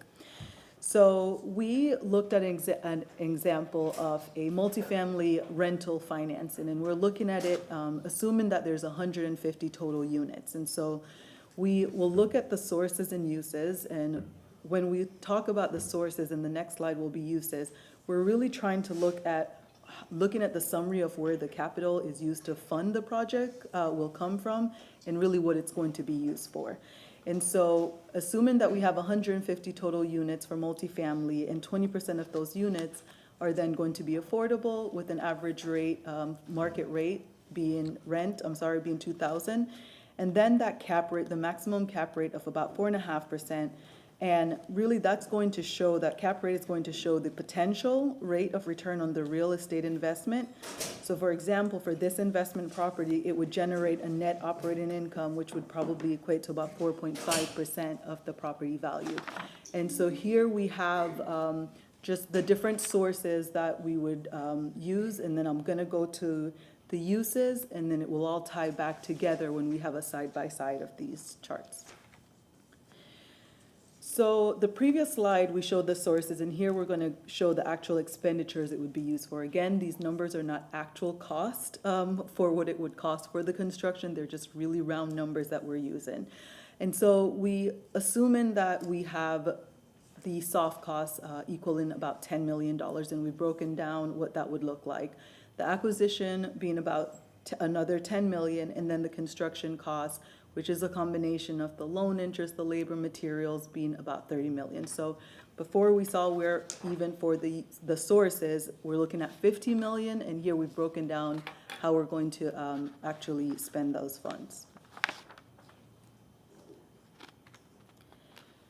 So this is a balance sheet, and so this really mimics a static pro forma. It's really a simpler way to look at the development feasibility, and so a dynamic pro forma is what developers are going to use as they come forward with projects, and it really includes a rent roll or a waterfall analysis. And so we analyze the likely rent income through that period, and in those areas we would use really the internal rate of return as we measure what that profitability is. And most banks, investors, financial institutions that finance developers, whether it's through equity or debt, they're going to look at for projects that have a cash flow and really have that internal rate of return. And one of those is that they want to make sure that the loans are able to be paid back.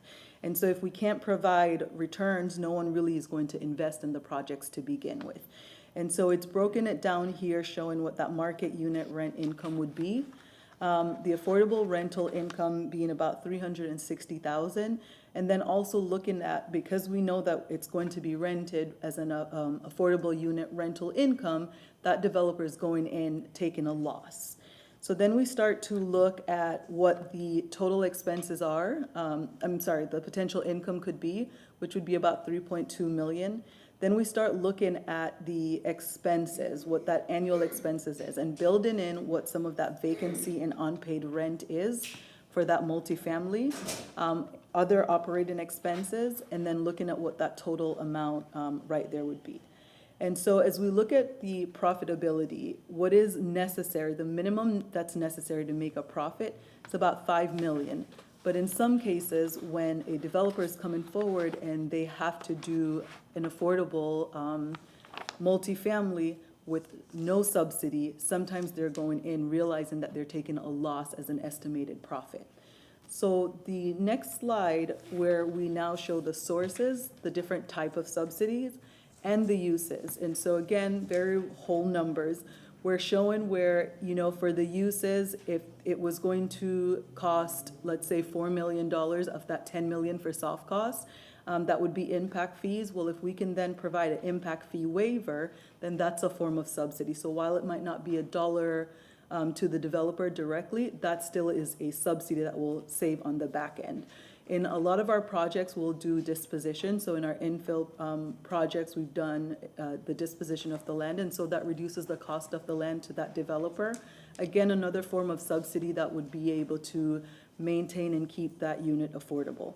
And I would like to point out that we have brought recently 3 multifamily projects before council. That would be Funland, Belmar Place, and Adderley. And the city's portion, when we look at what the city has provided and the units that we're getting, I will say that none of those have exceeded $40,000 for the per unit subsidy. So I just want to put that in for scale to say that sometimes that's how far that subsidy will get us.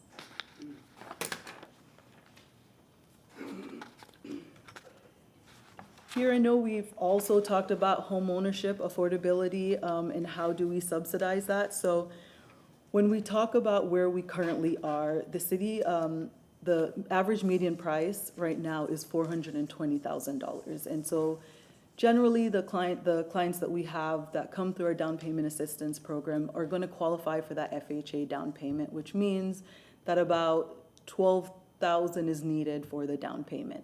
And then they need to get a primary loan or mortgage, and then they still have to bring funds for the closing costs. And so here we have, and I think Councilman Hurtak had mentioned it a little bit earlier too, our income limits have certainly gone up from the year before, and we have not yet gotten 2024, where we also expect to see another increase go up. So here we have that if we should have someone who finds a home that's about 420, which is the average median income price right now, and let's just assume that someone who's at 80% AMI is coming through our program to purchase. The household can afford $174,000. So their primary loan that they're going to get is $174,000. So the loan amount for the 420, they would still now need a subsidy amount of $233,000 just for them to close on their home. And we're not saying the $233,000 is coming directly from the city. That just means that's a gap that that home buyer would have in order to get into their first home. It was a lot I unpacked. I realize we're dwindling by numbers, but I'm open for questions. Mr. Carlson? Can you go back on the 3 projects that you talked about? How many units, do you remember how many units per project were 80% AMI or below? The 2 of them were 80% or below. One project was 100 units and one was 128 units. The other one being Funland was 354, and I don't have the exact breakdown, but I can get that. The other ones were 100%, 80% and below. Okay. What was that? One of them that had the 100 units, we were able to dedicate 11 of those for those who were emerging out of homelessness. Okay, great. And then, can you go forward 1 slide, please? You talked about median household income. The average household income is lower. I guess the important point is how many new units are coming online that are less than this median price? Are there the nonprofits I talked to in the last couple of days said they're building for and selling for $270. What is the inventory of new units that are coming on board? Because as we've said, there are a lot of very expensive houses getting built, and they're low-end ones, and so that affects median and average. But of the ones that are below 400,000, do we know how many units have come online in the last year? I don't have an exact number today, but I can certainly get that number for you. But I would also mention that for the nonprofits who are building, and I'll use, let's just say Habitat, for example. We partner with Habitat, and they would build 10 homes, single-family homes. But for the 10 homes that they're building, we have a waiting list for our down payment assistance program with about 160 individuals.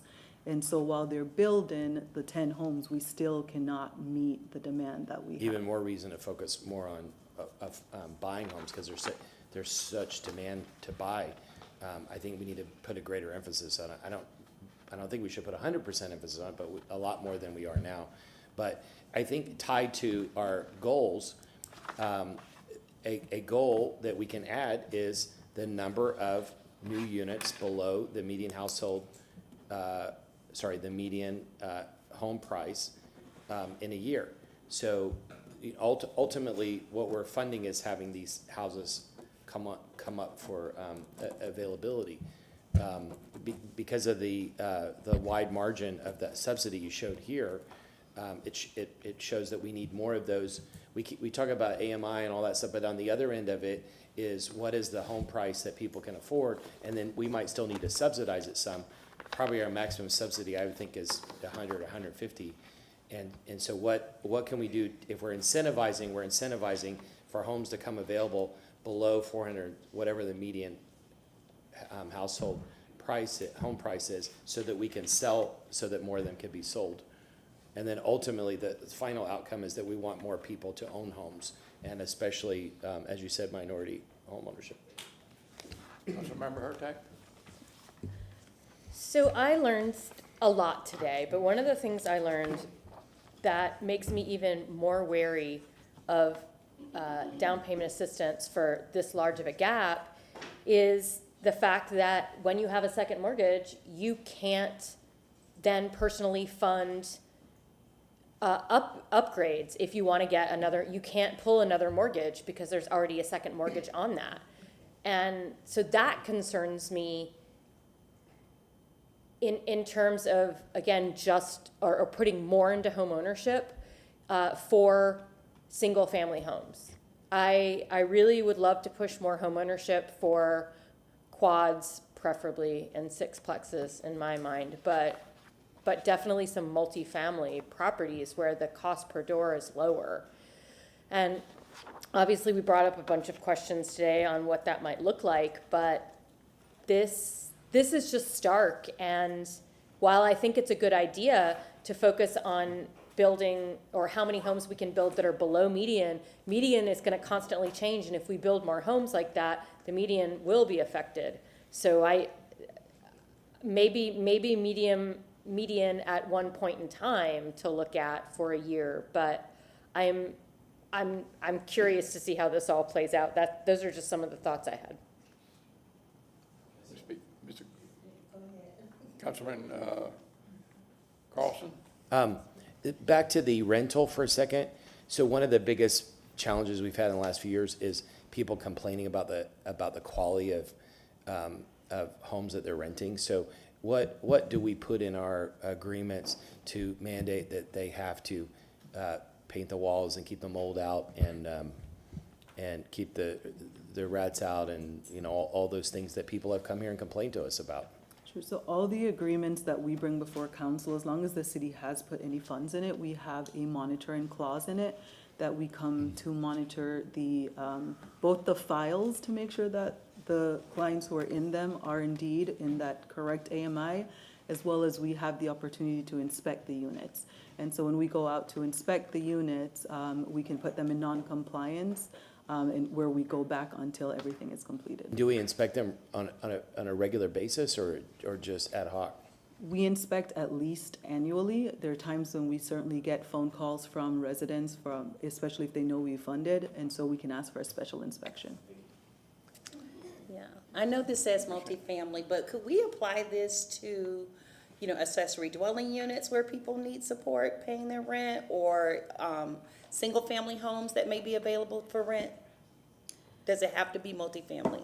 So I think we were just trying to show the scale for multifamily, and then for home ownership is what it takes for us to subsidize. I will say we have not subsidized any ADUs as of now, so I didn't bring an example of such. Okay, no problem. It was just a curiosity question, Ms. Henderson. Thank you for your report. If we explored any type of grants for some grant program maybe the federal government has to put solar on these houses to reduce the cost of maintenance on the house and the electric bill and so forth and so on. Do we know of any programs like that? I'm just asking, I don't know. No, not that I'm aware of. All right, thank you. Any further questions on this? Public comment, please. Thank you.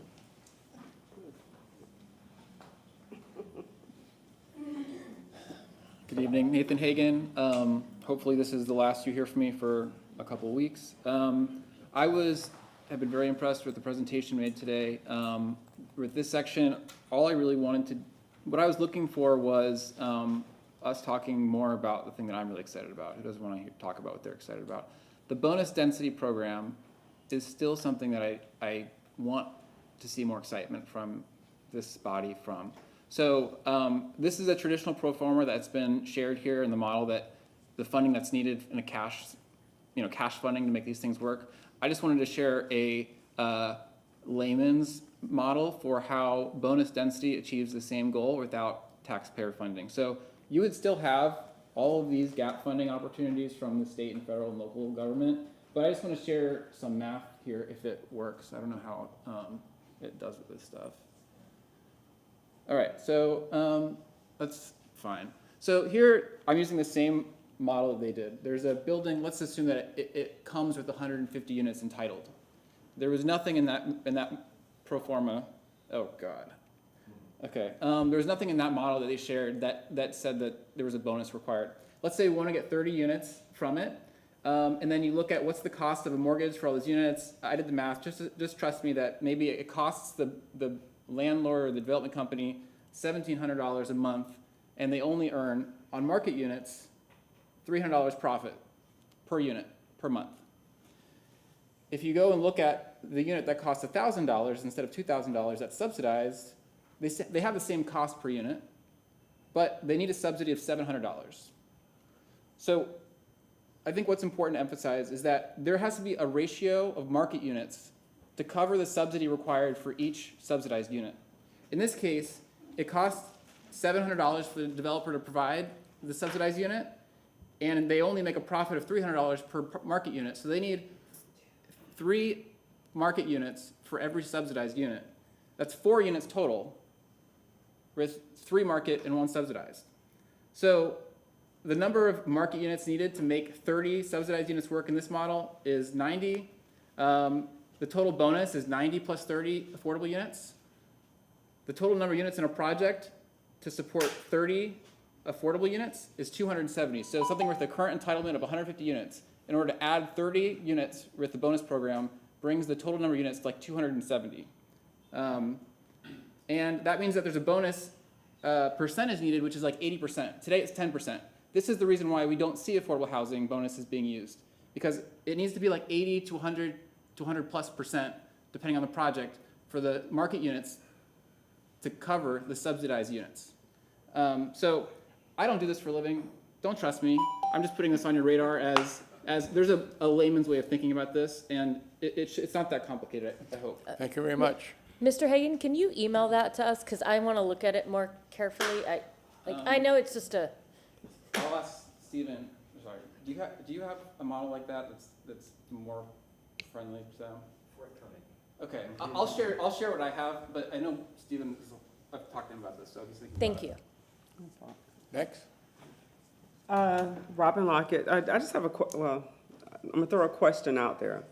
Because Mr. Miranda said, inquired something about solar panels. So when we're putting money with the project, is there a way that we can automatically start utilizing solar panels, putting it on top of the buildings or the properties that so that's a question. Retaliation for the apartments and the multifamily buildings, apartments that we are affiliated with.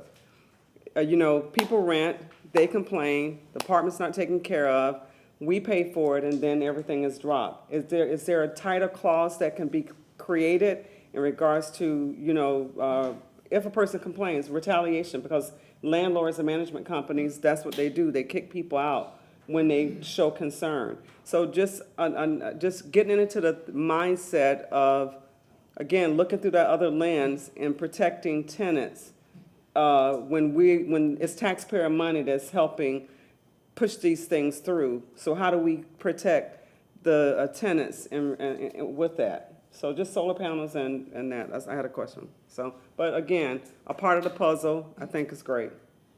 Thank you. Anyone else in the audience? Anyone online?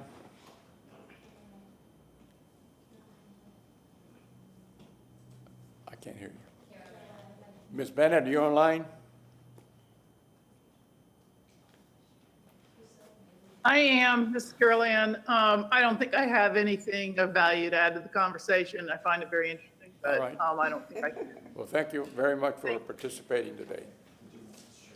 Mr. Carlson, Councilman Carlson. Stephen and Nathan, maybe we can talk about this offline, but let's say, I just tried to make up a model, but let's say there are 10 lots in an area. And with bonus, if we can allow bonus density, but if one of the 10 lots takes bonus density and they get 10 more units, or and those are set at affordable, or we could allow everybody to have the same rights without bonus density so that developments get built faster, then there are 100 units because we didn't set bonus density, there are 100 units. So none of those are affordable, but now we've got 100 more units that we need for middle market or whatever, and we're collecting property taxes on those 100 units, and we could take the property taxes and plow it into subsidizing, helping people buy homes or rent, correct? Isn't there an my point is that I think either way we are subsidizing bonus density because we're not allowing other developers to build something by right, and we're slowing down the process by creating more bureaucracy. I don't know that I would agree. Identify yourself, please. I'm sorry, Stephen Benson, City Planning. I don't know that I would agree that we've even given enough information to you yet to say that the bonus is going to be slower. We still have a long way to go in terms of figuring out the details of it. I understand there's probably feedback based upon the current bonus program, but most of my slides were about all the things we want to change about the current bonus program because we know that there are ways that it can be made more effective. So I think we hear you, but I don't know that we're ready to put it down because we just picked it up. We can talk about it offline, but maybe also we could do a focus group of developers and just say, based on all the changes, do you believe that this is going to go faster? Do you think it's significant? Would you be incentivized by this? Because if we go through all the trouble and they don't do it, then we're missing the opportunity just to give it to them by right.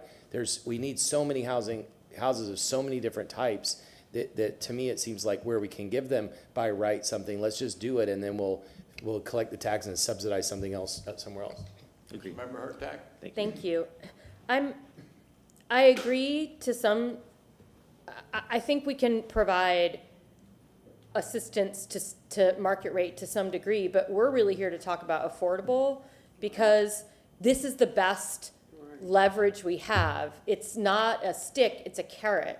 And in order to have, we need more carrots, which of course are my favorites. So more carrots, and there's nothing to say that in our land development code, as we improve it, that we aren't allowing market rate to also have some bonus. But this is the only way we can really incentivize other people to pay for affordable housing. And I think that's kind of the point.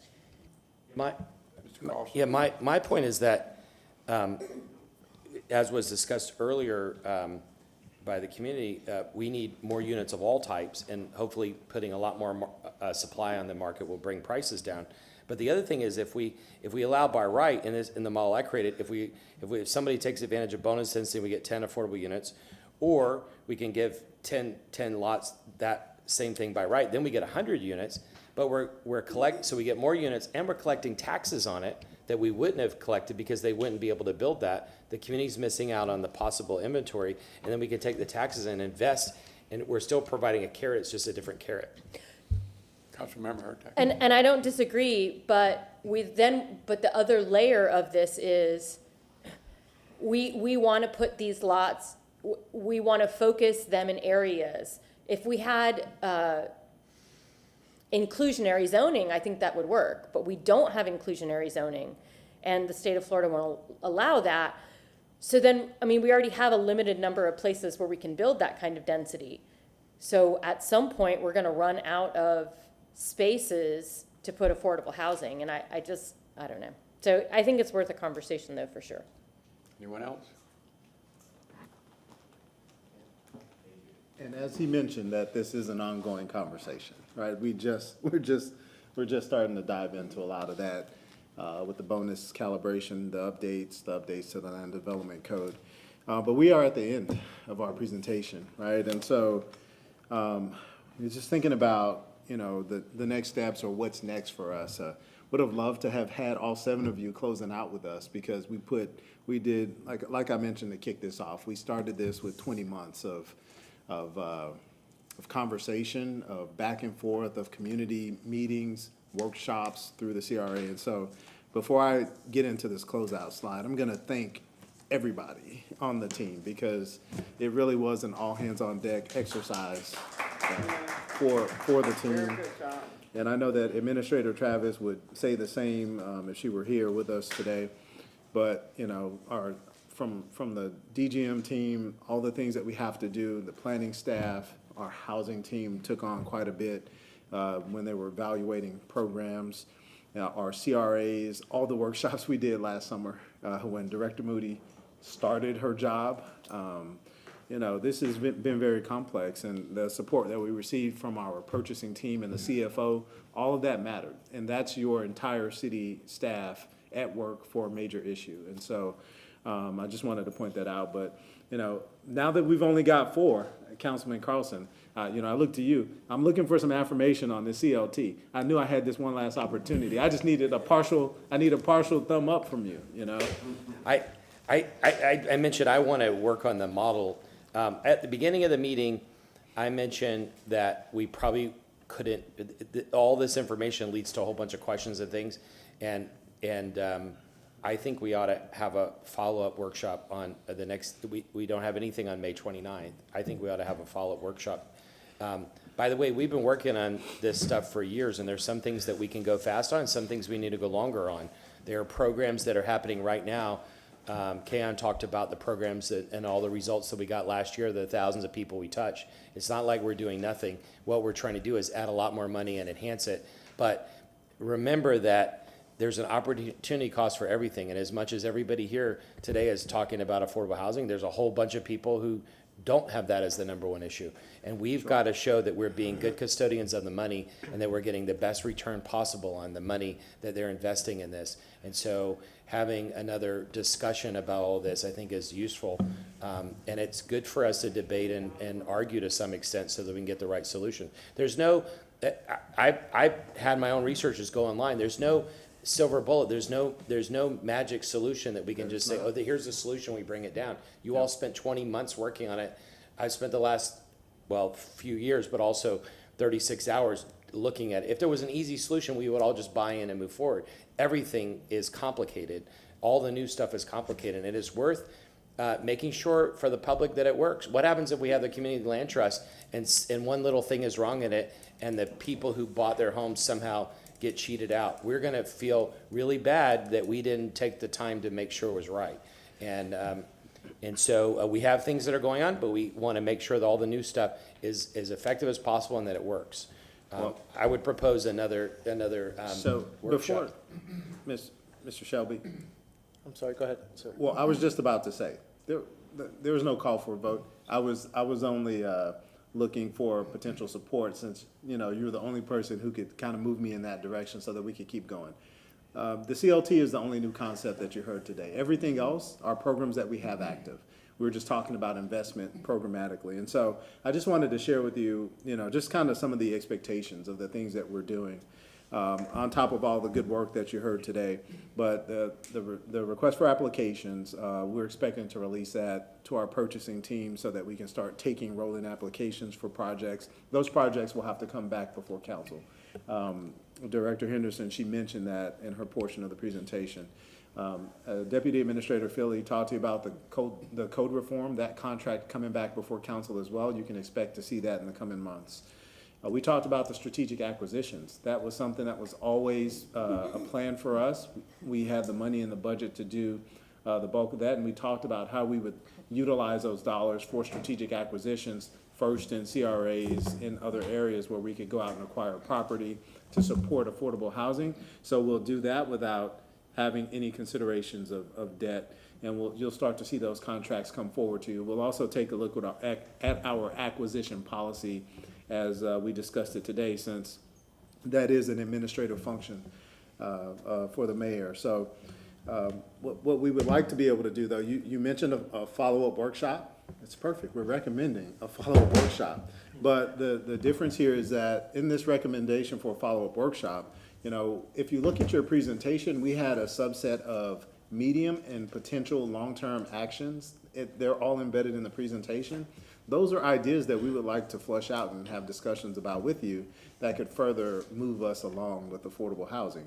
And so we'd like to target that workshop for the first quarter of fiscal year 25 so that we can go out and do some of the things that we've already got on the books here, right? So we'd like to target that workshop for 6 to 7 months out, but that'll also give us an opportunity to take some of the feedback here and to interweave that into the quarterly updates that you already received. So if council is comfortable with that, we'd like to be able to integrate this implementation progress, integrate our progress into the quarterly reports that we typically provide.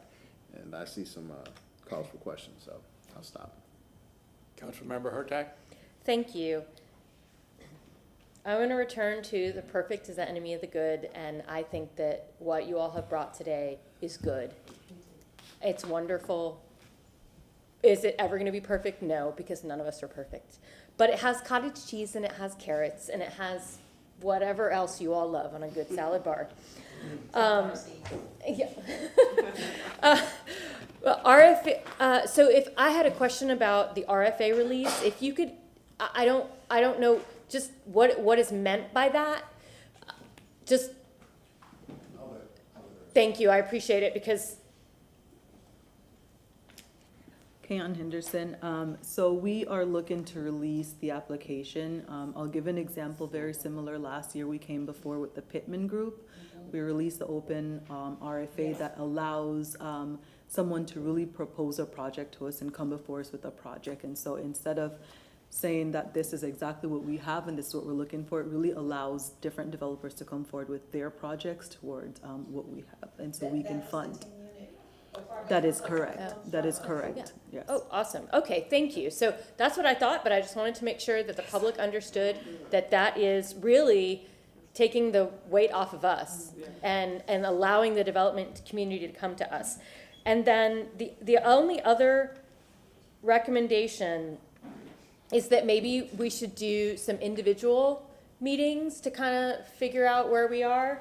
I know that Councilmember Carlson had mentioned workshop in May, but we don't have anything on that council workshop. We have 3 things. So I'm just saying if we needed to do something, if you wanted to bring back, say, a conversation around community land trust again, that might be something that we could do on that time because we only have 3 items on that workshop. And I'm just gonna put that in y'all's heads because we don't often, on the 23rd.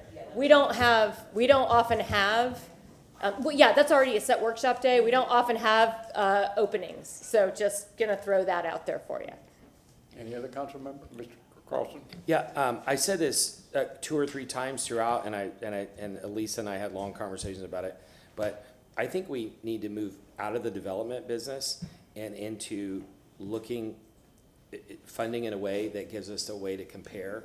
And we can discuss and debate this, put it on the agenda if you want. But I think we need to set an amount. You said that you were able to fund some units $36,000 per unit, and then we had a proposal for $375,000 per unit. Instead of haphazardly listening to proposals, I think we ought to say our subsidy for X is this, and just to make up a number, if we said if you have a 1-bedroom unit at for 30 years, 80% or below AMI, we'll give you $150,000. If it's 2-bedroom, it's $200,000 or whatever, and then that is a set amount, or you could put a range. But then if this allows us the diversity of not just having a whole building of affordable housing, but having affordable housing units within.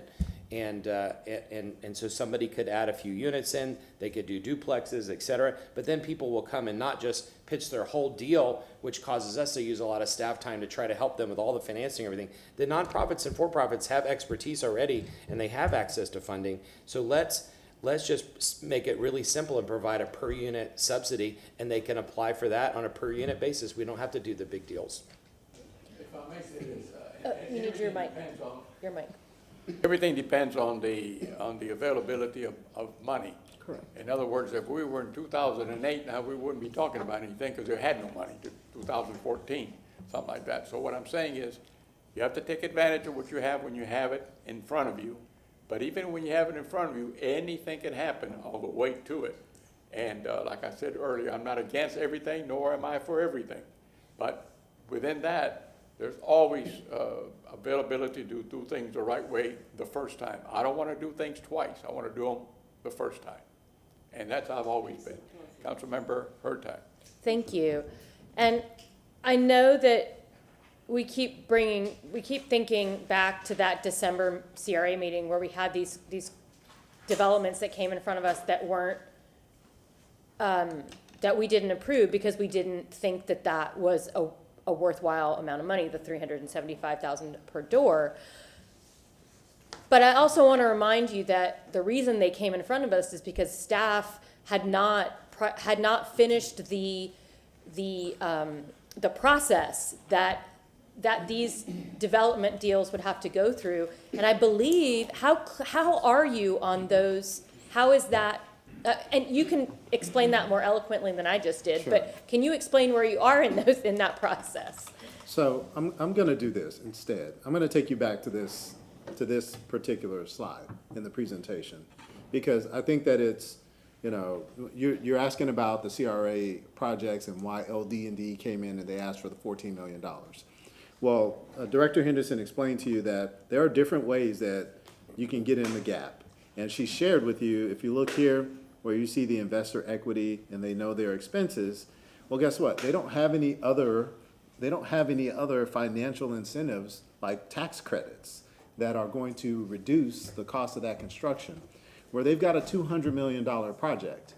The LD&D group, when they came in, they were only filling the gap that was requested by your CAC. So what they were looking at, the gap that they requested, and we continue to harp on the $14 million, if you would have settled for a lesser of an AMI reduction there on the area median income and went more workforce, then that would have worked. But instead, your CAC wanted 80% affordability. So I think that when you look at filling those gaps, that's the buy down from market. That's a buy down from the market rent from $2,000 a month to the direct costs of providing that target AMI. So that's why that number was so great. Now, I'm not saying that it's 1,000%, it's 1,000% that you should pursue that, but when they're giving you the opportunity to say, listen, I'm going to build you 200 market rate units, or I can build you 160 market and 40 affordable at an AMI that you choose for a certain period, a time certain, then all we are asking you for is for you to discount our taxes for 30 years. That's no cash out of pocket, and you still get the project online that you'll collect the taxes from down the line. So I know that tax rebates are not always, I would say, like a fun thing to discuss here. But the other part on the financials, when you talk about the grants and our grant processes, we are refining the grant processes. There are projects that come through the door that are not always going to be forthcoming about this distribution that you see on your screen. They will not share with us how they stack their money. They will not share with us what their rates are. They will not share with us, if you look here, you see the cap rate on this other slide of 4.5%. That's super low, by the way, that 4.5% cap rate, when like the prime rate on money is so much higher now to borrow money. So, unless the developers are willing to give us their cap rates, their internal rate of returns, their net operating income, if they don't come to us with that information and we kick them out, we need you all to stand firm and say that you didn't give the staff what they needed. Because otherwise, they keep calling you and they come in and they say, we want to go to the board. We want to go to CRA. We want to go see them and ask them for the money. Our reputation says that we should be able to ask you for this money. So, I have to push back a little bit, because we're going to define a process. But even within that process, if we don't get the right numbers, then we won't bring you a project. But they asked, and so we brought them to you. Yeah, well, and that's why I wanted to ask that question, because I know that we're going to have processes going forward. Yes. Is that something that we can put into play? Is that a policy we can say that if you won't share your pro forma, we're not going to, So when we require it at intake, that's a part of the process that we're currently developing Okay. with our Deputy City Attorney, Mr. Massey, and we're refining that grant process. We are going to ask specifically for all of this information. Great. If we do not get it, you do not get to go forward. Okay. And if you would like for all of the projects to carry a staff recommendation to ensure that we review them, by all means, give us empower us, and we'll tell you. We'll review the numbers, and we'll tell them that they can't make it to you because their numbers are off. so that's something that we can include in this possible policy? Absolutely. Okay, great. See, sometimes for me at least, I don't know that we have that ability, so when you mention it, it can be very helpful. Absolutely. It's a policy of the CRA board, right? So as a CRA, that's your board policy on grant submittals, grant requests. Councilmember Carlson? Anything like that you have or recommend, please let us know, because those are things that, you and I talked about this before offline too. Sure. It wastes your time and our time if somebody's lobbying us, and if you don't, and I know when you say no, they still come back. But that's why I think that, whatever rules we can put in would be better to try to help you all. But that's why I also think that we should provide a dollar amount or a range for different levels. If somebody comes in at $350 or $375 per unit, you all should just be able to say, no, that's way above our range. I don't care, even if they won't share their numbers, you say, we're not, with the current marketing conditions, we're not gonna subsidize any more than that. Our amount that we'll subsidize this, and if you can't work with it, fine. The other thing is, you know this, and I'll say this over and over again. I don't like tax rebates. People think that when they pay taxes, it's their money. It's not. It's the community's money. If they get to keep their taxes, that means they're not paying their fair share of police and fire. And people are worried about public safety, and they don't think it's fair that some people don't pay their fair share. I just want to end on a positive note, and hopefully this is the last thing I'll say today. The Pittman Group, as an example, I was so impressed with them, and I met them because of you all picking them. But I've spent some time with them. I've had them speak in some places, and they are incredibly impressive. Here are 2 or 3 guys from Tampa. They went to Tampa Bay Tech, but then they and I guess Florida, and then they went to Atlanta, and they decided to bring their expertise back to Tampa, and that happened in part because you all convinced them to come, or you worked with them, and you all inspired them to work on their hometown and build things. And they're entrepreneurs. They have expertise. They're giving back to the community. They inspired me to go to Tampa Bay Tech, and now I'm personally getting involved in Tampa Bay Tech, supporting their entrepreneurship program. But the other thing, I just have to tell you this one story. I was walking through Water Street the other day, and one of the guys said, "Councilmember Carlson," and I looked over and I said, "Hey," and he said, "Hey, I want to introduce you to my friend. This is my friend from Atlanta. I'm trying to recruit him to move to Tampa." And I just want to thank you all for inspiring people like that to come back and invest in our community. Thank you. If I could just, I think while Deputy Administrator Drumgo was speaking, we do have in RFPs, we build in a per unit maximum. So in all the RFPs we do build that into the RFP so that they cannot exceed it. However, if they don't like it and they come before during public comments, that's obviously something completely different. But we won't bring a project before that exceeds that amount in our RFP or RFA. Any other, before City Council, anyone else? I know that we're not supposed to make motions today, but next week we have one of our best video technical support coordinators who's been here for 38 years, and he's retiring next week. That's Dan Foglia next door. And I would really like to make a presentation to Mr. Foglia next week if possible. All in favor of the motion, please signify by saying aye. Aye. Motion made by Miranda, second by Councilmember Carlson. I need 2 words. Yes. Well, can I do one? Yes, I'm sorry. This one is for Women's History Month. Thank you, Ms. Councilmember. Thank you, number 15. Henderson. Sorry, 15 is Now, I appreciate it. This one is really to provide a commendation to the City of Tampa's 2024 Women's History Committee to present on site at their annual Women's History Month celebration at the Tampa Bay History Center next week. Motion by Councilmember Henderson, second by Councilmember Hurtak. All in favor of the motion, please signify by saying aye. Opposed, nay. The ayes have unanimously. Motion to receive and I have file. a motion by Councilmember Henderson, second by Councilmember Carlson. God bless America. 6:13.